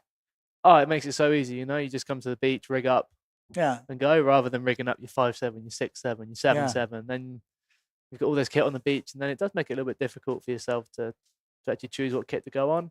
Yeah. Whereas here, actually going on the smaller kit, it can be a little bit light at times in the jibe, but on the straights, you just want to be comfortable. And sometimes when you take a bigger sail, it helps sort of pin the board down, but here you don't want that. You just want as little power as possible, and then you just fly the board. And I mean, today felt like a bit of a slower day out there. So the other days we were pushing like sort of 35, 36. I know Geordie did like a 37 knot. That's insane, isn't it? Down the first reach. Whereas today it's sort of 32, 33. And what's your 10 seconds like looking like? On the 35 knot day, mine's quite a few 34, 10 seconds. Like in the 500 meters, because there's a long start line, it's 33, 34. Really? Wow. You can't lean off the gas. I mean, that's insane, man. That is kind of crazy to me. You know, like I can go kind of quick on very flat water with the right angle, and and then I see you boys like when I was racing in Portugal, I was looking at my like the 10 seconds and stuff. I'm like, oh my god, compared to what you guys are doing, it's just a different league. Yeah. And again, when I've lined up with guys at the Defi and stuff, and they just mow me down, it's insane the speed. You just got to know your setup, and even just down to your fin and what you just got to know your setup in and out. Yeah. If you have that one sort of moment of hesitation, you don't know what the kit's going to do, and you sort of sheet out a little bit, you lose half a knot. Yeah. Unless someone just Yeah. completely rolls you. I mean, fins are, again, I'm just going on my experience, but the fin is probably the least talked about in the normal windsurfers kind of realm, I guess. But it's got to be one of the most important. For us, it's the most important. Yeah. If you haven't got the fin that's going to give you control but speed. Yeah. It needs to match your board. It needs to do all this. But if you've got that fin, and maybe there's, because we have got a bit of time, the Finnish boy has disappeared because the waves have been crashing over it. So they're trying to get that sorted. But just talk through, what does a good fin feel like? You should just jump on the kit, put your feet in the straps, and the board should just float, whether you're going sort of deep down, doing a broad run, or you're going tight, you just want the board to sit up on its rail and just sort of hover almost. Yeah. The thing is, it all depends at different locations. If you take Fuerte, for example, it's pretty flat, but it's windy. Yeah. So again, you have to sort of choose your fin wisely. Whereas here, you just want control. You don't want the board lifting. You don't want sort of weird, erratic. And what does a bad fin feel like? A bad fin can either be too soft and it will just be bouncing all over the place. You go too stiff, you're just going to keep spinning out. Yeah. I mean, like here, a lot of people have struggled with the spin outs, and I've had a few down the first run. I think a lot of it's just down to you're airborne a lot of the time. Yeah. So obviously there's a lot of air going over the fin. When it jumps back in the water, if it's a bit of a breaking wave on whatever, it's not a consistent thing. Back home at Portland, it's dead flat. It's quite. And you're pushing so hard off the fin. I mean, that's what I found the difference is. Again, I'm not at your guys' level, but I'm trying to do the same thing. So you are just what I found in my slalom. You're pushing so much off that fin. You're just driving like the board's sitting slightly with the leeward rail down. Yeah, windward rail up, and you just want to be able to sit there like that and like go deep downwind, tight to the wind. Because like yesterday, I think we all went off on one of the heats or the finals, sort of quite deep, because the wind sort of changed direction. We didn't quite realise, and then we looked up and we're like, "Oh, the first board's a lot higher up here," and a lot of people had to sort of then obviously going up to wind. And if you don't have a fin that allows your board to still hover as you're going tight, you sort of it goes up windward rail up to then down, then you lose speed and someone rolls you, and then it's super hard to come back from that. Here's a little bit different. You have so many opportunities in the jibe to come back from it. But on a faster place like Fuerte, for example, if you haven't got that, you're really going to see yourself draw back. Okay. Interestingly, when I was in Poland, we were looking at fins at a shop. Arnon Degan was there. Obviously, he had a lot to do with Z fins and stuff like this. And I'm like, what do you reckon to this? And he just grabbed the fin, put it on his knee, went, and then grabbed another fin, and grabbed it. He goes, this one. I was like, what? How did you do that? And Those guys know the ins and outs of a fin. Yeah, but so he's looking for flexing the bottom part of the fin, not just in the top part of the fin. Yeah, I mean, like we've done a lot of work with F-Hot, and it's incredible how much you just change one little thing, whether you want softness in the tip or from the base. Okay. Man, it just Yeah. It's a massive can of worms. So what, like, because I know it's kind of an interesting thing. Like I said, we've got some time at the moment, but so if someone's looking to find a fin, they basically just got to try fins, or that's the best thing. I think most brands have sort of a standard fin that they recommend people. I'm sure Z do. I know that F-Hot do. We've been messing around with different rakes of fins, but again, it's still down to how your riding style. I know a lot of people drive through the back foot of the fins, and people put a lot of weight in their harness and just sort of fly the board.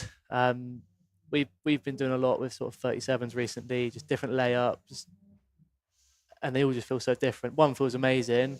You try one with a different layup that's slightly they've just rotated one of the layups inside the fin of carbon. The carbon, so it's laid different angles. Yeah, to create so just different lay it stickers. slightly different, only literally like a couple of degree shift, and the thing can feel horrendous.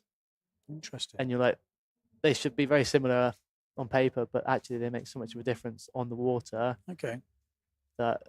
And what's your rule with knowing what fin goes with what board? Because I've said this on my channel before, and I heard this rule, and then I was like, well, I'm not sure about that, but actually it works quite well. Do you have a rule? Like, if you've got a 70 wide board, do you have? Yeah, like... I mean, for my 71 man tour, I always have a 37. Always. Okay. That's So how many set? What's how wide? So that's a 116 litre board, and that's 71 cm wide. 71 wide, so it's like 35 and a half wide, plus a little bit. 37. The rule I heard was you half the width and add a little bit. And I was like, well, that seems a weird rule because how much do you add? But I guess it depends on how big you are, that little tiny bit. But just to give you a rule of thumb, if you've got an 80 wide board, you half it is 40, add a bit, maybe 80 wide board, you could have 41. Yeah, that would probably make sense. I mean, if you look at the 85 wide boards we used to have, I say used to have, I mean, people do still say them, and I'd love to go back out on that stuff. I always have somewhere between a 44 and a 46. Yeah, the 85. So that kind of lines up. I mean, the small boards, either a 32 or a 33. And it also, I guess, depends how big you are, depends how heavy you are, sail size. But you've style. got to get a rough idea because I'll be honest, when I got back in some years ago now, I really didn't have a clue. I bought a board and they're like, oh, what fin do you want? I'm like, I don't know. I'd got no Does it not come with one? No, I was like, I honestly was like, well, how do what I didn't even know where to start, which sounds bonkers now. I know a little bit, but like, because when you're as good as you just know.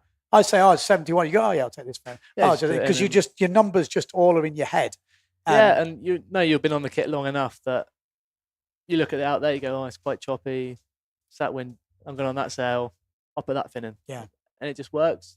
9 times out of 10, you're not changing your fins that much. You find ones that you like, and then you'll try other ones that are slightly different. Yeah. 9 times out of 10, you go, actually, I'll just stick with what I know. Yeah.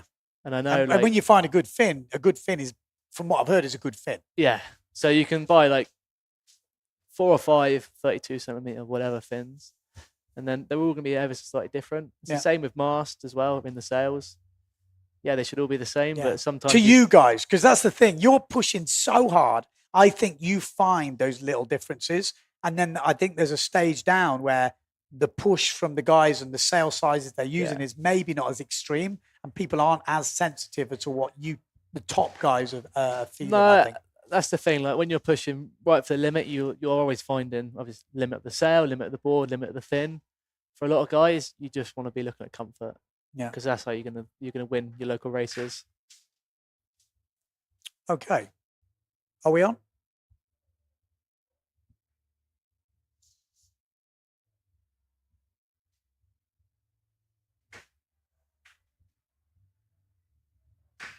Oh, okay. So they're going to resail. Oh, okay. So it sounds like they are going to resail the heat. Uh-oh. I'm sure a few of the boys at the front who had qualified quite nicely there are going to be like, but that's what happens in racing. If the finished boy is not there or moves, the whole race has to be cancelled. Yeah. That's just in the sailing rules. Is it fair for the guys that crossed it? Probably not, but that is it. That is the sailing rules. So we are on hold for a bit longer. We might take a short break now. As soon as we hear anything, I'm just looking now. 250. So have we had any timings? No. Okay.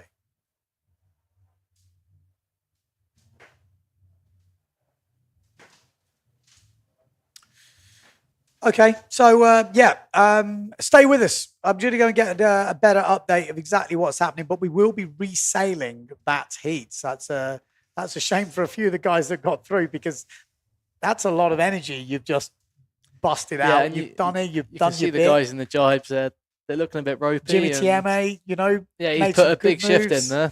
Now he's going to have to do it all over again. Oh, okay. Well, there we go. It will have to be resailed. Come back in, hopefully 5 minutes' time. We'll be back into live racing.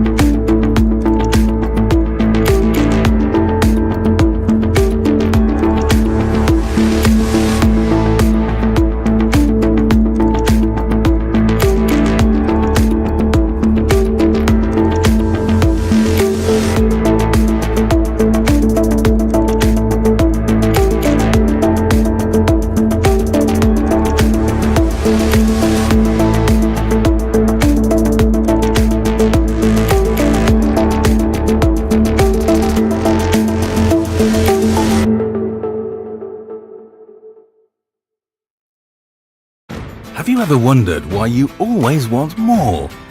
More Mondays without an alarm. More first times. More whiffs of the salty sea and the countrified country. More smiles for the camera. More unexpected friends. More laughing at life. More enjoying the journey. And what if the answer was never really what, but where? Gran Canaria. So much to live for.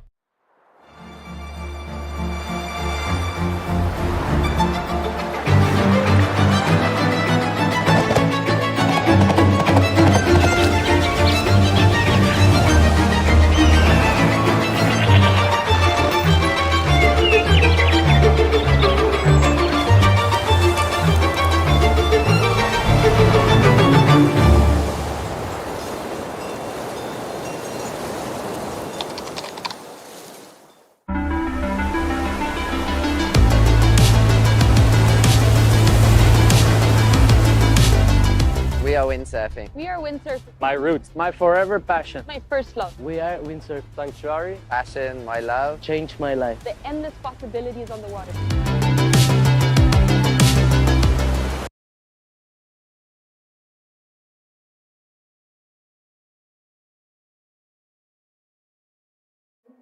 Okay, here we go. We're going straight back in. The ladies or the women are out there and they are in sequence right now. So we'll be going straight back up to that start line.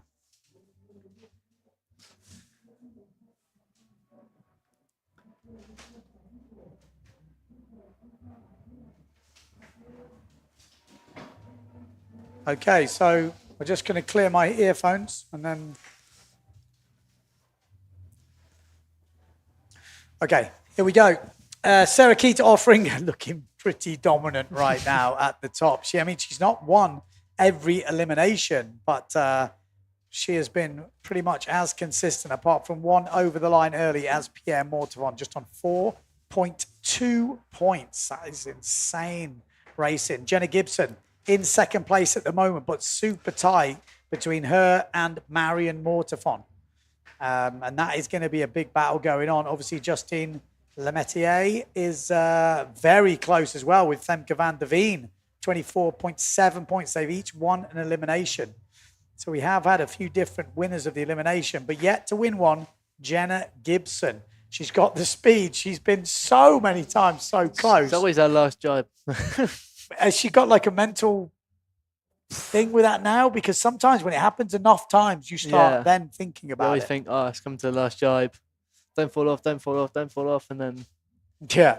And the thing is, she has a nice lead and you just got to relax and just take it easy. But I can understand, if you're pushing for your first win of the event. Yeah. And again, it's not easy condition. That last jibe mark is a bit of a beast sometimes. You never know what you're going to get. And I think if you looked at all the chicanes we had, like sometimes you can get really... you can pull the short straw and you get unlucky with the swell, or you can get super lucky and you just take a bit of swell all the way around and you jump in front of 4 people, Yeah. It's the same for the jibe. 100%. Okay, here we go. So battle for the podium is definitely still on here. Few discards, 5, 6. Yeah, well, Marion Mortafon, Jenna Gibson, another couple of top races here could secure the podium, but we wouldn't know which way round. Only 1 point separating Jenna and Marion as we come into this. Is it the 10th now? I'd have to quick check. 10th, I think. Yeah, 10th elimination for the women. Actually, 2 discards at 12. 3 discards at 12. Okay, there we go. Sarah Keita in the middle with the Neil Pride and the red starboard logo. Justine Lemaitre in the middle on the S2 Maui sails. Is that Femke on the... She's got a 5.5. She's on the same size as the guys. So how she is holding on to that, I don't know. De Jong as well. Young Bonarian is on a 5.0, which is just insane. She's like 14 years old or something. Here we go. Justine Lemaitre is absolutely, again, flying down this first three. She wants another bullet right now. She is not holding back. Jenna Gibson down that bottom end as well, looking good. Is that Davico on the bottom? It might well be. Looks semi like a loft sail. Got the Patrick of Marion Mortafon in the middle. Sarah Keita offering her right up that top end, but Justine Lemaitre is looking good. Davico looking good. Jenna Gibson, could she get that win she's been looking for?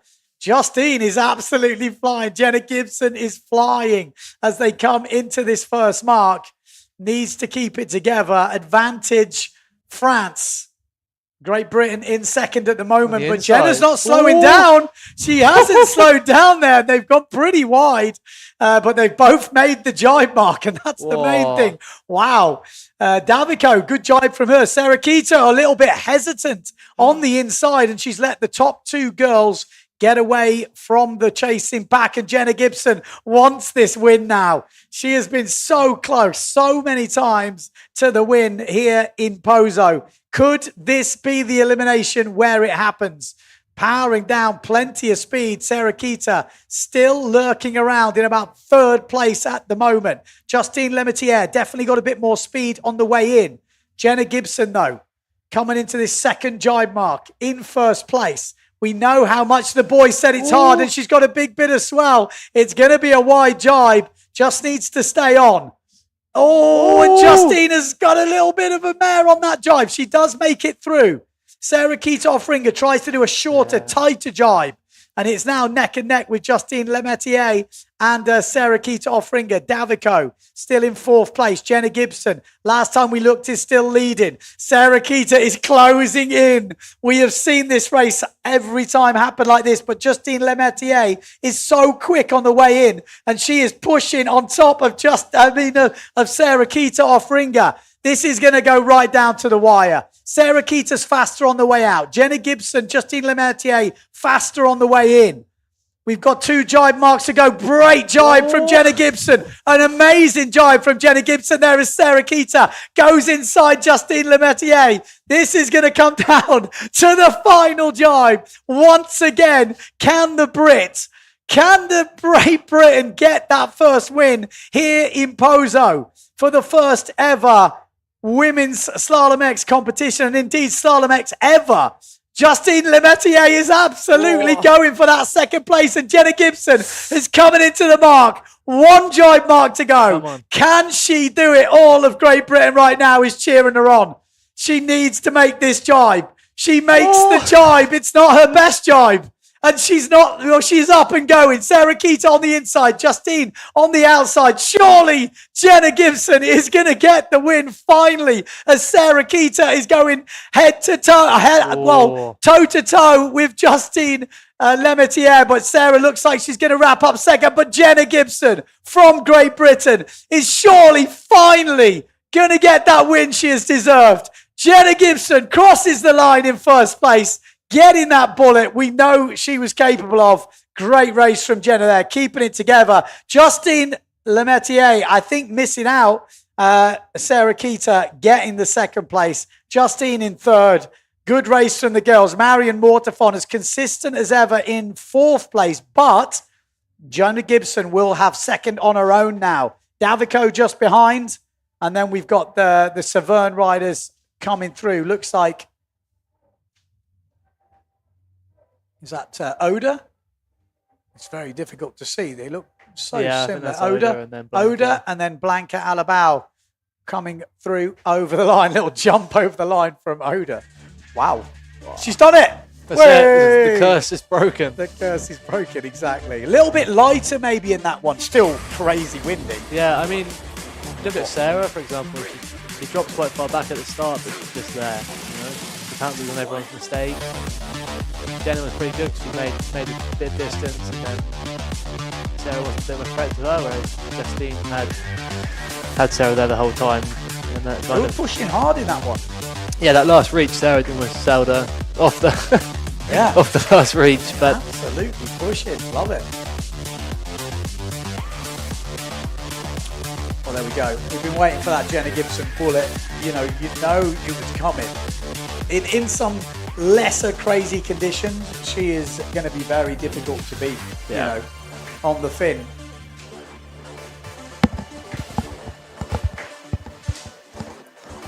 Yeah, there's, a few jibes like Jenna said when she came in before. You've just got to make it round. That's enough. Don't fall off. Make it round. wide or not, it doesn't really matter. But whatever you do, don't go in. This was a great jibe. Yeah, you're just better off finding the swell. Yeah, that was a good fight though. Good fight. Cedric Board in the house. Right, let's just refresh. We've got. Are you not going out? Oh, still. Okay, so we have got a bit of a one. We might be getting some women in, but we got Cedric Board as well. You want to have a word? You want to give us your opinion? Well, cheers, Scotty. Let's see what Mr. Cedric Board has got to say.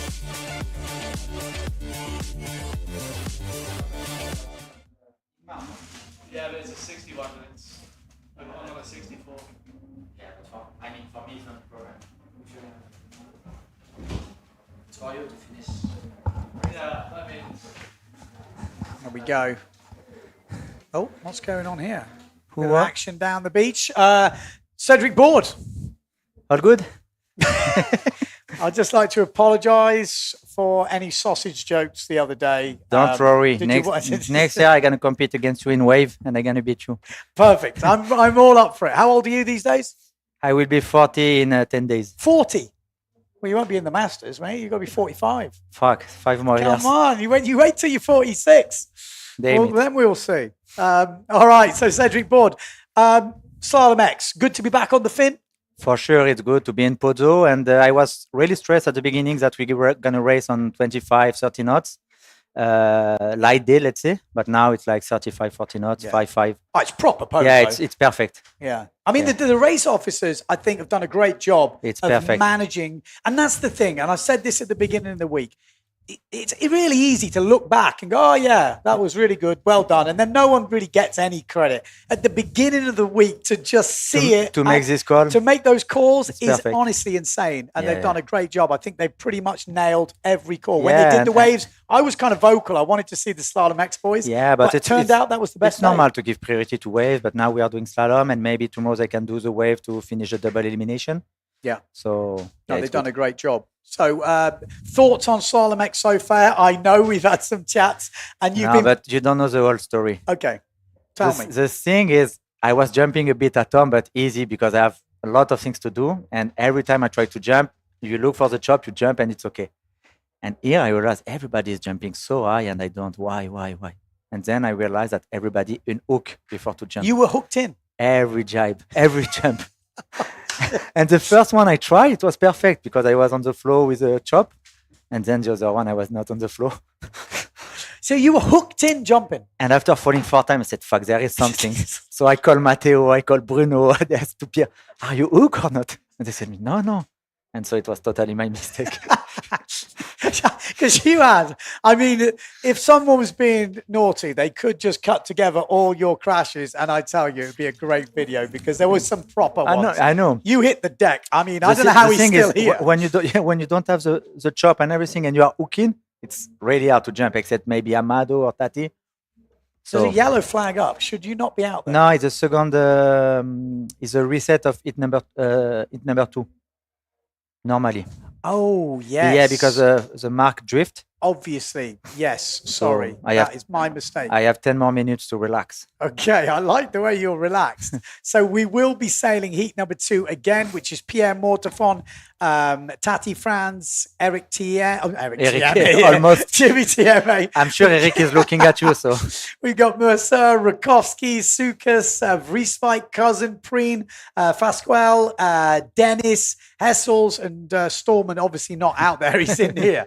But yeah, this is the one, the resale, the finish line. Well, it's so windy and there's waves breaking over it. and it was a good race because before the reset, they were like a pact together. Jimmy had an excellent comeback with those inside jibe marks. But here we go. We've got the resale of heat number 2. Sukas up on the top left of the picture. We've got also, not always easy to pick everyone. We've got Preen. Is he in this one? Yes, He Preen. should be. Go. Yeah, there we go. Green flag. Matteo Iachino. We've got Mercer. He's been going great. He's not a big guy. I was just saying to Storm. Yeah, he's not the fastest, but he's consistent. He's physical. He's doing what he has to do, and he's doing good. Yeah, he's right up there again. He's pushing hard. Looks Yeah, like and look, Pierre Mortefon, not with the best start, but we know how quick Pierre is, and he's already piling down on the top of Amado Vrieswijk. So Pierre Mortefon will arrive first. He's got the hammer down now. No, maybe not. And Benoit has a good line, but Nico is... It's Maciek, no? Maybe? Maciek behind. Yeah. Well, it looks like Preen to me, but... No, it's Maciek. Maciek, okay. So there we go. Pierre Mortefon just powering over the top of Mercer there.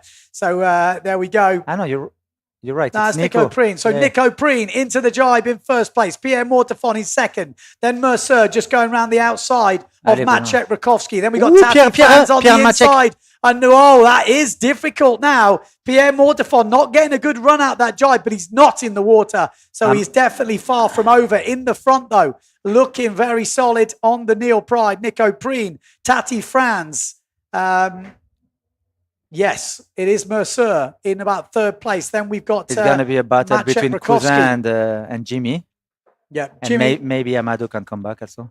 Yeah, Jimmy TM8 fighting out with Pierre Mortefon. Not the guy you want to be fighting with right now to get into the final. The good thing with Pierre Mortefon is he's already got 2/3 as his discard, so he's safe whatever happens. Jimmy getting loose right there. So Preen... Tay Franz going down on the outside jibe mark. Mercer coming through. Then Maciek Rakowski, Jimmy Tieme, Pierre Mortefon again. Not with the best jibe. Yeah. And the problem when you're on the park, it's full of chop from the guys in front, so it's really hard to read. Yeah, not easy. But coming on to this bottom one, Nico Preen looking much better. This will be on the YouTube channel, no doubt about it. Nico Preen leading this semi-final to make it into the men's winners final. Elimination 9. Solid jibe from Preen on the inside. But remember, this is the semi-final. It's all about the top 6. Oh, there we go. I think that was Jimmy just smashing his rig right there. Look, Amado, I told you. He is not happy right now. Top 6 go through. We're going to have to count them through, but it looks like Jimmy TM, after qualifying in the first one, but they've had to resail it, is not qualifying in the second one. And that can feel like being cheated totally. But look, maybe Cousin between Tati and Amado. We'll have to see. Here we go into the last jibe mark. Who's it going to be going go around on first? the inside. Maciek Rakowski is in second place. Preen in first. Then Pierre Mortefon. Then we've lost another rider coming in. Tati. Mercer It's Tati who is fought going to before the make chips. it. Tati Franz going down. Cousin is okay. And Amado Vrieswijk, I think, will take the final spot. So Nico Preen, Maciek Rakowski, Pierre Mortefon, Mercer, Amado Vrieswijk, and Alexander Cousin. Tati fought before the jibes. He's not going to be happy with that, but that was a good battle. So Preen wins it, Rakowski second, Pierre Mortefon, Mercer qualifying, Amado Vrieswijk, and Cousin getting through. That's your top 6. Tati Franz missing out, and TMA going down on the inside jibe mark. He was not a happy bunny there. He was super tired before this. He raced such a good race. That's the hard thing to take. Jamie has a lot of talent. He's a good sailor. Just here, somehow, it was not the best event for him.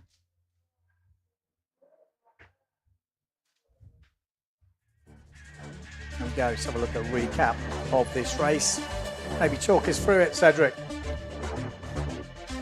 Yeah, I think it's this filming is really nice event for us as a rider, because on the night we can check what's happened and see the different line. Nico. Great jibe from Nico there. And Pierre Mortefon like a beginner. I'm sorry. Yeah, but Pierre there, then Maciek coming through. But you see? Oh, look at that. The two nearly... Yeah, he was supposed to fall, but he's good so he don't fall. Yeah, that could have been so much worse. And what is good is in condition, even if you are leading and you don't push and you try to relax, in 2-3 seconds you can lose like 20 meters. So you have to push until the end. Maciek, I mean, he went up into first place. What happened to Jimmy? Oh. Good race from Nico Preen, though. He got clean ahead and let the rest of them have a big fight behind him. Oh, look at Jimmy just punishing them. When you're in front, it's so much easier because you decide your line, you don't have the chop of the other one, but it's hard to be in front, so.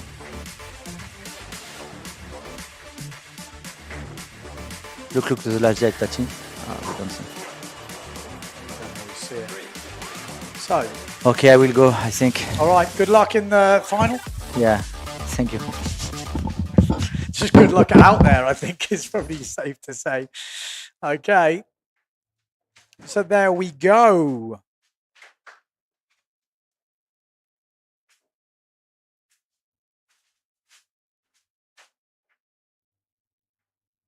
This is Brendan Loho heading out over the tricky Pozo rocks. Jenna Gibson. What's the volume of boards? The volume of boards, most of the guys and a lot of the girls actually using like 95s, something in that range, 96, 97, depending on what your brand's got. Jenna Gibson, congratulations. Hey, thank you. There's been a lot of people saying it's been some time coming. It has, yeah. You've been in the lead quite a few times, but I've lost count of how many times I've been leading races. Did you feel any pressure coming to the last drive, Mark? No. Well, I was just hand back, knees bent, just. Yeah. Is that it? Hands back, knees bent. Yeah. Come on. There's not much else you could do. Nah, but you had a good lead. You looked like you were pushing. You looked like you were pushing to get that sort of nice bit of a lead. And Justine was pushing as well. She's quick. Yeah, she is quick. You look good. You look really good. We were in Tarifa together this winter, and yeah, I knew she'd be fast this season. So you were training in Tarifa, not in Tenerife? Or both? No, no, I just went to Tarifa this year. I broke my ankle in September. Okay, I didn't know. Yeah, so I missed Japan last year. Okay, so here we're looking at a recap of that women's final. Ooh. So I think we're going to watch the whole race, which is pretty cool. So you can see Justine was coming down fast. Yeah, absolutely killing it. What are you thinking at this point? You talk it through from your point of view. Because Davico's below you. Yeah, so that kind of, she was doing really well. I was like, maybe, because you can't see what's happening above you. Yeah. So I could feel that I had good wind, but I didn't know who was above me. And then I saw Justine, and I thought, this is going to be a really close pack. And then I kind of realised it was just Justine, and she was trying to push me down, and I just went below her in the end, and almost tried to squeeze in on the inside of the jibe. I was going to say, as you came into the jibe, you pushed. I did consider going inside, and I was just like, no, it's going to be difficult enough as it is. And then it was cool. I love to see this. You didn't back off. She sort of backed off a bit, and you just went full gas. Yeah, and then and then you're like, oh, maybe not. She sort of came down to kind of close the gap on me. But great jibe though. You got a really good jibe on that one. Comes straight out with loads of power, and that's where you did it. You got that little slingshot out the jibe. Yeah, and then I kind of went down and gave her some chop and some dirty wind. I'm afraid, just to give myself a bit of breathing room. And going out here, you full gas or you're just controlling? What's the deal? Just staying on? You're just controlling it really. It was actually really tight from the first to the second. So you're heading right up into the waves, and I barely made the mark actually really. You kind of come in tight and then take it out wide, and it's so broad on the way in anyway, so it kind of worked out for me. So you're better to come in and do it. Yeah, okay. It was just so tight. I didn't really have much. That wasn't hugely tactical. It was just didn't give me much else choice on that. Well, look, Justine had that little sort of slam jibe. Sarah Keita did a little slam jibe as well, but you managed to keep the speed, so you didn't really lose anything, even though your jibe's a lot wider, but you've got all the speed carried. Yeah. And the problem is when you stop and slow down during those jibes, the wind then hits you with so much more power after, it's just getting going again. You're almost getting catapulted. You probably didn't see this, but the battle behind between Justine and Sarah Keita, Justine just smoked her on the way in. Yeah. She looks quick, like she's gunning on the way in. Yeah. Well, I can't actually, you're not looking back. Yeah. It's like this, there's no way you're looking back. And the only way that you know where people are around you is when you hear them flick their rig on the jives. Other than that, you've got no clue. And unless they're really close and you can start to hear their chop.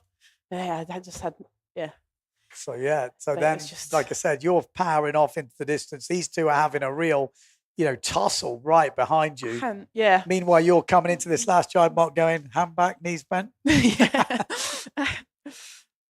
jives are so tricky. They've caught me off so many times. So it's just, it's not a normal jibe mark, is it? I mean, it's got swell and chop. And a gust. And a huge You hit a gust about where Sarah Keita is now, then it's super windy all of a sudden. Yeah. But But yeah, I was just focusing on getting around really. At this point, you're like, as soon as you come out the drive, you're just like, okay, just now don't. Now don't do a Geordie Vonk right now. Yeah. Then behind, obviously, Sarah Keita just sailing on top of Justine.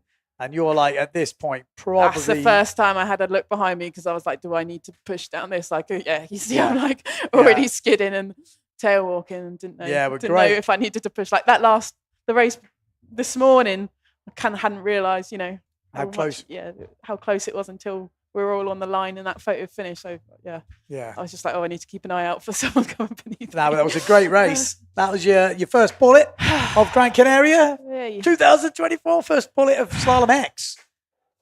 Hopefully that's the one of many more, because obviously this competition ends tomorrow, but we're going over to Furta for Slalom X. You're going to be there? Yeah. There we go. All right, we're going to get into the next races, I guess. Let's have a look where we're at. We should be into runners-up final for the men, elimination 9. Have you seen the results in the women? Let's have a little refresh there as well. I think after my last race, I went down to 3rd because I had a real shocker on the race before this one. Okay. So I went down to 3rd. Justine was then quite close in 4th. So, Yeah, well, for some reason... Very, very tight points. I've got internet issues here. Let's see if we can figure these out. Oh, there we go. So women's Slalom X.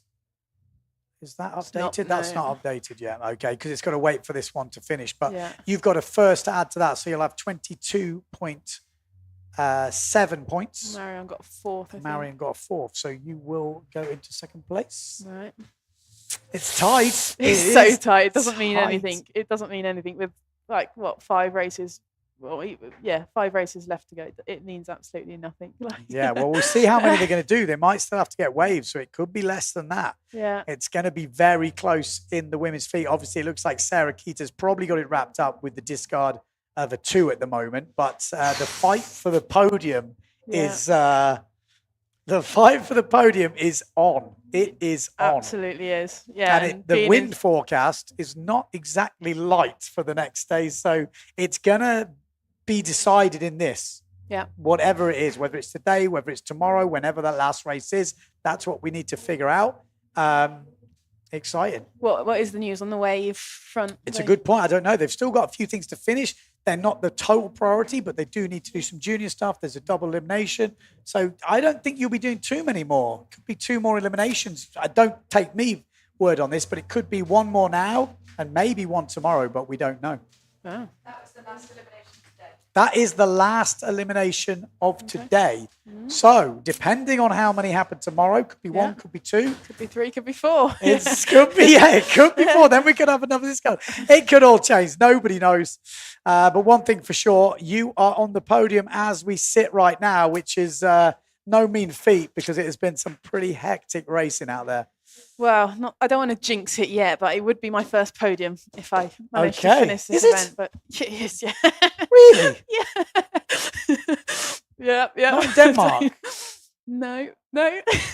I've been in this position many, many times. Okay, so come on. I am a bit biased because I am obviously British. I know I live in Portugal, but I'm definitely cheering the Brits on. So Scotty's got no more board left. It's like in pieces. Yeah. So you're our last hope. Let's fingers crossed. Let's get maybe another couple of races in. Smash them out the park. Yeah. Let's go. How's the discards looking while we're waiting for the Did you have the any next unofficial races, unofficial results for Heat 2 when it got run the first time? Or change things up a bit? A few upset people. Jimmy Tiamo is definitely one of them because he qualified and then in the resale didn't qualify. And most of the others not so bad. Mercer qualified this time and didn't last time. Yeah. So for him in the overall, he'll be super happy that worked out like that. Yeah. Because he's right up there. He's really impressed me actually. He's had literally been in the final nearly every time.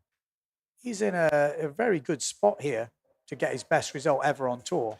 For sure. There we go. Well, yeah, his Yellow discards flag. are still quite high as well, isn't he? Just super consistent. He's been really consistent. It can be difficult. Again, in the men, I feel like Pierre Mortefon is kind of got it wrapped up now. He's discarding 2 third places, which is insane. Yeah, you could be counting both of those. And Yeah, still unless probably- there's a third discard comes in and someone goes on a run, it feels very unlikely. But the podium is definitely all up for grabs. All of them have around minimum 10-point discard. So if they mess up, they gain 10 points straight away. It's that top 4 again. Yeah. Second, third, fourth. So, It's gonna you know, as long as you're in within 10 points of the podium, you're in with a chance. Because one mistake, they gain 10 points. So if you're sitting on 29 points, which seems like a long way away, which is Benoit Mercer, 10 points off Matt Chetwickowski, if he's outside the top 10, he will be on 27 points. If Mercer could conjure up a win, you know, it could change as much as that. So let's see, Jordi Vonk, 24 points. He wins the next one. And he's been He's on going well in the 25. last few. Matt Check's in 8th. He straight away goes into 2nd, you know. And with Matteo these- Yukino, tight. with this half fleet stuff as well, you know, that doesn't take much to go. No, You could it's be just leading one, yeah. one mistake from someone else in front of you. Absolutely. So, you know, don't think that this is not close on the podium. This is going to come right down to the wire. And the conditions are so hard. Like, I cannot tell you how difficult it is just to get around the jives, you know. Like, I mean, you saw it in the round before, like, it was safe jives, you know. You're like, it always wasn't impressive ridiculous. because they just, So you know, none of difficult. them are coming out playing or anything. It's just so difficult. No, it's so difficult. Okay, here we go. Runners up final. Is it going to make a difference? Maybe not to the podiums, but definitely these guys want to win this. You get your chance to shine on the live stream. You get your chance to get your little Instagram clip of leading the race. Let's see what we got. Green flag is up, and it looks like it's a good start. No one is over early, so all the riders powering down. We've got a Neil Pride down that bottom end. Who have we got in And this? Let's RRD at look. the top going quite well, is that? We've got Laufer in this. Maybe he's going to make a run for it. We've got Daldorf in this. He's been going great. First time we've probably seen him in this runners-up final. He's been so consistent. So I'd expect Ingmar Daldorf to be right up there. One of the That's GA probably boys. him in Yeah, looks like a small sound. does look like Ingmar Daldorf flying. Sukas on the RRD is also flying. Tati Franz is going. And then we've got the Neil Pride. Could be Macker down this bottom end. But it is going to be Ingmar Daldorf. Again, little mistake on the last jibe mark really cost him that place in the final. He'll be upset to be in this runners-up final, but he's making the most of it as he jibes round in first place. Sukas from Greece in second place. Then Macker from France. Tati Franz from Bonaire. Then we got Jimmy TMA. Then we got the GA and more Neil Prides. Brendan Lohol coming round. They've all made it round. Yeah, Maybe it'll dropped safe off you a out. little bit. Maybe it has. It is high tide, so the wind could be a little bit lighter. Ingmar Daldorf looking good, though. The big Dutchman, he is not really taken to the foiling discipline. He has really wanted to stay on the fin, so he will definitely be welcoming back this, and he is doing really good in the overalls. He's up in the top 5 still. So Ingmar Daldorf round in first place in this runners-up final. Sukas in second place. Third place, Macker. Then looks like Jimmy TMA. Then Tati Franz. The waves have got real steep just in the last We've got last Mattis. round. Does look a bit funky out there. Brendan Lohol coming through. You go that low cam, you really get to see what's going on. But out in the front, Ingmar Daldorf from the Netherlands. Looks like he might already have it wrapped up, but we've still got 2 jibe marks to go. Anything can happen. Sukas nearly had a really good one yesterday, but the chicane got the better of him. No chicane in the race today, though. Just Ingmar Daldorf ahead of him. Jimmy TMA, good jibe from him, although not the best. Macker right behind him. The 2 Frenchies are going to have a I fight think for Pierre 4th is- place, but it's all about the win here. Ingmar Daldorf from the Netherlands. We've got Sukas from Greece in second place, and Ingmar is going to really much Pulled jibe. away on this last reach. Yeah, he's going to jibe this one all on his own. So he just needs to, hand back, bends the knees. There we go. Almost an easy jibe for Ingmar Daldorf as Sukas jibes behind him. This is going to be a 13th place for Ingmar Daldorf. A win in the runners-up final for the Dutchman. This should be his discard because he's been super consistent on the results, sitting in 5th place at the moment. He's discarding a 10th. So this will be his new discard. He will count 10 points for this 9th elimination. So Ingmar Daldorf wins it. Sukas in second. Third place will be Macker getting the better of Jimmy Tieme. Is that penultimate jar oop, I think. That got him on the outside, I think. No, I think the one before, possibly. Oh, yeah. Yeah, on the inside. Yeah. Brendan Loho, 78 kilos of him, flying down this reach. It'll be interesting to see what kit people bring next year for Pozo. I know I'm jumping the gun a bit, but will it change, their experience from this year? Will it change it? Mattis actually down this bottom end as well, looking pretty solid. It'd be interesting if they changed, the kit rules to have a bit of a change. I think another sail wouldn't be a bad thing.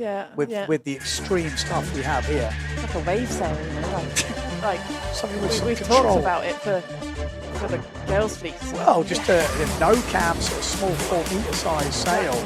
Yeah. It's it'd be very interesting to see it. I think the general public would like it as well. See what's capable. Yeah, they use it. The girls use it on the French tour when it gets really windy in Marignan. They what size? They normally go for a 4.0. Okay. The sort of best change down from a 5.0 sort of cam sail, but it's almost hard to contemplate how windy this kind of crazy stuff is, because usually 6.3 racing, is windy. Yeah. And this is full power 5.0 racing, Yeah. Even Out of 4.5 racing. Yeah. Just off the scale, like can't unable even to hold cheat it. in. Yeah. Like that last race, the one before, I could not cheat in. It was hideous. and probably most people, if they've raced on the UK tour, they'll know how you stack up in terms of sail sizes to the guys. It's not too far off the same, is it? No, just like one size smaller than Simon, The big who's boys. 100, Yeah, 100 odd exactly. kilos. So And then, most of the normal guys would be on the similar size to you. Yeah, So yeah. that probably puts it a bit more in perspective for you guys at home. Insane. Absolutely insane. Right, next up, we're going to have the winners final next. And this is quite a big one, the winners final. A lot could be decided here because all eyes are on those podium chasers right now. Pierre Mortifon, as we've said already, has probably got maybe one hand on that trophy with how the forecast is looking, how the wave fleets are looking. But second and third are totally up for grabs. And, that's massive. To be on the podium here in Pozo is huge. This is like, if you're a wave sailor, it's like being on the podium in Hoopkeeper. Well, it's actually like being on the podium in Pozo because it's iconic. Iconic slalom events have got that thing, and Pozo has definitely got that hardcore. You make it on the podium in Pozo, you are going down in the history books, aren't you? That's for sure. It's going to be a proud moment. So these boys are fighting hard for that.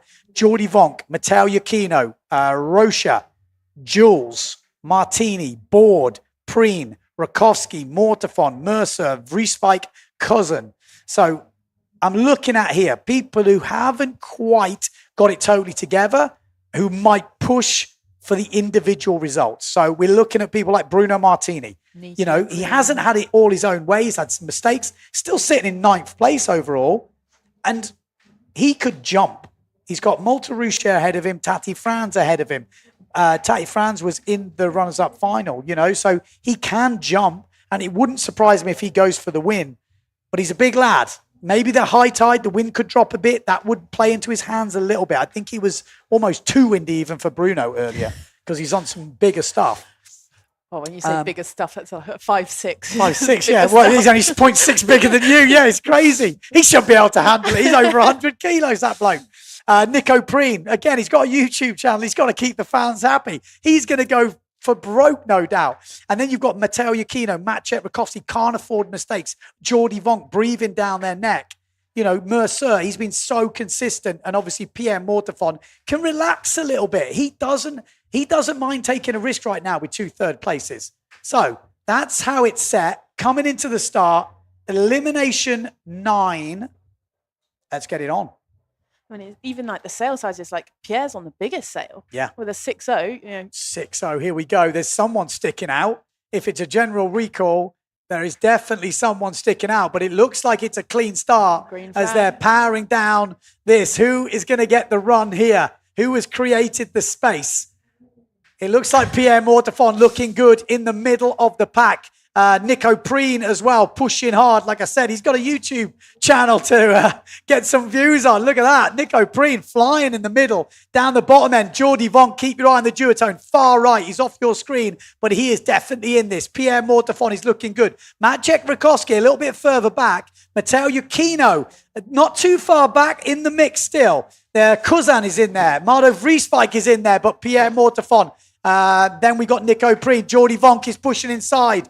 No, he's not. It's going to be Pierre Mortefon that goes round in first place. Nico Preen in second. Then Jordi Vonk. Then we've got the Saverns. Oh, we've already lost the pride. It wasn't Maciej Rakowski. I think it was Bruno Martini has gone down. Pierre Mortefon. This is looking like the win here in Pozo. This could be sealing it right now. Nico Preen is not backing off, though. He's going to go for broke. No doubt about it. He wants the glory. Could he win this elimination?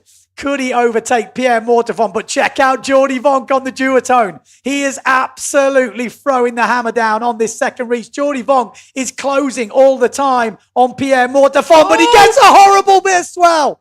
Jordi Vonk just got a horrible wave right before the jibe. Pierre Mortefon goes round. Amado Vrieswijk up into second. Nico Preen dropped back. Jordi Vonk's trying to water start out.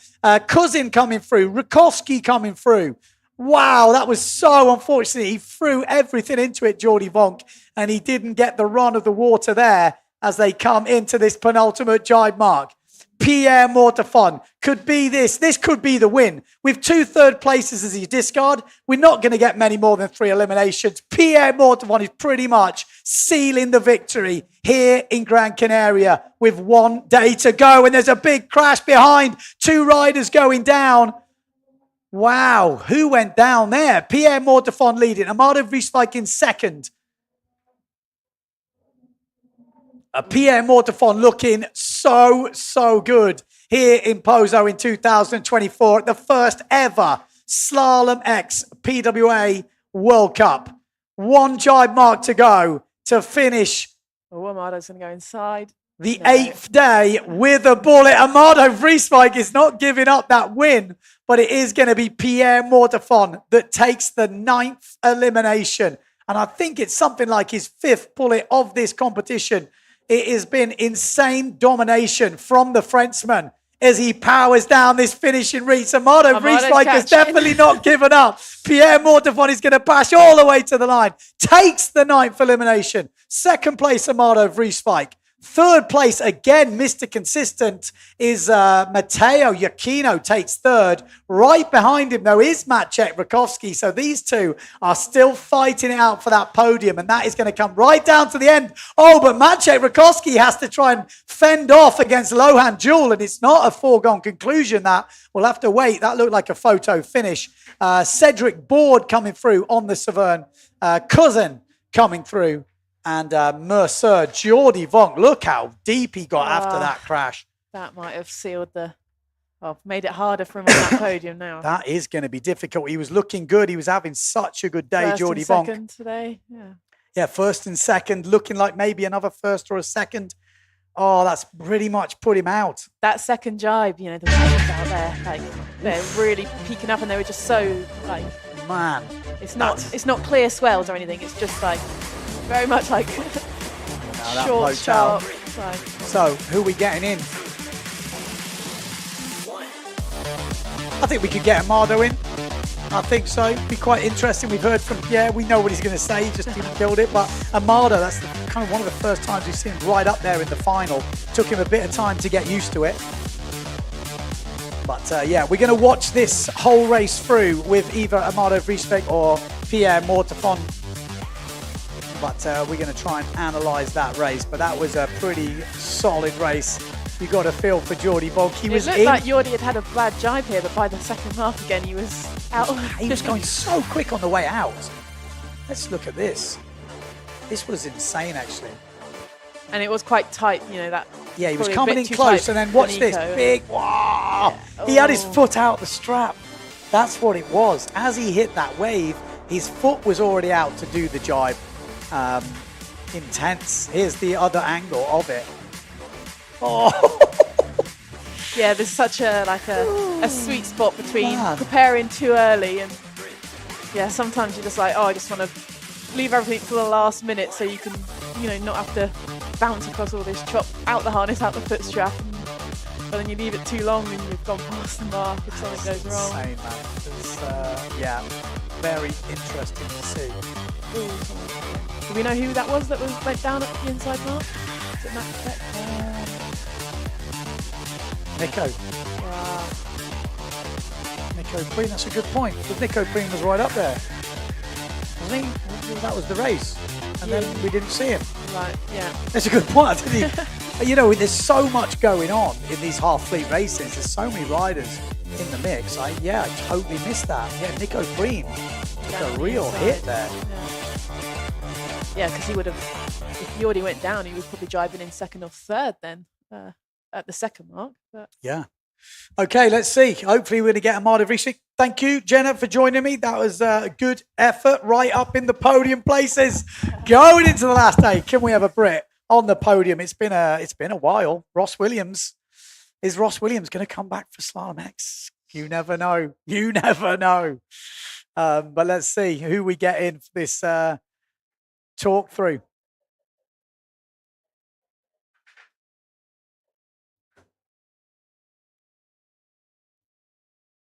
I think we've the word on the street is they're trying to get Amado Vrieswijk. You know, obviously just finished second in that final. So let's see who we get.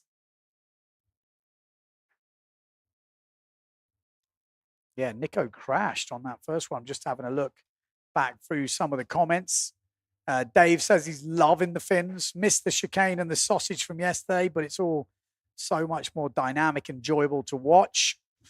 Kudos for making this happen. Yeah, there we go. I mean, these guys are putting themselves on the line here, and the girls, probably more so the girls. It's insane.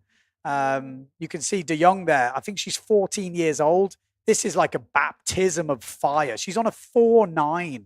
A 4.9. Bruno Martini, 100 odd kilos of him, is on a 5.6, and she's on 0.7 below. Jenna Gibson, you know, on 5.0. Mad what these what the women are doing. It's into girls, 14 years old. They're young, got a bright future ahead of her, but this is full on. I mean, I don't know how they're even managing it. Yeah, when did Nico crash? I'll be honest, it was all a blur to me, but it was coming into the penultimate jibe mark, so not the last jibe mark before. As they come in, just disappeared. I just saw a big splash, but my brain just wasn't quite working out who's who at that point.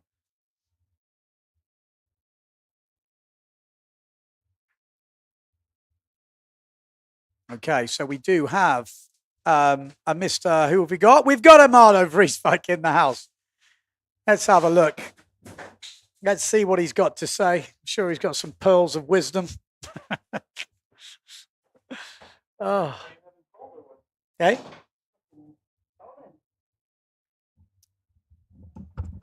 Johnny Bravo himself. What's up? Right, we're going to watch the race with you. You're going to talk us through it. It might be all a blur, but I think it's all good. So yeah, we're going to have a watch through that race. Yeah, of course. They're not even cold. Come on, man. Yeah. Any questions from our briefing? Let me know. But we're going to talk through the race. So, how was the race? Second place, your best result here in Pozo this year. Yeah. Feeling better? It's took you a while to warm up. Yeah. Yes. From yesterday, I felt myself like being myself again. Days before, I was just all over the place, dizzy, and just couldn't get focused. You were a bit ill before the competition. Yeah. For people who don't know, you didn't have your kit. Also. Yeah. So I was in Holland to try to get some fin time, like to get back into it. So we came here 10 days earlier. The bags didn't arrive for 3 days, and then we got sick. Me and Jordi I got sick, and I kind of gave it to Jordi. So sorry for that. But this is the runners-up final. We need the men's winners final. This is the runners-up final. Sorry about that. Men's winners final. Here we go. So where were you? I was further down with Jordi. So you were down the right-hand side, red sail, second from the right? Yeah. Yeah, so Jordi was going quick. Jordi is quick. But everybody is quick. The thing is, I started lower now, as you don't have to go over the swell downwind. Okay. And I've been having this thing today that every time the nose gets pushed down, and my speed isn't the best, but it's still up there if I can get the trim in. And it's just all over. You can see everybody is struggling, getting spin outs. I lost my back foot twice. You know. Really? Yeah. And what size are you on? 5'5"? 5'5", yeah. It's not crazy windy at all. Okay. It's just very bumpy. Okay. So coming into the mark, what's your thinking here? I mean, I had Matteo there. I don't want to crash with him. But I have been going too nicely on the jibes with myself, and I've been crashing for that. So I just committed to it. It's interesting. When I watch it back, I see different things because you're so hectic, looking everywhere. Now I'm looking at you. That was a hell of a jibe. Yeah. What, did you see what happened to Geordie coming in? I saw him crash through my sill. Yeah. And today I've been having good speed going out somehow. I've been always catching up to going out. So here I was there, but here is the point of like, are you going to commit to the jibe? Are you going to jibe behind them? So you don't want to crash with these guys. Yeah. So I think Geordie takes his foot out now. Yeah, and I had a wider line. Yeah, exactly. I had a wider line, and I saw this happen. So I think that the new pride had to go around him. Yeah, that killed Preen, actually. Yeah. I was wondering what happened to him. So that didn't help him. Everyone just cut inside him. Yeah, because I was thinking to go wide, but then I saw Jordi having this wobble, and then I just closed it in. And then from here, it was just staying on the board, committing to the jibes and not thinking, oh, I'm in qualifying position or I'm second, just take it easy. Because that's what messed me up today in the semis.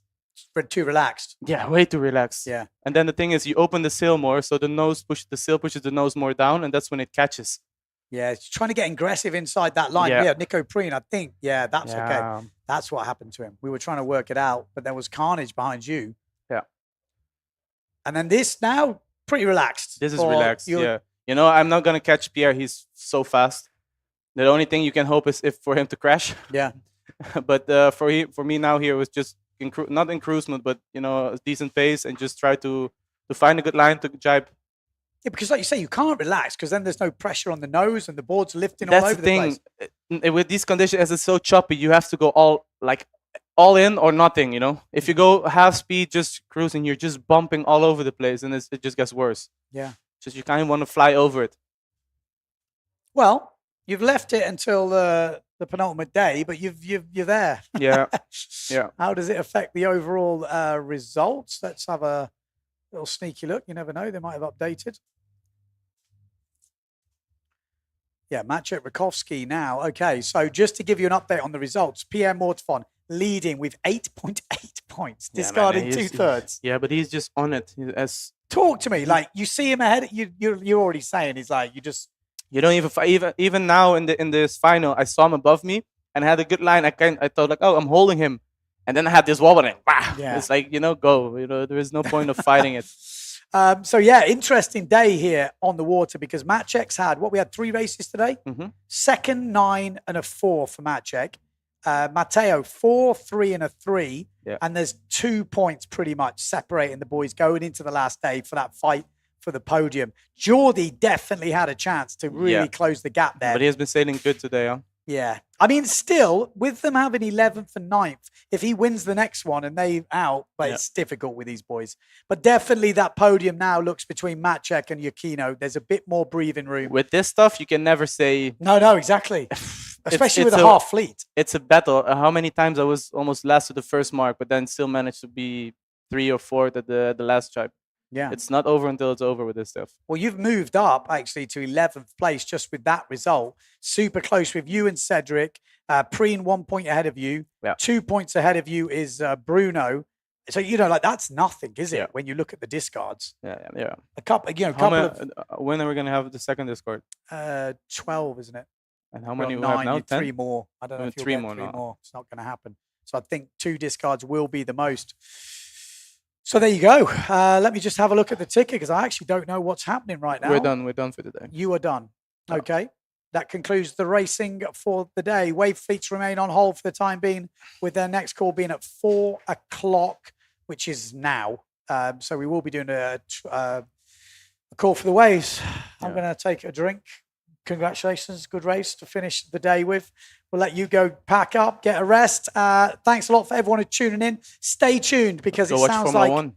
Yeah, well, the football's on as well. England are playing, but they have been absolutely so much worse to watch than the windsurfing. The windsurfing has just been on a whole new level, especially today. Some insane And did you miss stuff. the jumps? No, not today. No? That was insane. Man, I would have liked to... I have to say... We should have halved it. I think with the jump, if everyone was getting paid the same as footballers stick the jump in. But today, everyone was on the edge of control anyway. But that's when I agree. That's Don't when get you me wrong. split the boys from the men, As a windsurfing TV YouTuber, I'm You love wanting it. that. Give me the jump. But the next one, we're going to have two. And we're going to separate the sausages, but only 5 meters from each other. So you're either going to Okay. jump in it once, or you do the motocross jump. Okay. So you will love it. I like it. But I also say, what I really want to see is actual slalom in the waves. Because the waves are the best form of jumps. I think they're unpredictable. For Pozo, they're it's moving. very flat at the Yeah, moment. it's I think if difficult. you would have swell Yeah. coming through, even just normal swell without... I think so. I think it would have been much cooler. Yeah. And I think we could get that. That's why The this thing venue is with pretty... so much people doing waves, so the kids and all this stuff, It needs a as soon as separate- there is a wave, you need to go. I agree. I think it needs almost either it needs extending, but it also needs a race team and the thing that's team, too which much. could happen. I think when I see that, the sponsors, surely we have to be able to get some. This is epic. This is epic. I love this it. This is what we want to see. Let us know in the comments, or if you know someone, maybe maybe there's a sausage factory owner out there. Unox, whatever it's called. Bring it on, right? Stay tuned. All right, guys. I will thank give you an update. Cheers, Amado. We'll see you soon for the next update.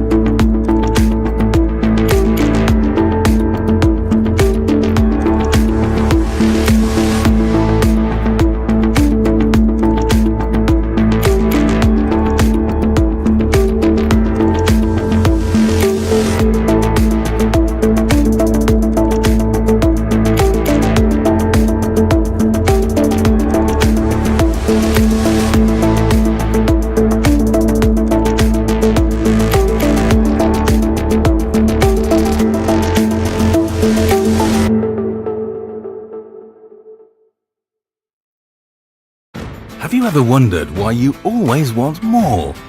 More Mondays without an alarm. More first tones. More whiffs of the salty sea and the countrified country. More smiles for the camera. More unexpected friends. More laughing at life. More enjoying the journey. And what if the answer was never really what, but where? Gran Canaria. So much to live for.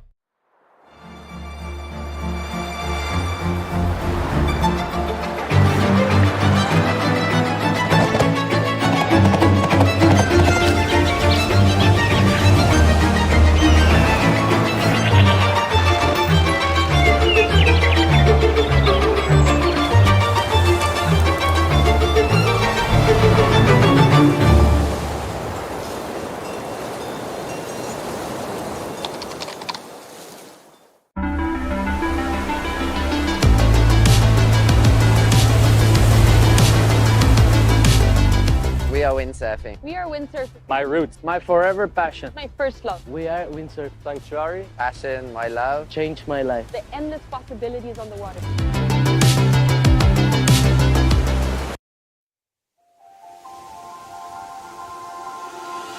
Ven y acércate a ver el viento, a saborear el paisaje y a escuchar el silencio de una visión infinita. Ven y acércate a sentir el amanecer de nuevos pensamientos que te nacen dentro cuando descubres que estar aquí es querer estar aquí. Santa Lucía es querer estar, querer ser y no poder dejar de hacer. Hoy, las cosas que ayer quedaron para mañana.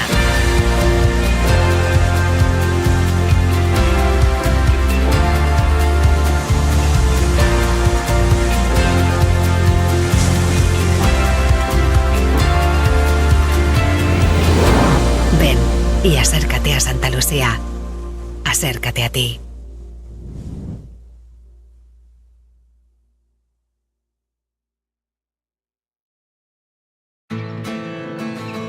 Have you ever wondered why you always want more?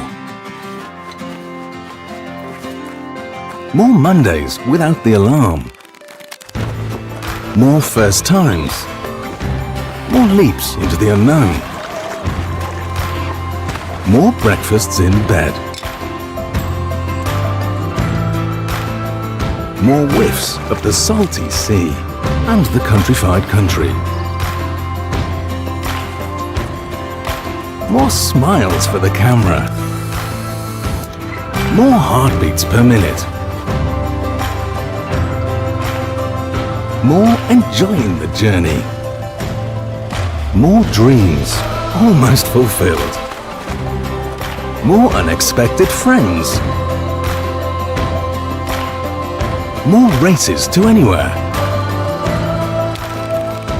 More flavors to discover. More being at a loss for words. More time. Time to lose yourself and find yourself again. In short, more moments like this. And this. And this. And what if the answer was never really what, but where? Gran Canaria. So much to live for.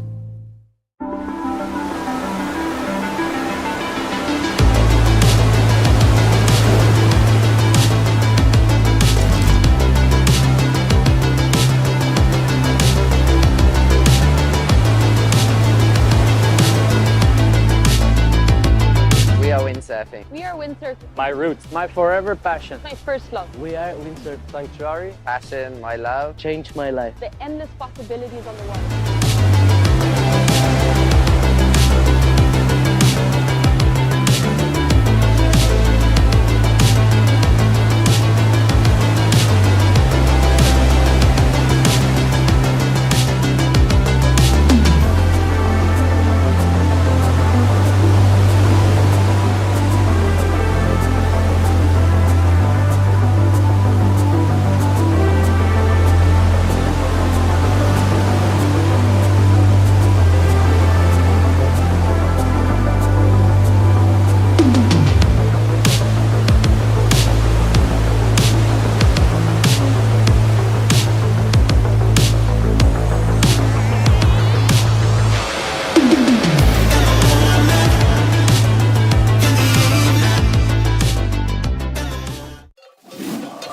The beach? When was the last time you tried something new?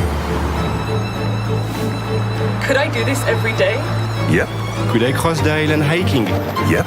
Or riding, if you want. Hello, how can I help you, sir? Oui, bonjour madame. Cancel my flight, please. What is this? This is our unique nature. Oh. And there is more. A lot more. Could that be why we smile so much? Or is it because of this? Because every day is a new discovery. Start your vital movement.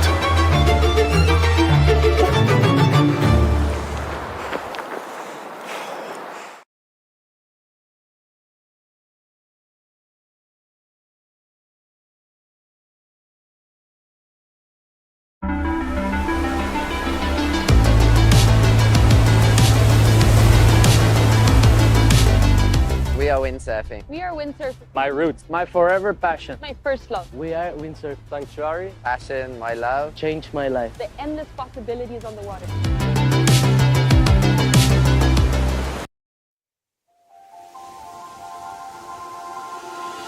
Ven y acércate a ver el viento, a saborear el paisaje y a escuchar el silencio de una visión infinita. Ven y acércate a sentir el amanecer de nuevos pensamientos que te nacen dentro cuando descubres que estar aquí es querer estar aquí. Santa Lucía es querer estar, querer ser y no poder dejar de hacer.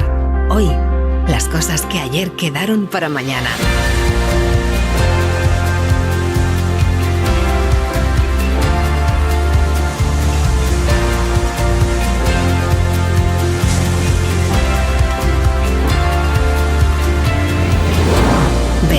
y acércate a Santa Lucía. Acércate a ti.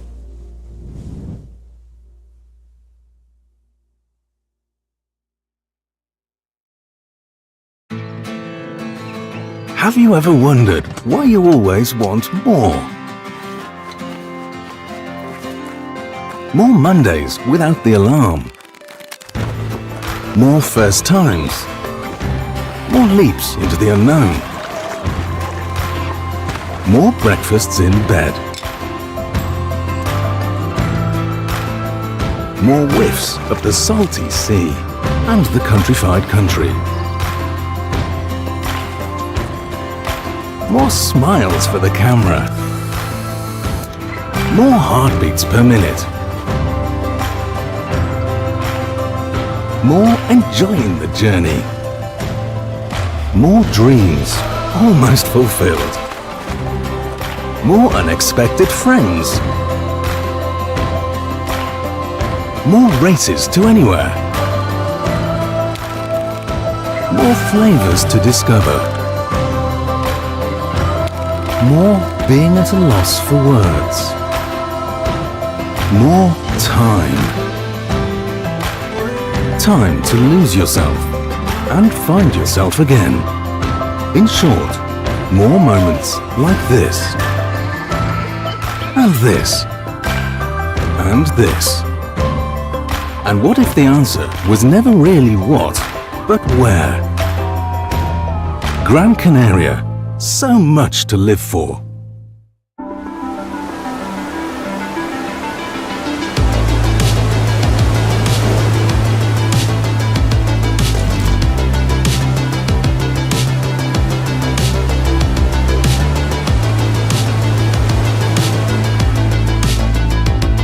We are windsurfing. We are windsurfing. My roots, my forever passion. My first love. We are Windsurf Sanctuary. Passion, my love. Changed my life. The endless possibilities on the water.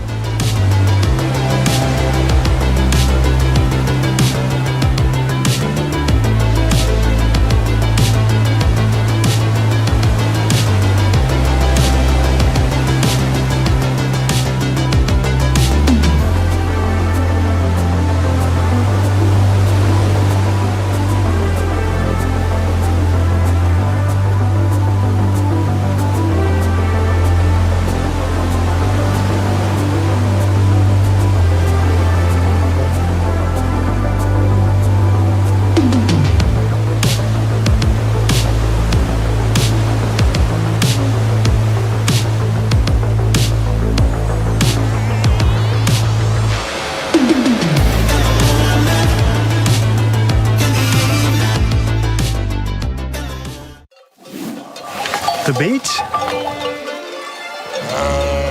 When was the last time you tried something new? Could I do this every day? Yep. Could I cross the island hiking? Yep. Or riding, if you want. Hello, how can I help you, sir? Oui, bonjour madame. Cancel my flight, please. What is this? This is our unique nature. Oh. And there is more. A lot more. Could that be why we smile so much? Or is it because of this? Because every day is a new discovery. Start your vital movement.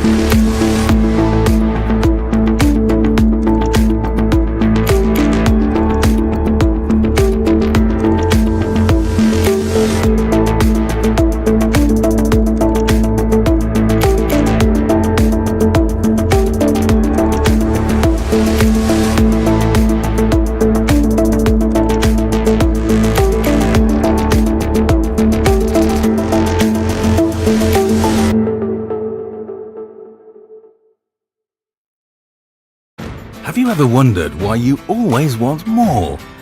More Mondays without an alarm. More first times.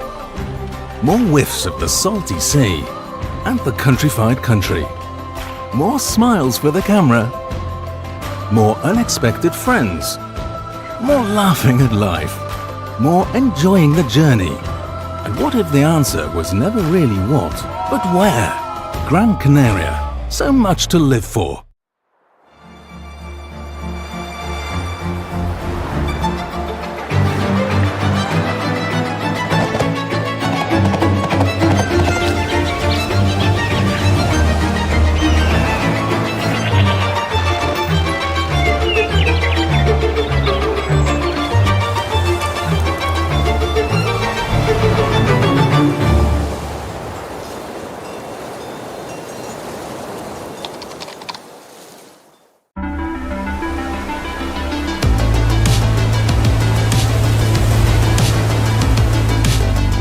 We are windsurfing. We are windsurfing. My roots, my forever passion. My first love. We are Windsurf Sanctuary. Passion, my love. Changed my life. The endless possibilities on the water.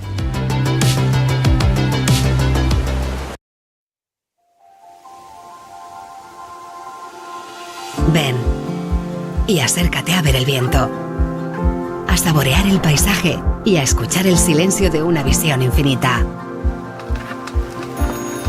Ven y acércate a sentir el amanecer de nuevos pensamientos que te nacen dentro cuando descubres que estar aquí es querer estar aquí. Santa Lucía es querer estar, querer ser y no poder dejar de hacer. Hoy, las cosas que ayer quedaron para mañana.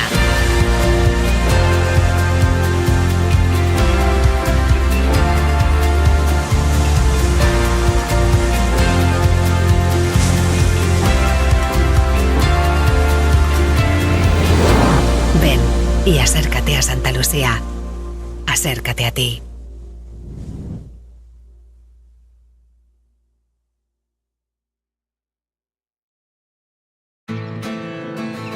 Have you ever wondered why you always want more? More Mondays without the alarm.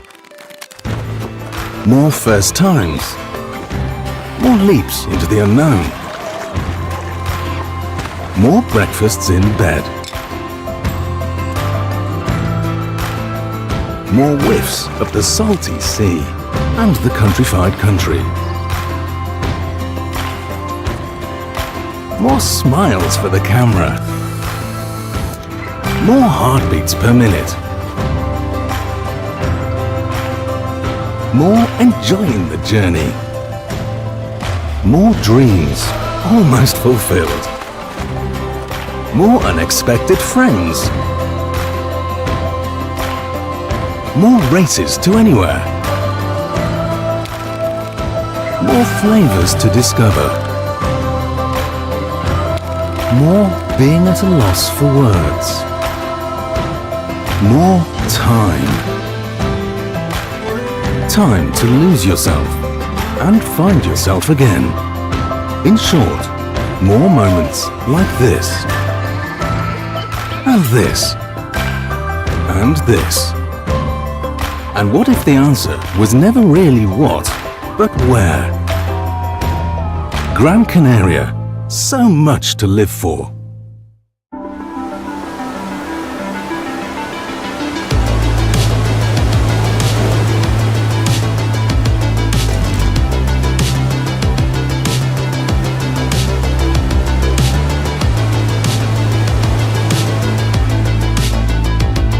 We are windsurfing. We are windsurfing. My roots, my forever passion. My first love. We are Windsurf Sanctuary. Passion, my love. Changed my life. The endless possibilities on the water.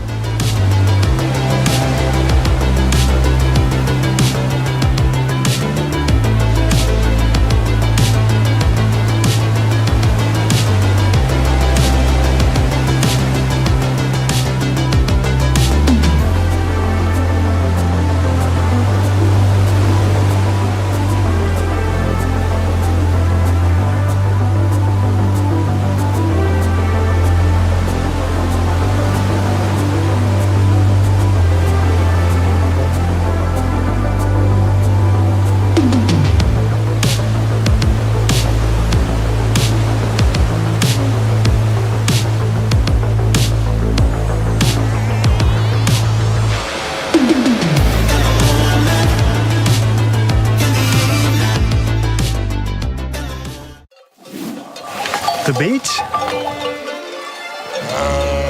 When was the last time you tried something new?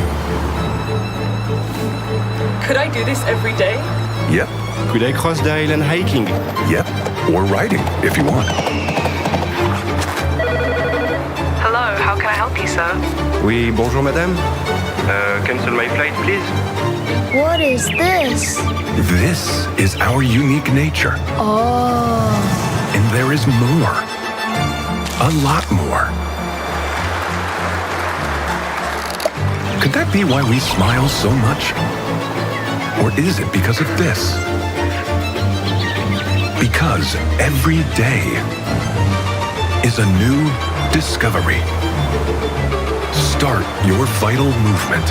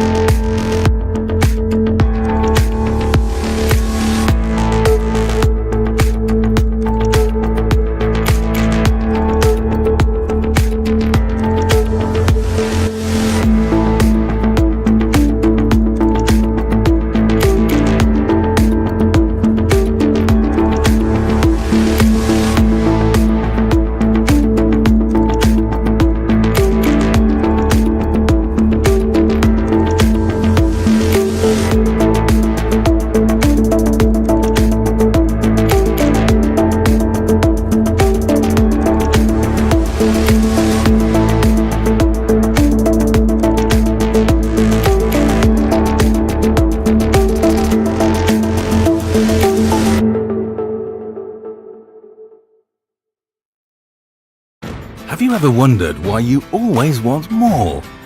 More Mondays without an alarm. More first times. More whiffs of the salty sea and the countrified country. More smiles for the camera. More unexpected friends. More laughing at life. More enjoying the journey. And what if the answer was never really what, but where?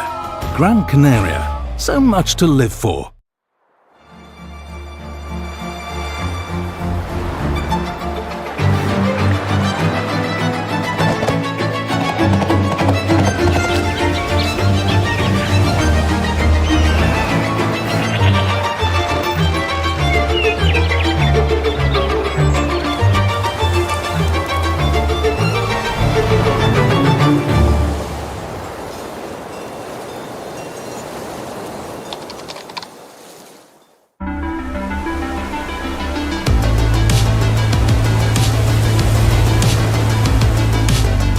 We are windsurfing. We are windsurfing. My roots, my forever passion. My first love. We are Windsurf Sanctuary. Passion, my love. Changed my life. The endless possibilities on the water.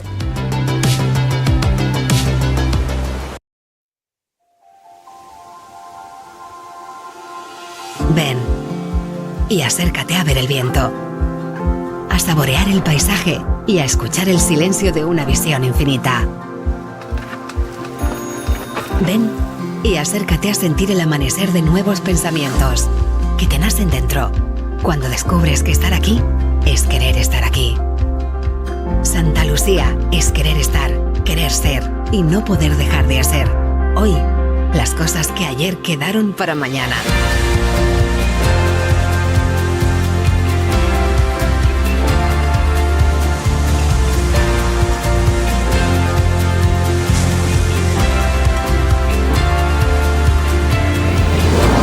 Ven y acércate a Santa Lucía. Acércate a ti.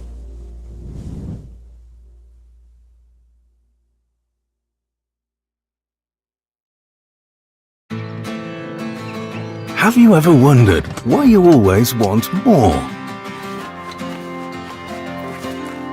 More Mondays without the alarm. More first times. More leaps into the unknown. More breakfasts in bed. More whiffs of the salty sea and the countrified country. More smiles for the camera. More heartbeats per minute. More enjoying the journey. More dreams almost fulfilled. More unexpected friends. More races to anywhere. More flavors to discover. More being at a loss for words. More time. Time to lose yourself and find yourself again. In short, more moments like this. And this. And this. And what if the answer was never really what, but where? Gran Canaria. So much to live for.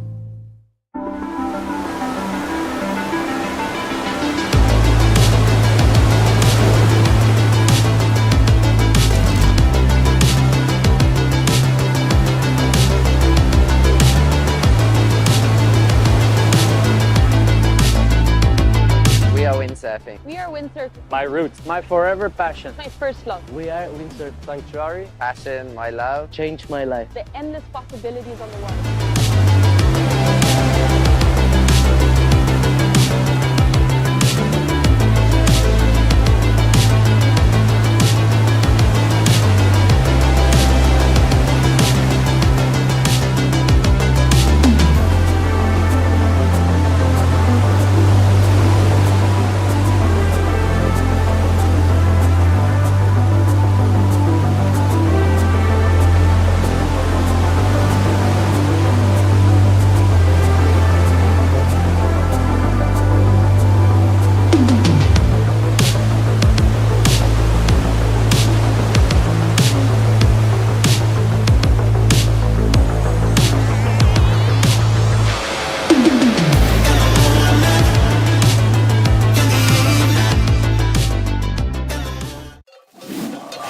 The beach?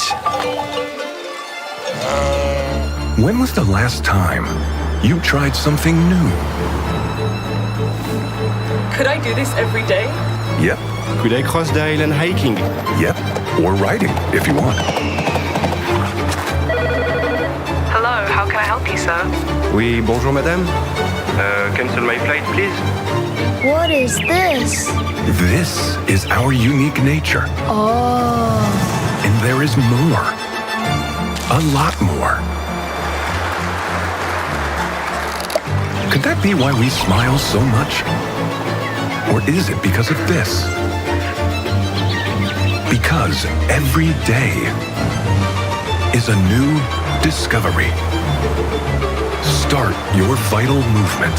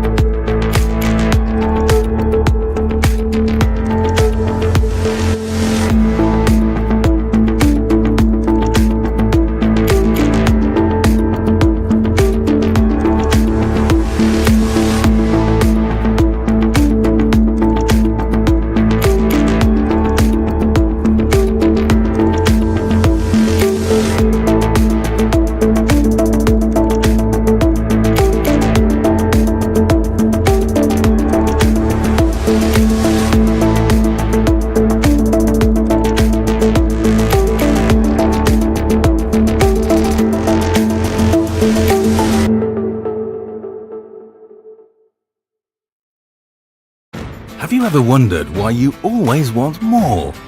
More Mondays without an alarm. More first times. More whiffs of the salty sea and the countrified country. More smiles for the camera. More unexpected friends. More laughing at life. More enjoying the journey. And what if the answer was never really what, but where? Gran Canaria. So much to live for.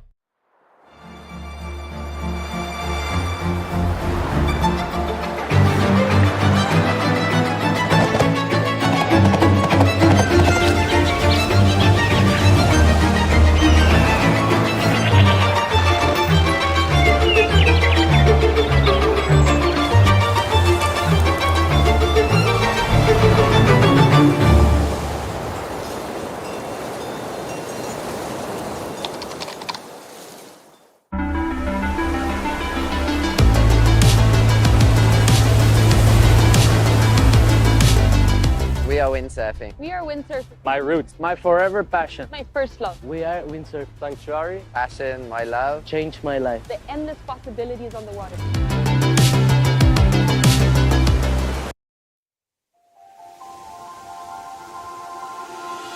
Ven y acércate a ver el viento, a saborear el paisaje y a escuchar el silencio de una visión infinita. Ven y acércate a sentir el amanecer de nuevos pensamientos que te nacen dentro cuando descubres que estar aquí es querer estar aquí. Santa Lucía es querer estar, querer ser y no poder dejar de hacer. Hoy, las cosas que ayer quedaron para mañana.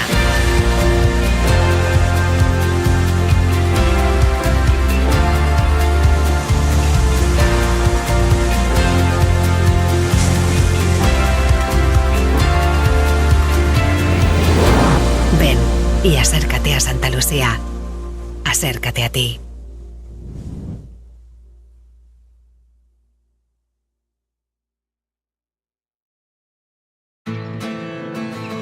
Have you ever wondered why you always want more? More Mondays without the alarm. More first times. More leaps into the unknown. More breakfasts in bed. More whiffs of the salty sea and the countrified country. More smiles for the camera. More heartbeats per minute. More enjoying the journey. More dreams almost fulfilled. More unexpected friends. More races to anywhere. More flavors to discover. More being at a loss for words. More time. Time to lose yourself and find yourself again. In short, more moments like this. And this. And this. And what if the answer was never really what, but where? Gran Canaria. So much to live for.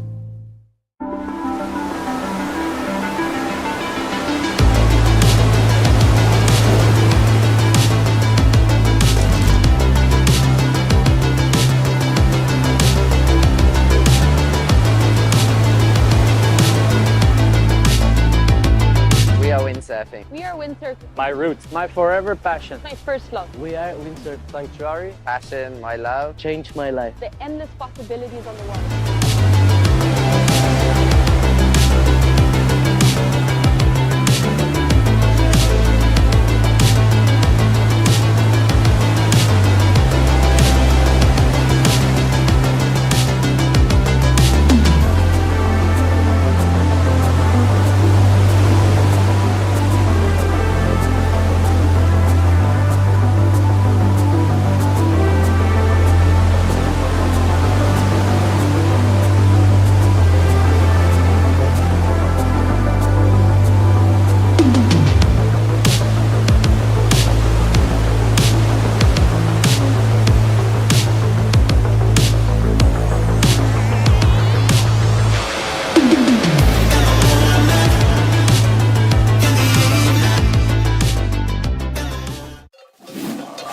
the beach?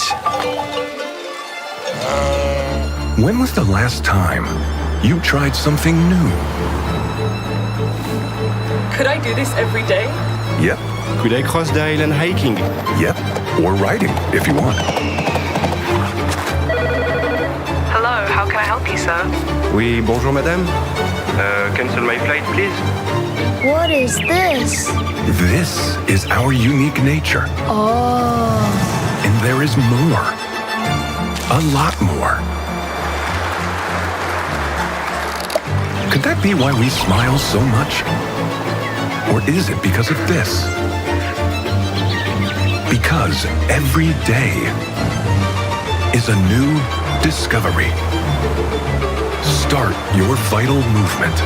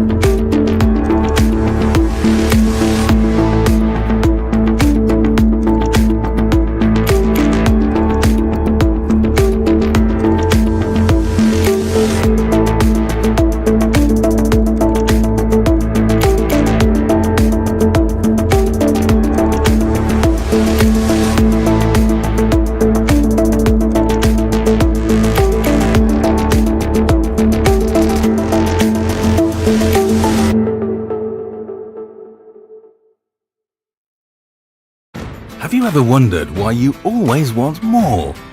More Mondays without an alarm. More first times. More whiffs of the salty sea and the countrified country. More smiles for the camera. More unexpected friends. More laughing at life. More enjoying the journey. And what if the answer was never really what, but where? Gran Canaria.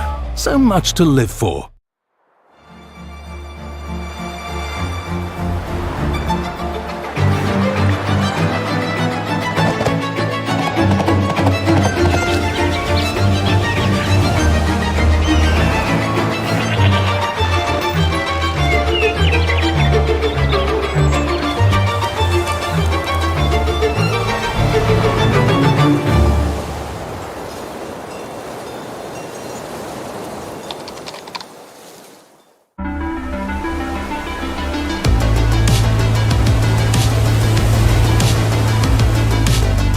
We are windsurfing. We are windsurfing. My roots, my forever passion. My first love. We are Windsurf Sanctuary. Passion, my love. Changed my life. The endless possibilities on the water.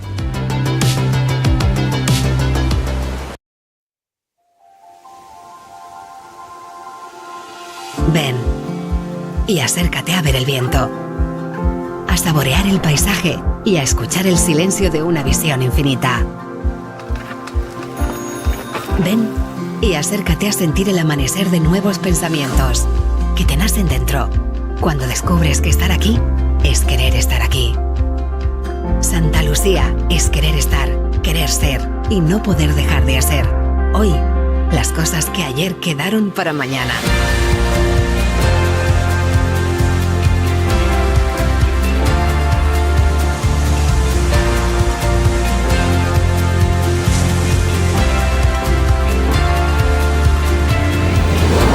Ven y acércate a Santa Lucía. Acércate a ti.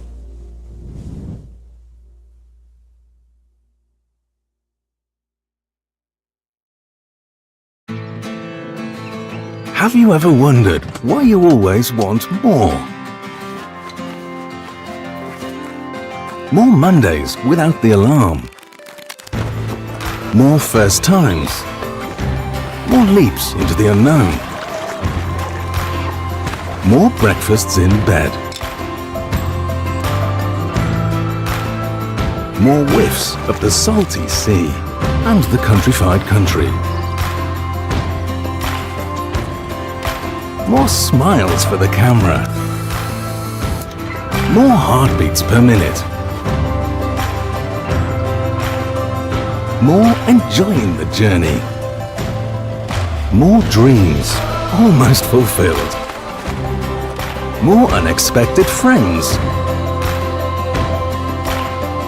more races to anywhere, more flavors to discover, more being at a loss for words, more time. Time to lose yourself and find yourself again. In short, more moments like this, and this, and this. And what if the answer was never really what, but where? Gran Canaria, so much to live for.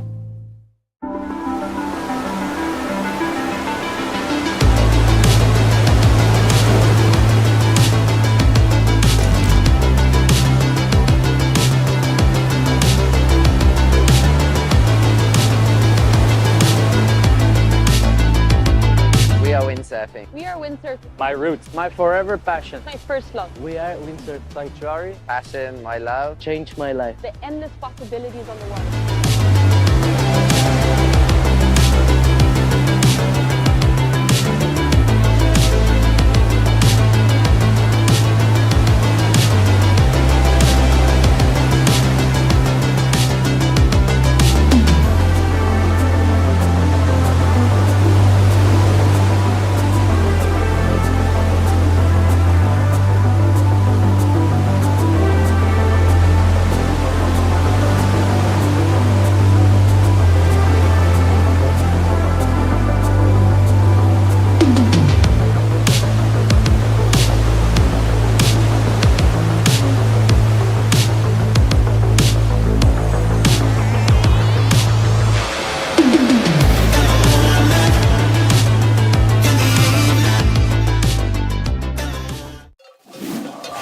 The beach?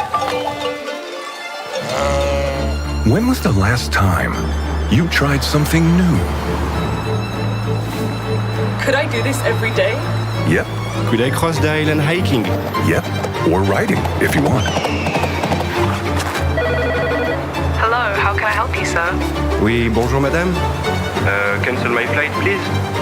What is this? This is our unique nature. Oh. And there is more. A lot more.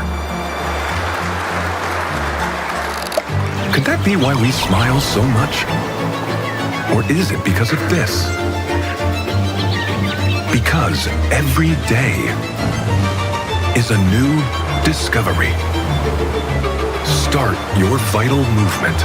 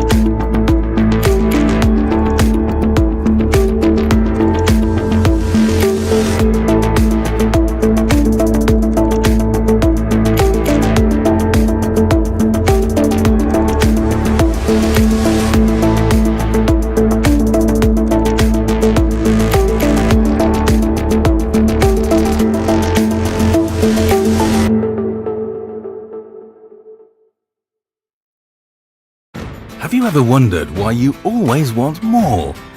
More Mondays without an alarm. More first times.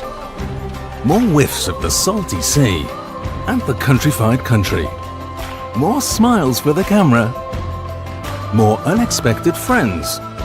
More laughing at life. More enjoying the journey. And what if the answer was never really what, but where? Gran Canaria. So much to live for.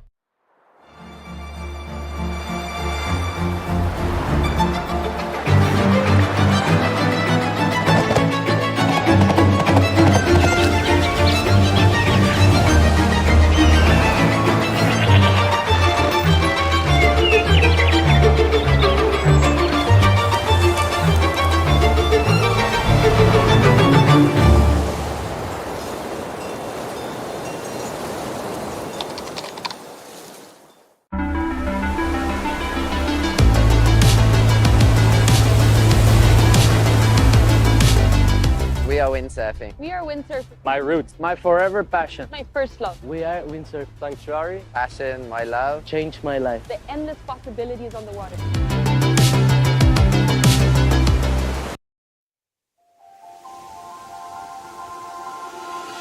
Ven y acércate a ver el viento, a saborear el paisaje y a escuchar el silencio de una visión infinita.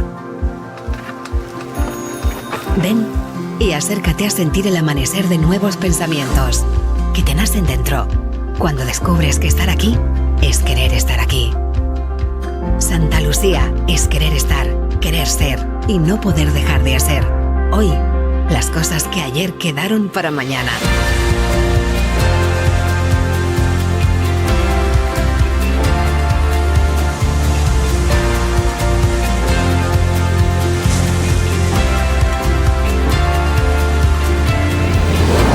Ven y acércate a Santa Lucía. Acércate a ti.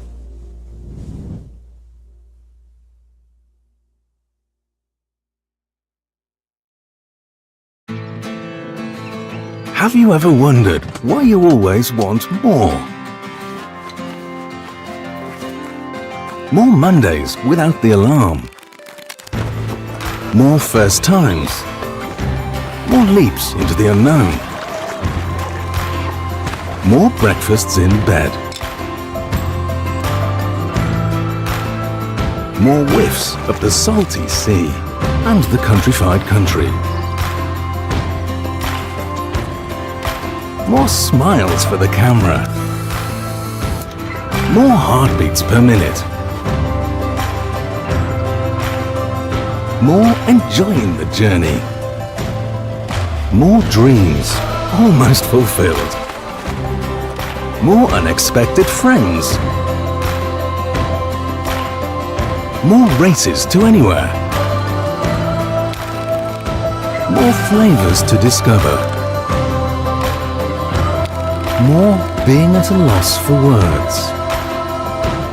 More time. Time to lose yourself and find yourself again. In short, more moments like this. And this. And this. And what if the answer was never really what, but where? Gran Canaria. So much to live for.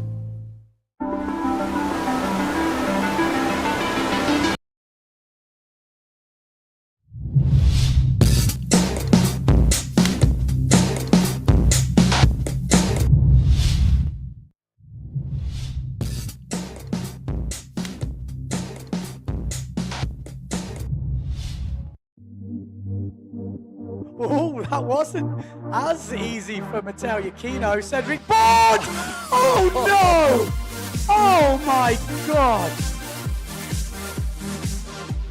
Day 6 here in Pozo, and this is meant to be the light wind day.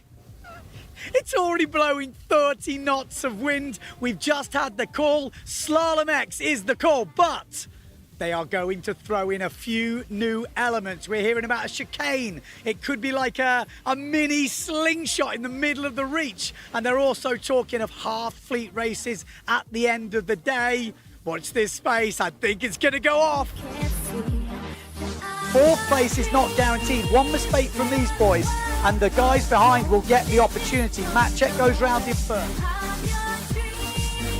It is going to be an out-and-out drag race all the way to the line. You can see the finish, and board is closing.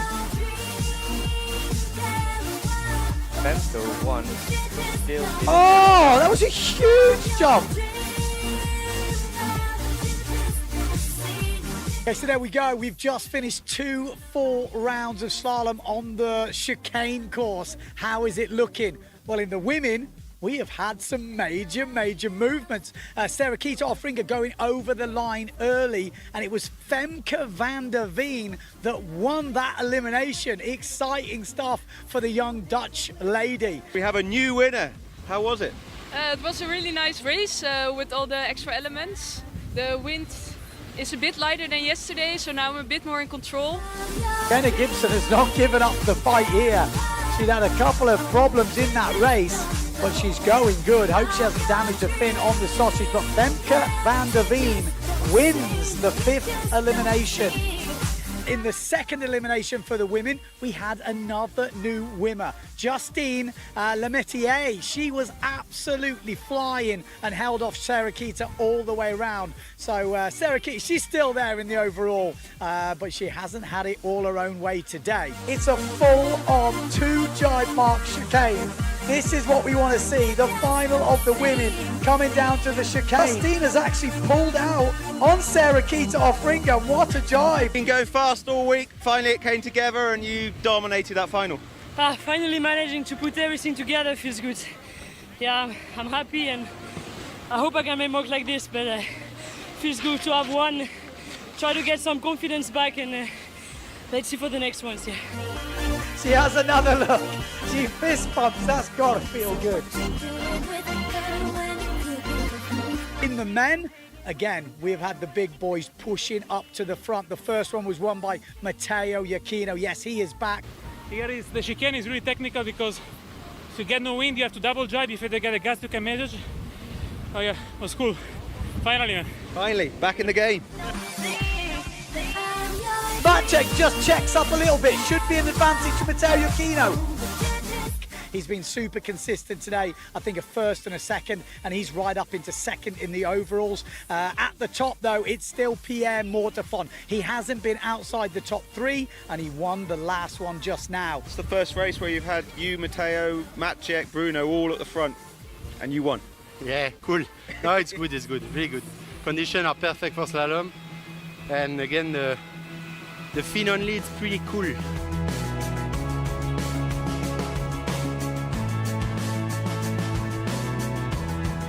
Dowdorf still in it, and Maciek Rakowski making a comeback today.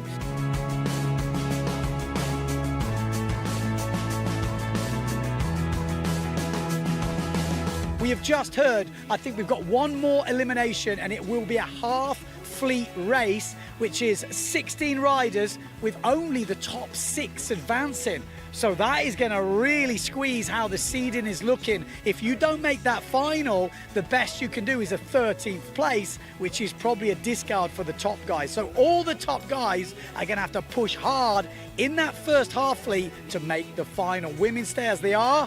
Let's go get it. Good morning to Jenna Gibson. Look at the speed of Jenna Gibson as we come into this first mark. Jenna Gibson is really letting it all hang out now. Absolutely flying out into the lead. Jenna Gibson. Wow. And that wouldn't be good. Jenna Gibson goes on the swell. She's jibed straight in the swell. Needs to come round, get the power on. Jenna Gibson, it's a slow one. She's right down in the bunker here. It's low tide. This is going to be so close. So how is it? Have you got the confidence to do jump more now? Yeah, so far 3 out of 3. They've gone okay, but yeah, no, I'm happy. Long distance, first leg, miles away after the first run. What happened? There was an over early. And the second time I felt like they were pushing too much as well, so I kind of slowed down, and I had an over early this morning, and it's not worth it, you know. Good comeback. Yeah, it's not over until it's over. Like, anything can happen. And yeah, I don't know what to say. Like, it feels so freaking good to be like be right up there with everyone and really racing. So yeah, I'm super happy about it. So we go end of day 6, and a great way to end the day. Another top elimination in the women. Jenna Gibson was absolutely killing it in that race. She looked like she had it wrapped up. She nailed the chicane. She came around the last buoy, but she got super low on a swell. And then it was in the end for Sarah Keita, the comeback queen, to just take her just off the line. Sarah Keita wins the last one. Jenna Gibson second, moves Jenna up into second place. Sarah Keita still at the top. Marion Mortafon in third. In the men, a half fleet race to finish the day, but they also left in the jump and the chicane. Crazy. So it was bad news for Matteo Giacchino fans and Bruno Martini, both over the line early. So that's their discard sorted. Tati Franz is in there as well. Pierre Mortafon, though, is outpacing the drone here. You know now what we've got. We've got the obstacle, the sausage, the dreaded thing at full speed. Pierre Mortafon, easy work for the Frenchman. Maciej Rakowski, Tati Franz gains on Maciej. And how will the chicane help him here? Will he get the waves right? Will he make the right decision? He's gone really wide. Is that a good tactic? Well, we're about to find out. This is still on. They're not going to cancel this. There's plenty of wind to deal with, and Maciej Rakowski is out in the lead. And yeah, I was on 6.5. Also, Neil Pride, they have some juice to get out of there and managed to get it. So really, really stoked, really good day, but it's only halfway, so.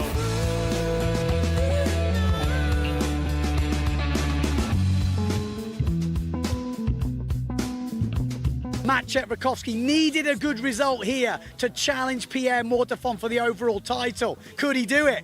Well, yes, he could. He ended up having a proper fight with Pierre all the way through until probably the slowest overtake on the chicane, and then kept it together to come over the line in first place, putting another bullet on the board. It moves him right up into second overall. With 2 discards maybe coming up tomorrow, it's going to be super close at the top. Obviously, Pierre Mortafon still in first place and dropping to third. No, sorry, third is still Ingmar Daldorf. The big Dutchman is killing it. Matteo Giacchino dropping to fourth, and Mercer in fifth. So join us tomorrow. Will we do Slalom X? Will we doing Wave? I don't know, but I have a feeling we'll be on the race course.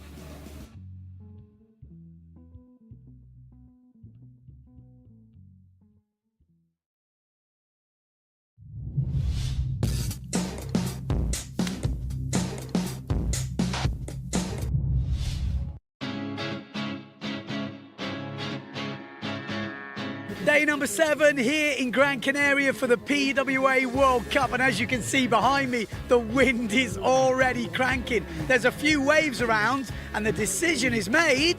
Wow, the mains, men and women's pro, are on hold. They're going to start with the under 13 juniors, and there's even talk of Slalom X later, so anything could go, but up first, the kids.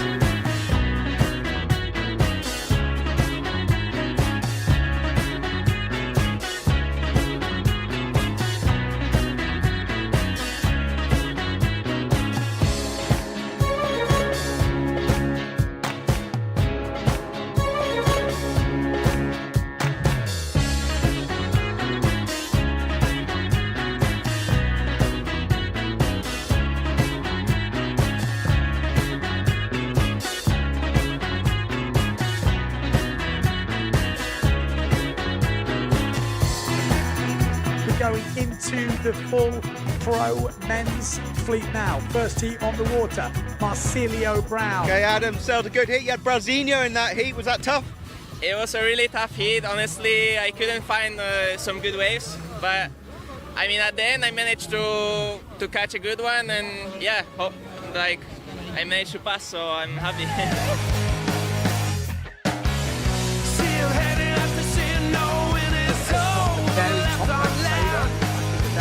Love the format. What a 360.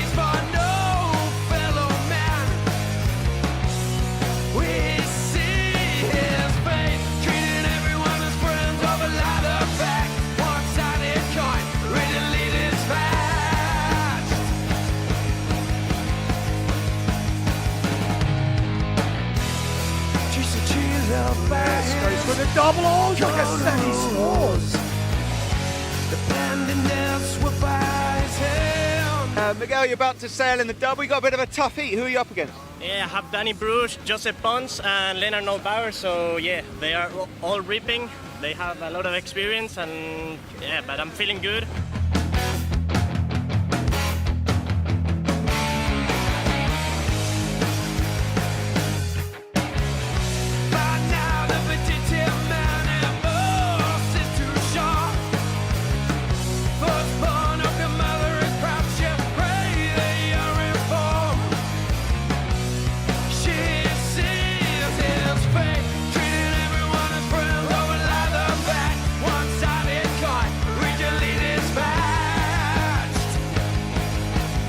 Okay, end of day 7 here in Gran Canaria. We've had a pretty fun day. Lot of action from the juniors and youths. We've got through some of the double eliminations and some great results. Maria Morales sending a double. Oh, gets it! What a legend! See Maria's double? Yes, I was like, wow! I hope she's okay, but very impressive. Here she is, the legend. That looked impressive. That was a very, very good double attempt. Yeah, thank you.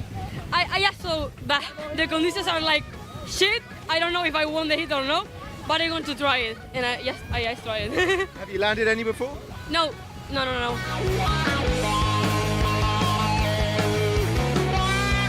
Absolutely epic to see that.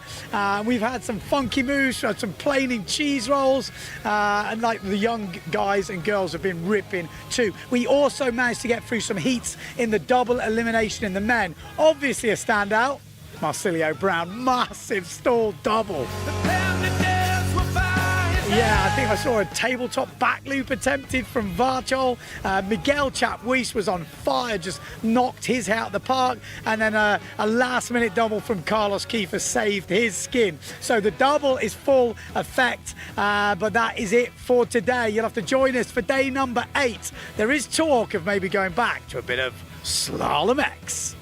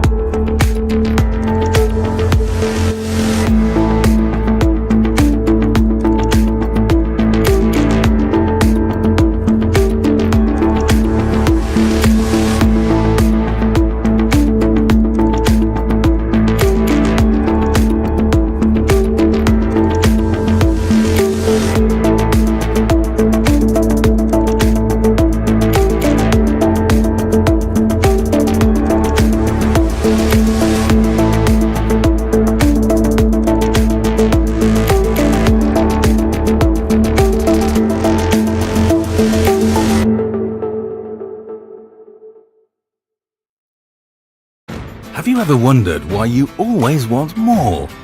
More Mondays without an alarm. More first times. More whiffs of the salty sea and the countrified country. More smiles for the camera. More unexpected friends. More laughing at life. More enjoying the journey.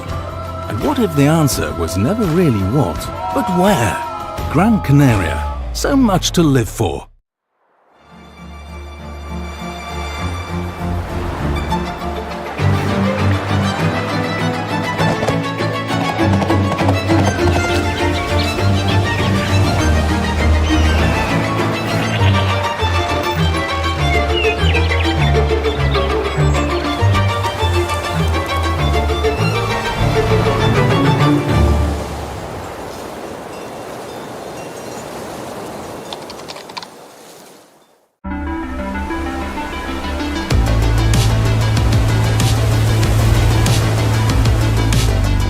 We are windsurfing. We are windsurfing. My roots, my forever passion. My first love. We are Windsurf Sanctuary. Passion, my love. Changed my life. The endless possibilities on the water.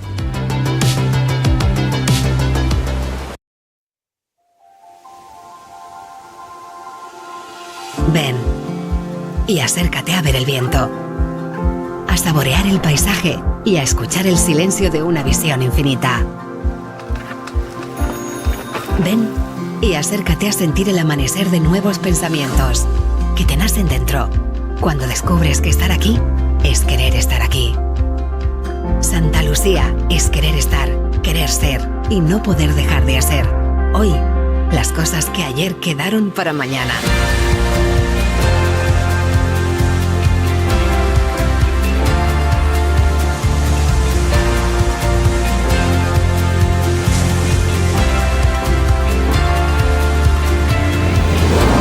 Ven y acércate a Santa Lucía.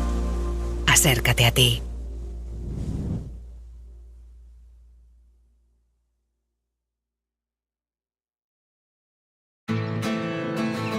Have you ever wondered why you always want more? More Mondays without the alarm. More first times. More leaps into the unknown. More breakfasts in bed. More whiffs of the salty sea and the countrified country. More smiles for the camera. More heartbeats per minute. More enjoying the journey. More dreams almost fulfilled. More unexpected friends. More races to anywhere. More flavors to discover. More being at a loss for words. More time. Time to lose yourself and find yourself again. In short, more moments like this. And this. And this. And what if the answer was never really what, but where? Gran Canaria. So much to live for.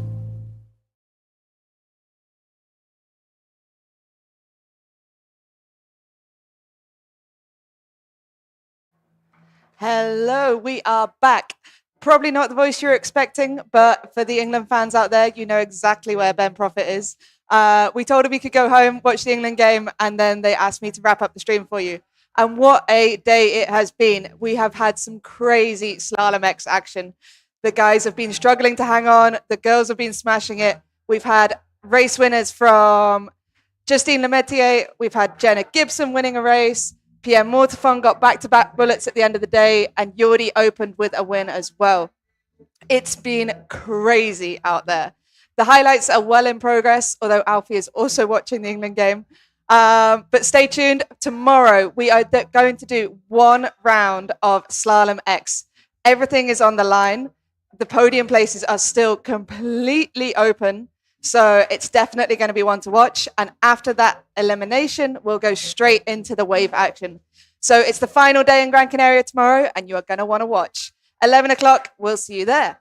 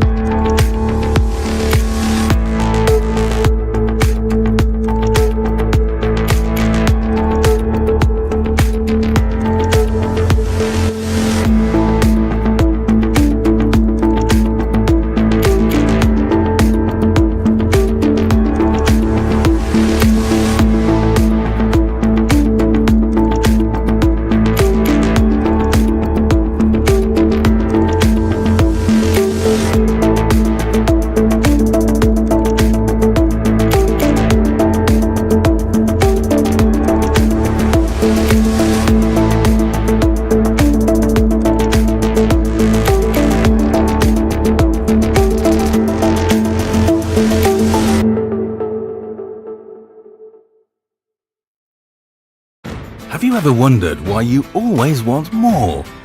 More Mondays without an alarm. More first times. More whiffs of the salty sea and the countrified country.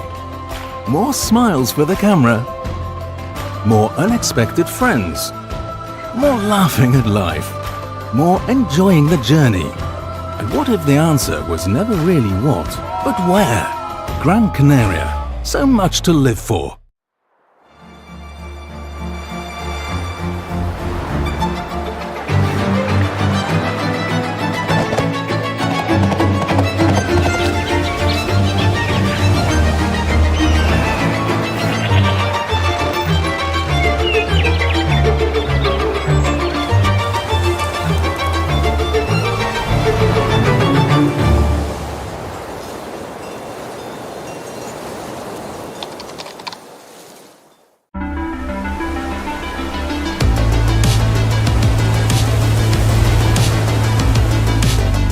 We are windsurfing. We are windsurfing. My roots, my forever passion. My first love. We are Windsurf Sanctuary. Passion, my love. Changed my life. The endless possibilities on the water.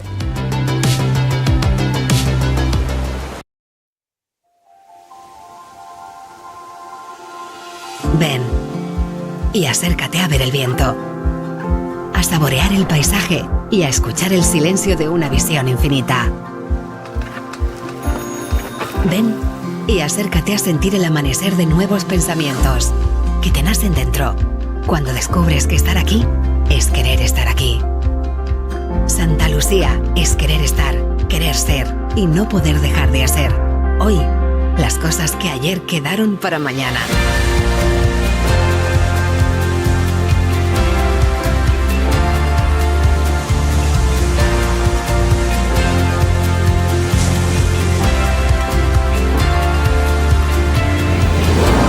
Ven y acércate a Santa Lucía. Acércate a ti.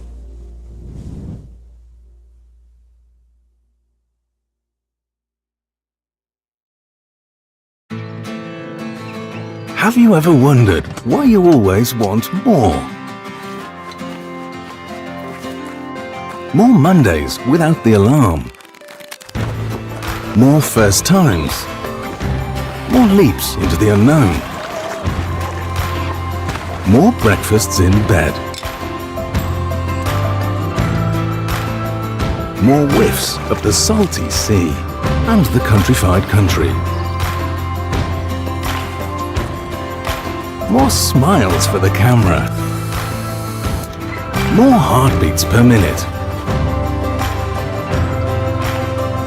More enjoying the journey. More dreams almost fulfilled. More unexpected friends. More races to anywhere. More flavors to discover. More being at a loss for words. More time. Time to lose yourself and find yourself again. In short, more moments like this. And this. And this. And what if the answer was never really what, but where? Gran Canaria. So much to live for.